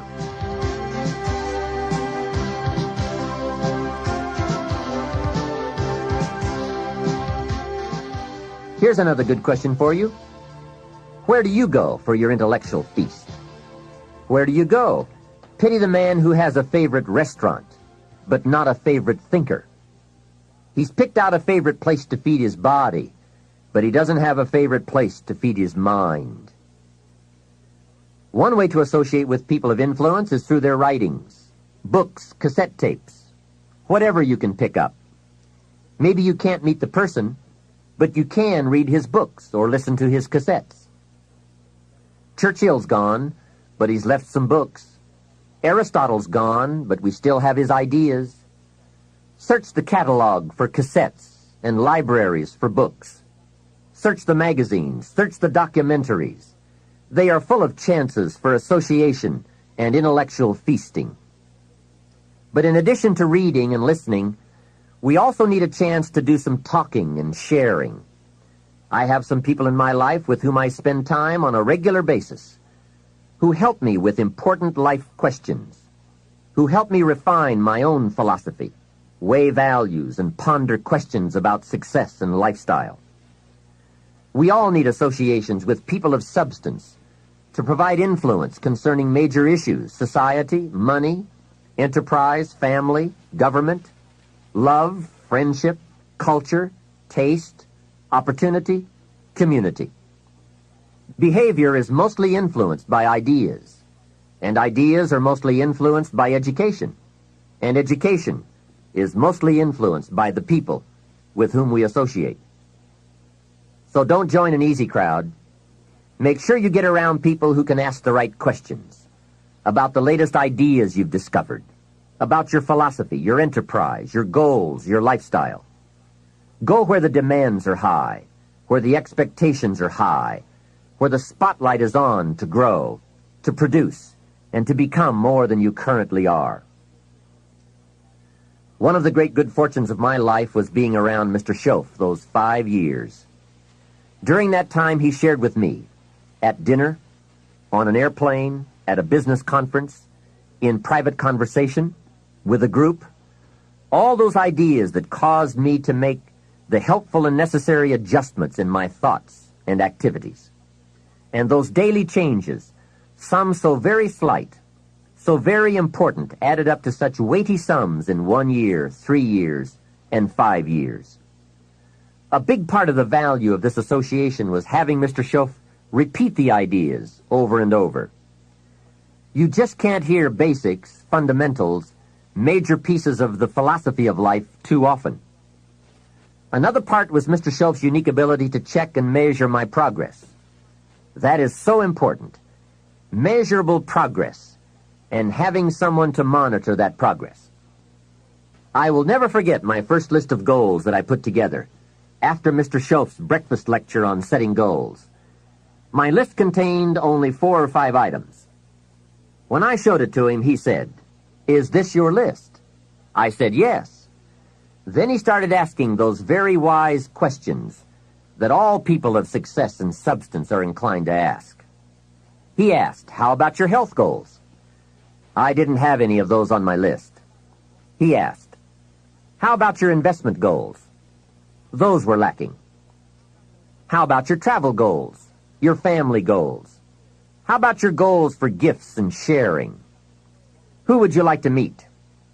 What would you like to become? What skills would you like to develop? Did you ever want to write a book a poem? Would you like to be a sophisticated person of power and influence and culture? How about education for your children? Would you like to be debt-free? How about a splendid library stocked with the best of books? Would you like to make some new friends? Did you ever want to parachute out of an airplane? Fly a glider? Own a music library? Would you like to see New York? Visit Paris? Explore Rome? Do you need a ranch someday? A cabin in the mountains?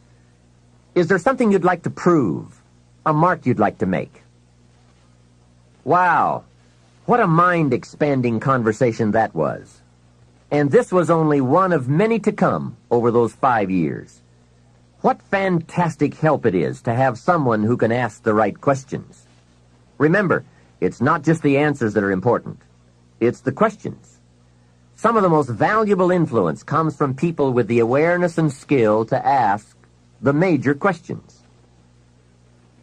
Here's a project you might consider. Choose 2 or 3 people for whom you have a great respect. Ask each of them to make a list of the major questions they would ask if they wanted to help someone make the best choice that would lead to a successful and happy life. If you get 3 lists, you will be surprised at the difference among them. Successful people approach life from a variety of experiences and a variety of attitudes. Now, from these questions, you may get enough homework to get busy on for years to come. Another benefit of my association with Mr. Schoaf was that I kept growing in experience, knowledge, and accomplishment, and was able to bring all that value to the same basic questions. What a learning experience that was. Some of the early questions I had shrugged off, I now saw a growing importance they had. It was really my education that was changing, not the questions. It's like reading the Bible or listening to cassettes. When you have some added, measurable experience, you now bring to the reading and listening a new worth. You now listen and read at a new level. And the substance gleaned, the wisdom gathered from that new level can well be where your fortune and the best of your lifestyle can be developed.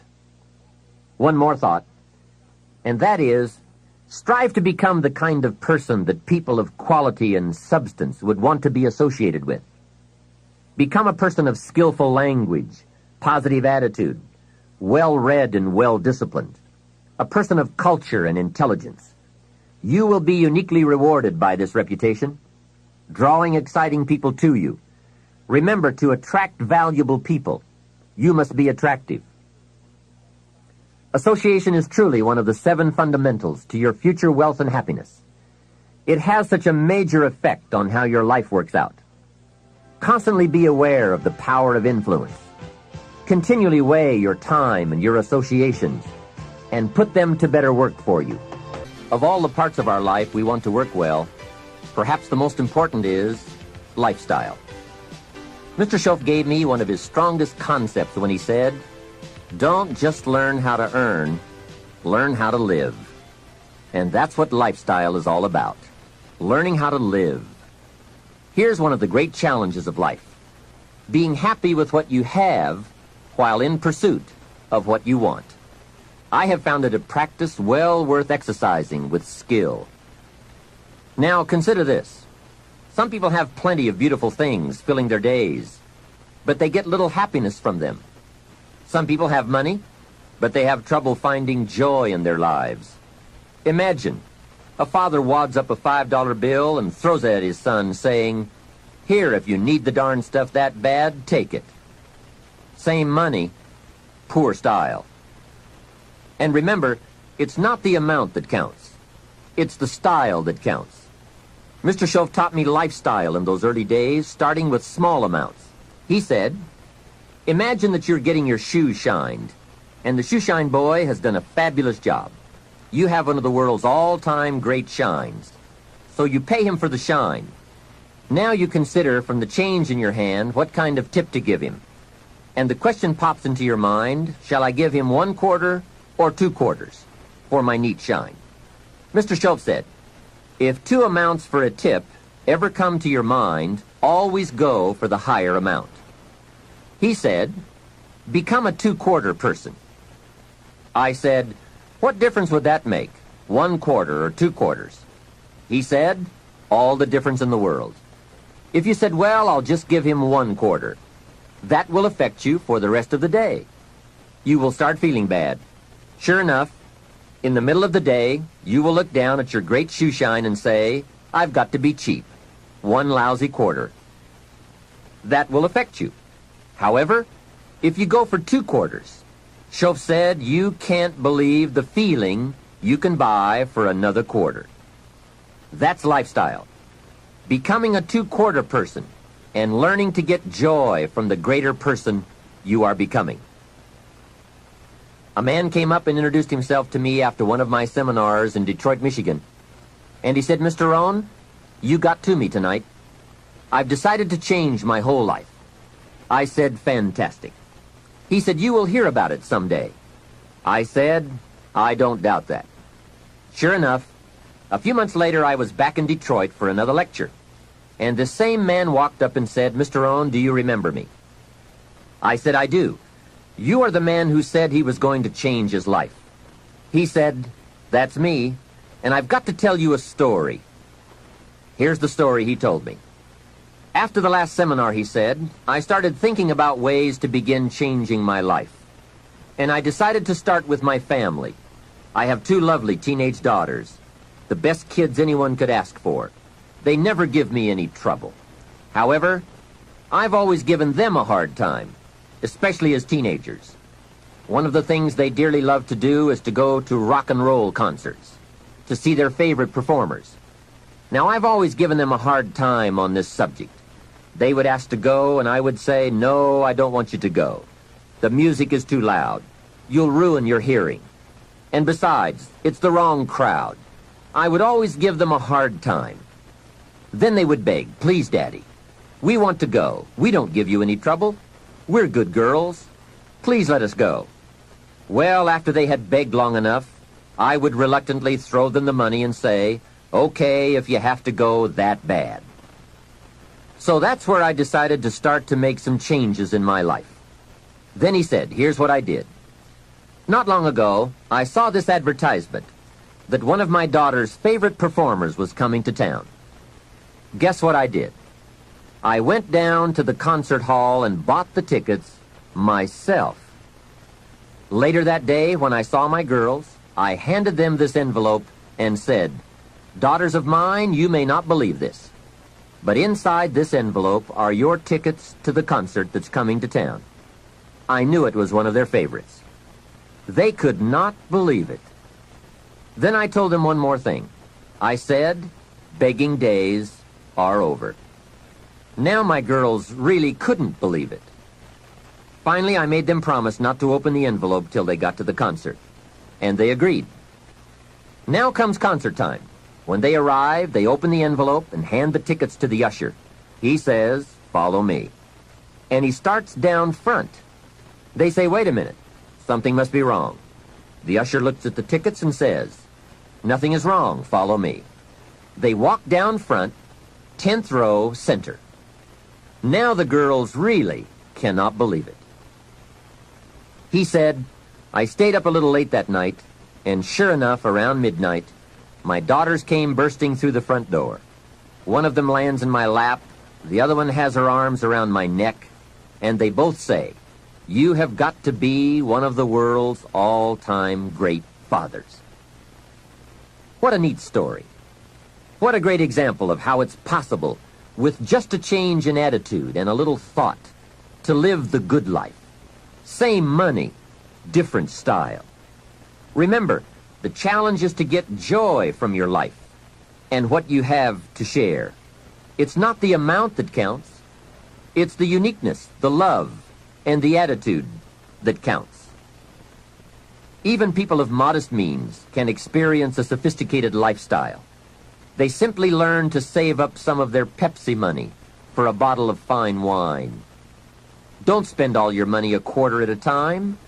Save up and buy something of special value, something fine, or something that lasts, or something you are proud of, or a gift of value to give to someone special. Even with modest means, you can save your candy money for a concert. And for a sophisticated person, a few may be better than many. Better a few treasures than a house full of junk.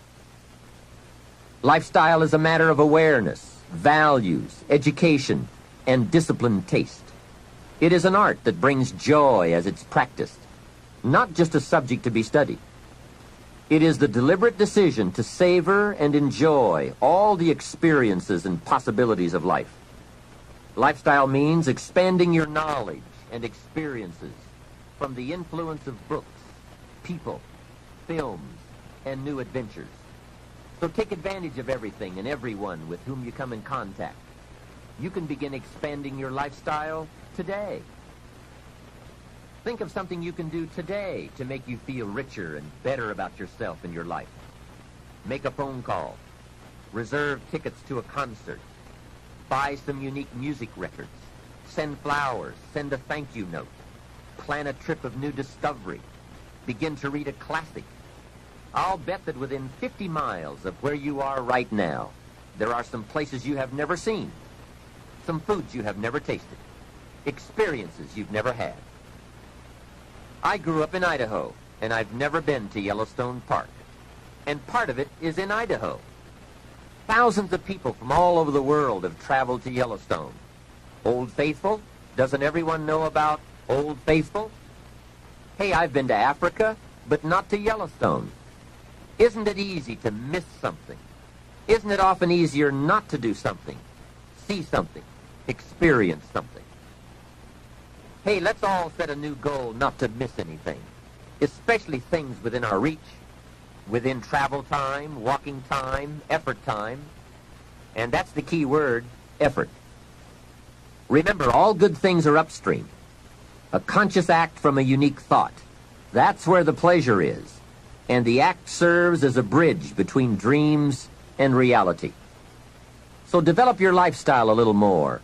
Your style of seeing, giving, sharing, enjoying.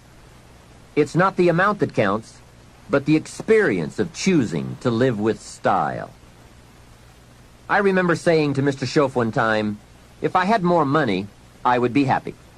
And he gave me some of the better words of wisdom when he said to me, Mr. ROHN, the key to happiness is not more. Happiness is an art to be studied and practiced. He said, more money will only make you more of what you already are. More will only more quickly send you on to your destination. He said, if you're inclined to be unhappy, if you get a lot of money, you will be miserable. More money will only make you more. More money will only amplify. If you're inclined to be mean and you get a lot of money, you will be a terror. If you're inclined to drink a little too much, when you get a lot of money, you can now become a drunk because you can drink everything. So style is not more. Style is an art, a genius, a design. Lifestyle is reserved for those who are willing to study and practice the higher arts of life. Lifestyle is culture, music, dance, art, sculpture, literature, plays, concerts. Lifestyle is a taste of the fine, the better, the best. Mortimer Adler, the philosopher, says, if we don't go for the higher tastes, we will settle for the lower ones. So develop an appreciation for the fine. That is a worthy purpose. Developing an appetite for the unique things in life. Study the art and reach for the best. To have the best in the time we have available to us, that is the quest. Remember, it's not the amount, it's the imagination.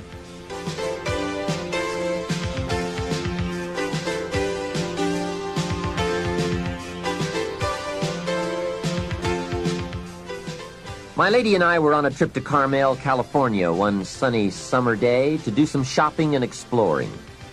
I stopped to have the car serviced at a gas station. This young man, about 18 or 19, I would guess, came bouncing out to the car with a big smile, and he said, "Can I help you?" I said, "Yes. A full tank of gas, please." Well, not only did he fill the tank with gas, he checked every tire, washed every window, even the moonroof, checked everything, and all the time he was working, he was whistling and singing. My lady and I couldn't believe all the service and his obvious happiness. The young man brought me the bill, and as I was signing it, I said, "Hey, you really have taken good care of us. I appreciate it." And he said, "I really enjoy working. It's fun for me. I get to meet nice people like you." We couldn't believe it. This kid was something else. I said, "My lady and I are going to Carmel, and we want to drink one of those $2 milkshakes on the way up there. Where is the nearest Baskin-Robbins?" He said, "That's a great idea. Baskin-Robbins is just a few blocks away." And he told us where to find it. And he said, "Don't park out front. Park around to the side so your car won't get hit." What a kid. So we drove to Baskin-Robbins, walked in, and checked the flavor board, and ordered milkshakes. However, instead of ordering 2 milkshakes, we ordered 3. Then we drove back to the station. The young kid dashes out to the car again and says, "Hey, I see you got your milkshakes." I said, "Yes, and this one is for you." When I offered it to him through the window, he couldn't believe it. He said, "For me?" I said, "Sure. With all the fantastic service you gave us, I couldn't leave you out of the milkshake deal." He said, "Wow, no one has ever bought me a milkshake." I said, "That's probably true. Have a nice day." Then I buzzed up the window and we drove away.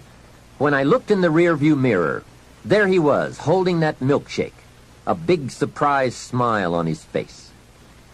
Now, what did that cost me? Only $2. Hey, I've enjoyed and shared the memory of that experience 100 times. For just $2.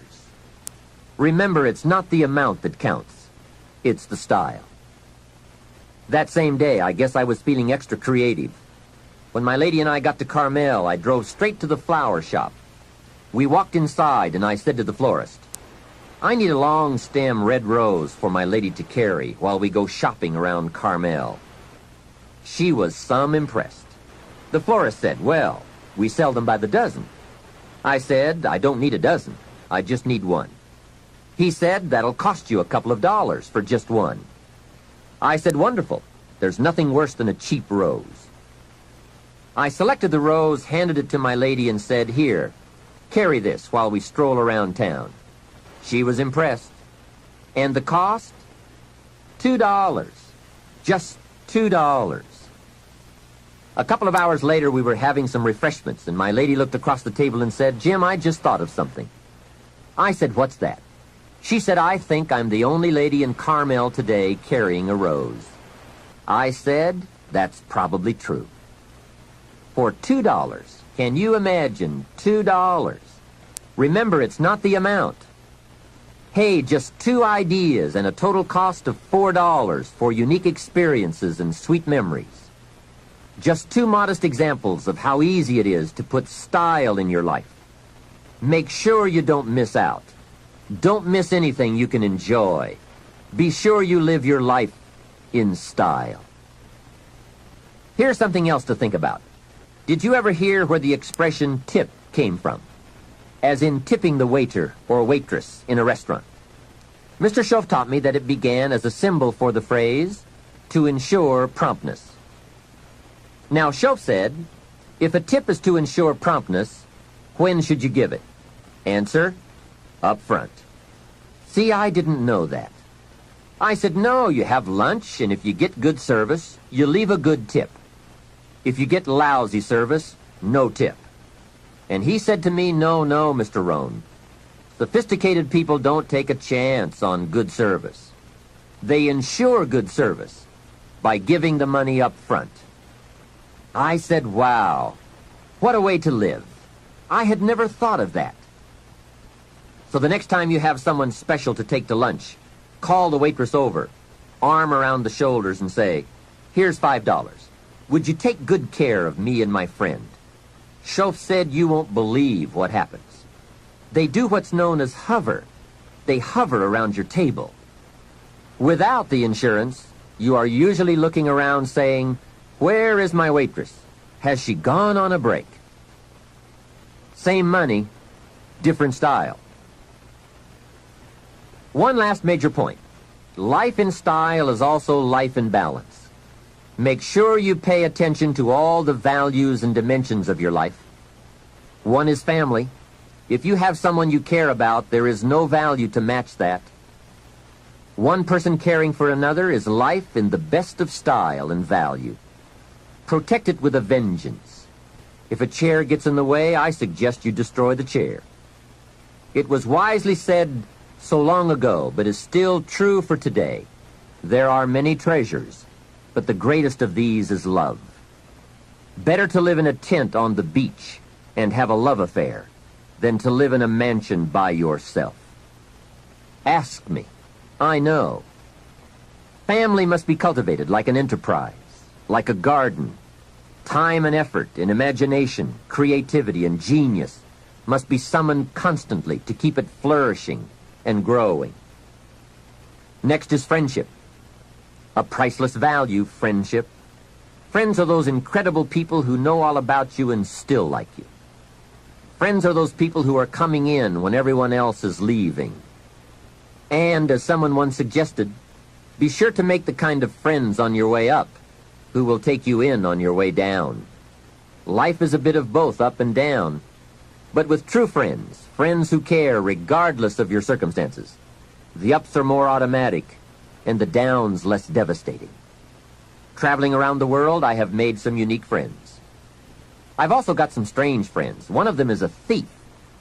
He steals, but you'd love him. He's really a neat guy, but he really does steal.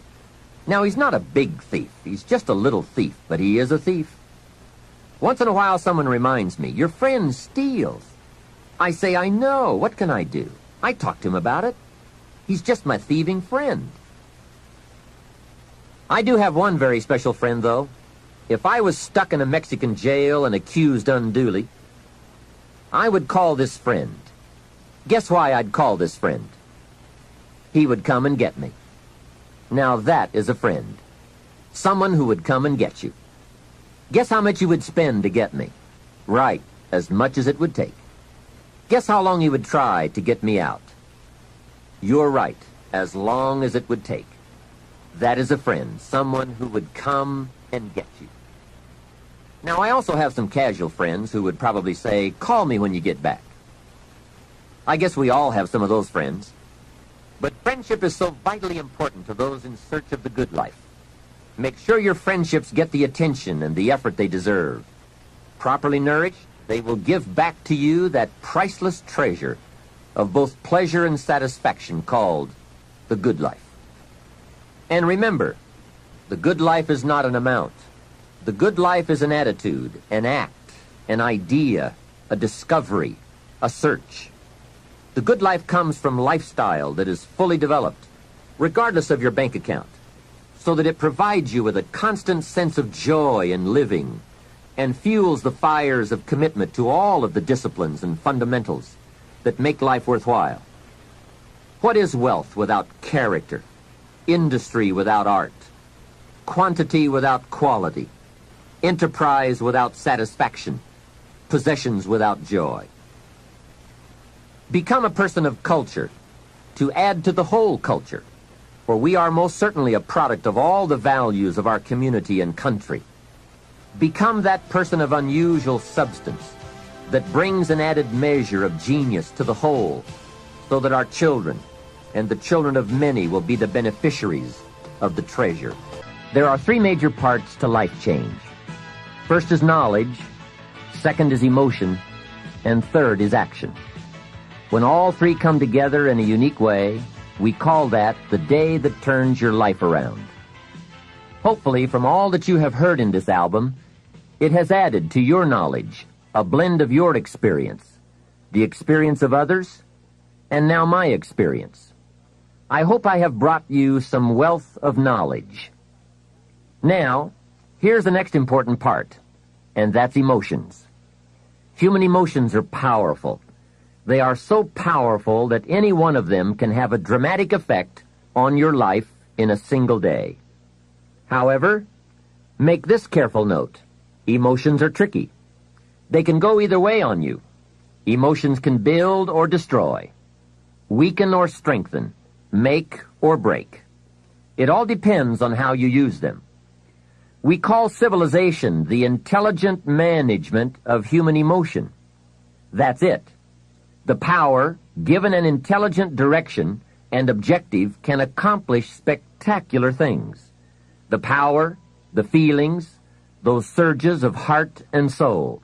What are they? What can they do? Well, here are some. First, disgust. Disgust is a powerful emotion. Disgust says, I have had it. Hey, that could be the day that turns your life around. That's what I said the day that little Girl Scout came to my door. I give her the big lie, she leaves, and I say to myself, I don't want to live like this anymore. I've had it with being broke.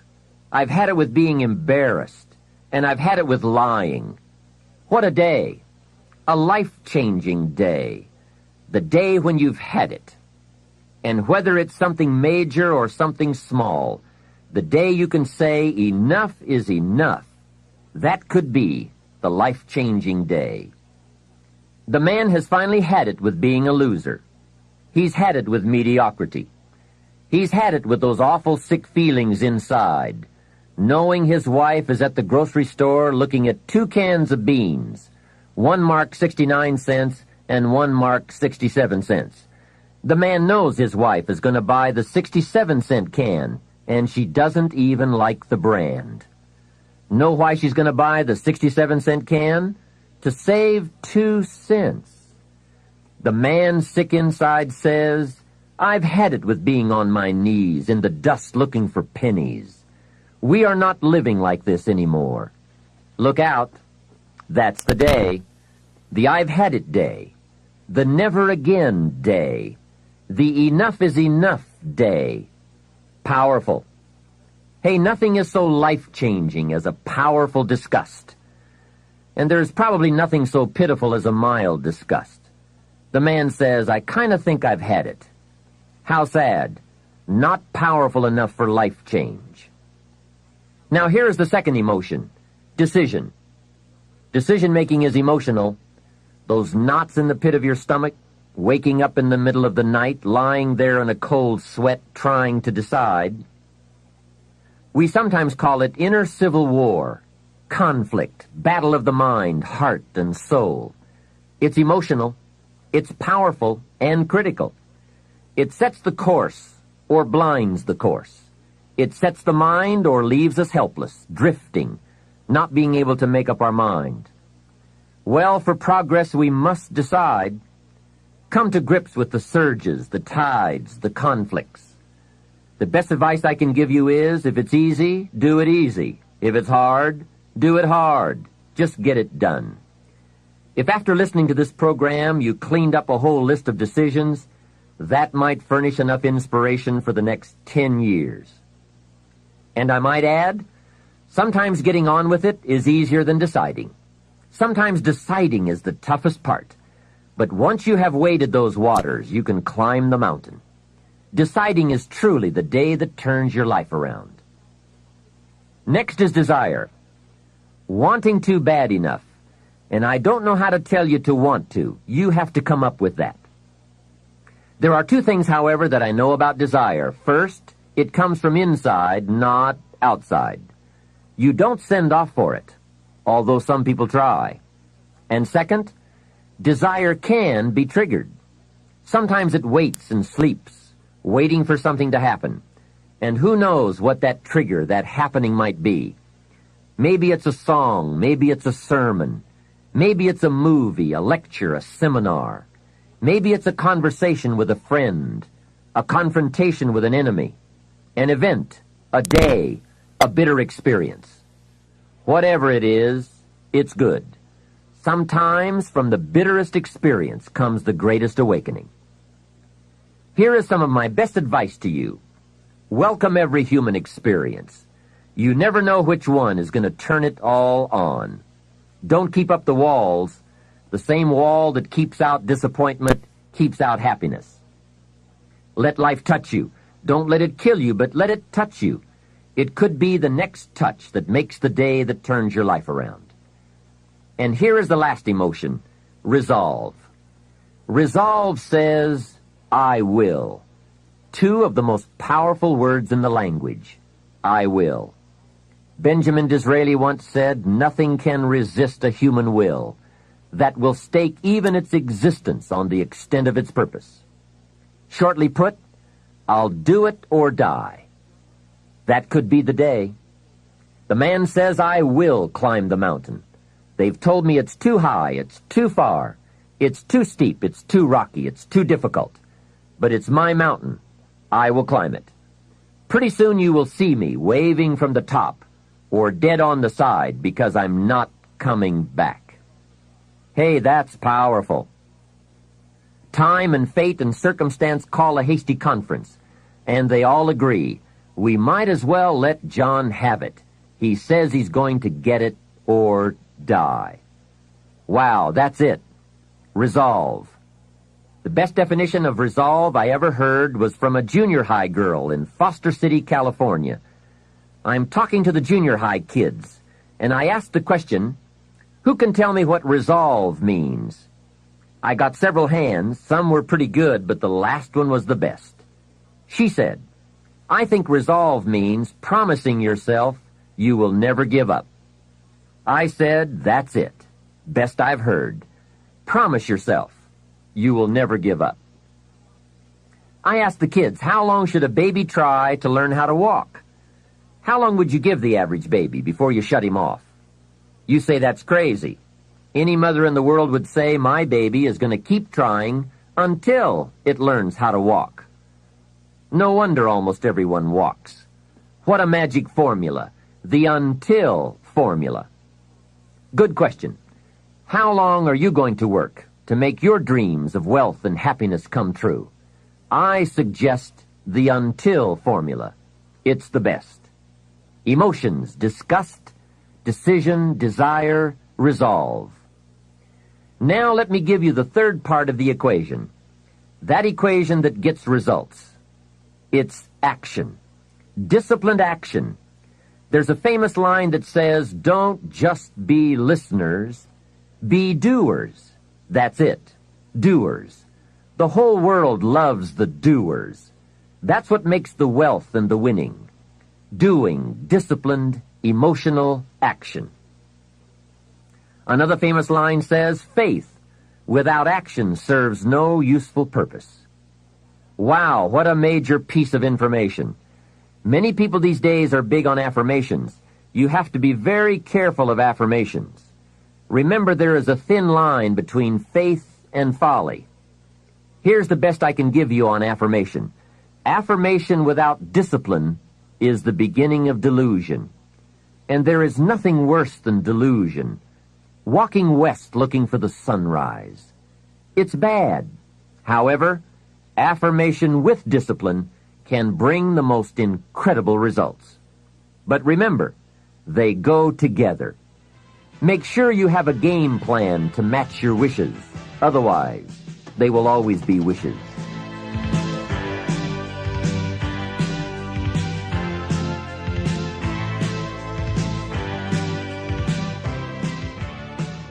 Now, in closing, I ask you to consider these 4 questions.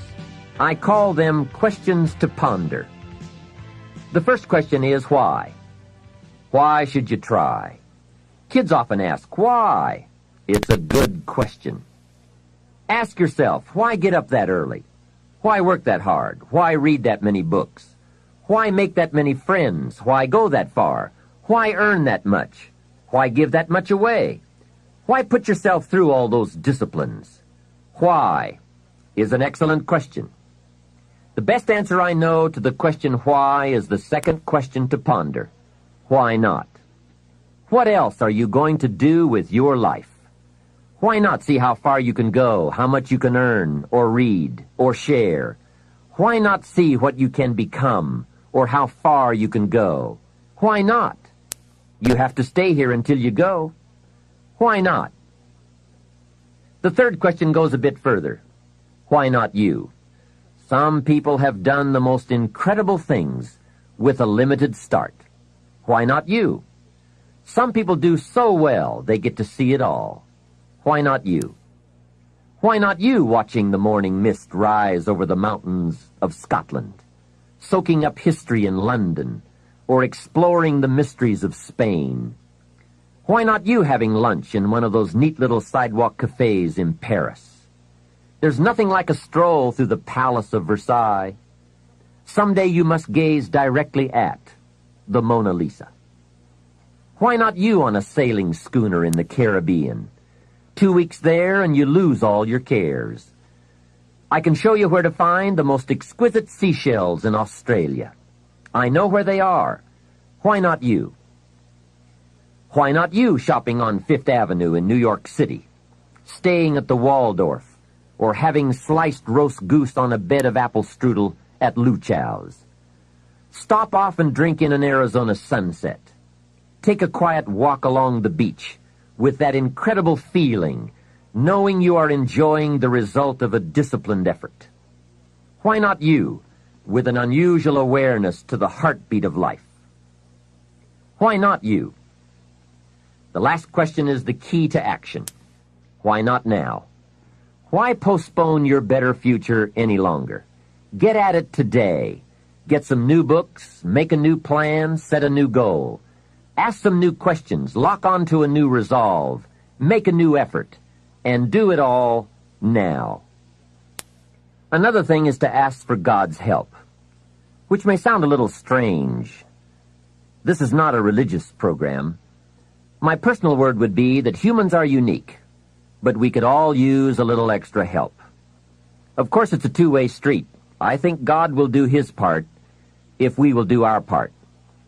During this program, we have talked about our part. There is a story about a man who took a rock pile and in 2 years turned it into a fabulous garden, and people came from everywhere to see it. One day a man came by, saw the garden, and thought it was fabulous, but he wanted to make sure the gardener did not take all the credit. He had this deep feeling inside that a lot of people leave God out. So he toured the garden and had a chance to meet the gardener. When he met him, he shook his hand and said, "Mr. Gardener, you and the good Lord together have made this beautiful garden." The gardener understood his message and his point, so he said, "I think that's true. If it was not for the sunshine and the rain, and the miracle of the seed and the soil and the seasons, there would be no garden at all. But," he said, "you know, you should have seen this place a couple of years ago when God had it all by Himself." I think that's true. We do play an important part in this challenge called making all we can out of all we have.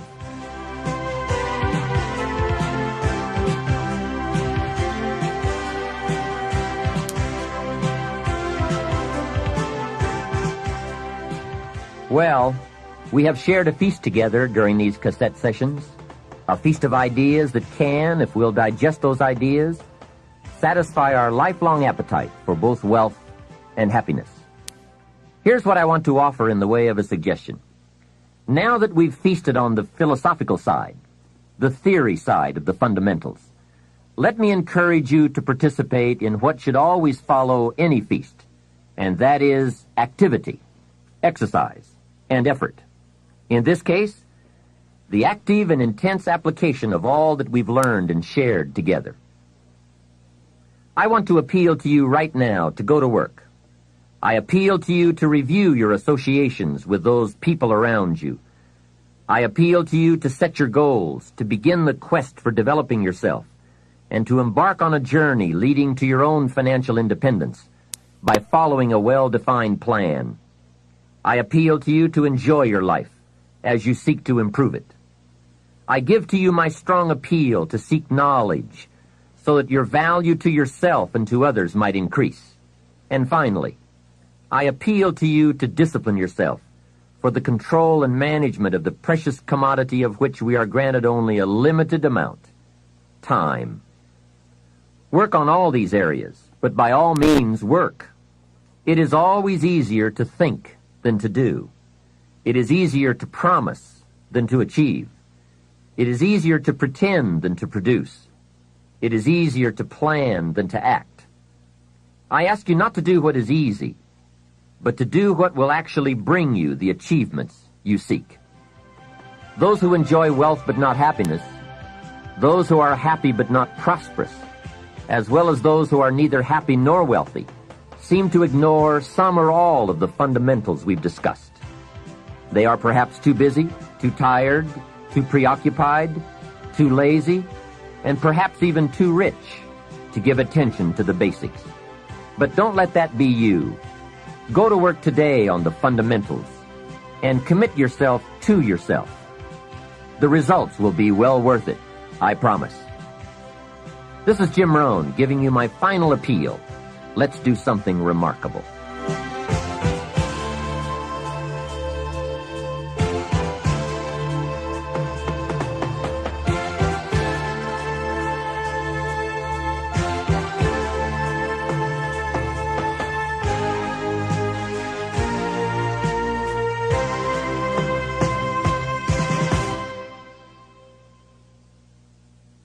We know you've benefited from this remarkable program, Success Strategies, 7 Keys to Wealth and Happiness. We're confident that if you choose, your plan can help you make your dreams reality. This is just one of the many programs Nightingale Conant produces to help you reach your highest potential. For instance, listen to this excerpt from another of our dynamic products, Unlimited Power by Tony Robbins. Robbins discusses the power of neuro-linguistic programming and how we can all use our personal power to produce new behaviors and emotions. In this segment, he talks about how movie maker Steven Spielberg got his start by using his personal power. He's known he wanted to be involved with movies. He's had a love for movies since he was 13 years old. When he was 17 years old, he decided to go on the Universal Studios tour in California. And he went on the tram and got real bored real fast. He said, I want to see real movies. So he had a thing called personal what? So he got himself to take action. He snuck away from the tram, and he got down to the movie lot, and he actually stepped onto a filming and actually watched some filming going on. He wasn't supposed to be there. But he also had a tool called rapport.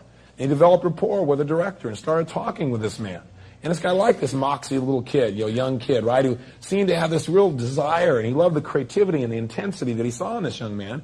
And so he told him about what it was like to be a producer and a director, and told him it was the greatest career he could ever have, and he should do whatever it took to become one. And then finally the man said, okay, now it's time for you to go, and the security escorted him off the lot. Now, for most people, that would have been, God, what a neat story, huh? You're 17, you get to meet a real director, watch a real filming instead of just going on the tour. But see, once again, this man was totally committed to a dream. And so guess what? Using his personal what? Power, he took action. And the next day, he came up with a plan. He showed up at the Universal's lot wearing this one suit that he owned and borrowed his dad's old briefcase, threw in there a candy bar and a couple sandwiches, and he walked by purposely, congruently past the guard and went, hey, how's it going, Harry? Of course, he got the guy's name by reading his name tag. But he was so congruent that Harry just went, oh, hi. And he walked right on by. So now he's in the lot where he now goes around meeting people, watching movies, learning, right? Knowing his outcome, taking action, getting some sensory acuting, learning what worked and what didn't work in movie making. And he went there every day after school and throughout the summer. So people began, the guard would say, Harry would say, hey, how's it going, Stephen? How are your movies coming? Hey, great, it's really fabulous. Right? He found himself an abandoned trailer. There were lots of them on Universal Studios lot. He found one, cleaned it out, got some plastic letters. On the outside he wrote, Steven Spielberg, director. People say, where's your office? He said, over there at, K9 and everything else. People come to his office. One day, finally, a director said to him, well, let's see one of your movies. So he pops out this Super 8 cartridge.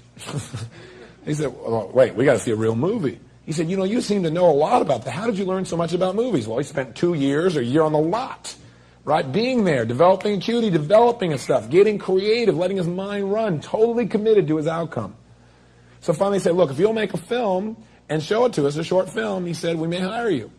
So he went out and convinced one of his friends, who was in my seminar last week, and I told the story, and this guy got up and said, I financed that original film. It took $10,000, and Steven Spielberg made this little film about a group of teenagers that went from the desert and hitchhiked to California. And this guy financed it. It was amazing. Anyway, bottom line is, he showed at Universal Studios, and they hired him with a 7-year contract to make television programs. Not bad. Why was he there? Because he had this great gift. His great gift was commitment to an outcome. He'd do whatever it took. And out of his personal power, he took action until he found a way to make it work. That's where the power is. Commitment to practice what is important to you, to do whatever it takes, and not to accept less than you can be, not to accept results that are less than you deserve or anyone that you support or represent. That's critical. If you'd like more information about unlimited power or any of Nightingale Conant's inspiring audio and video programs, call us toll-free at 1-800-323-5552.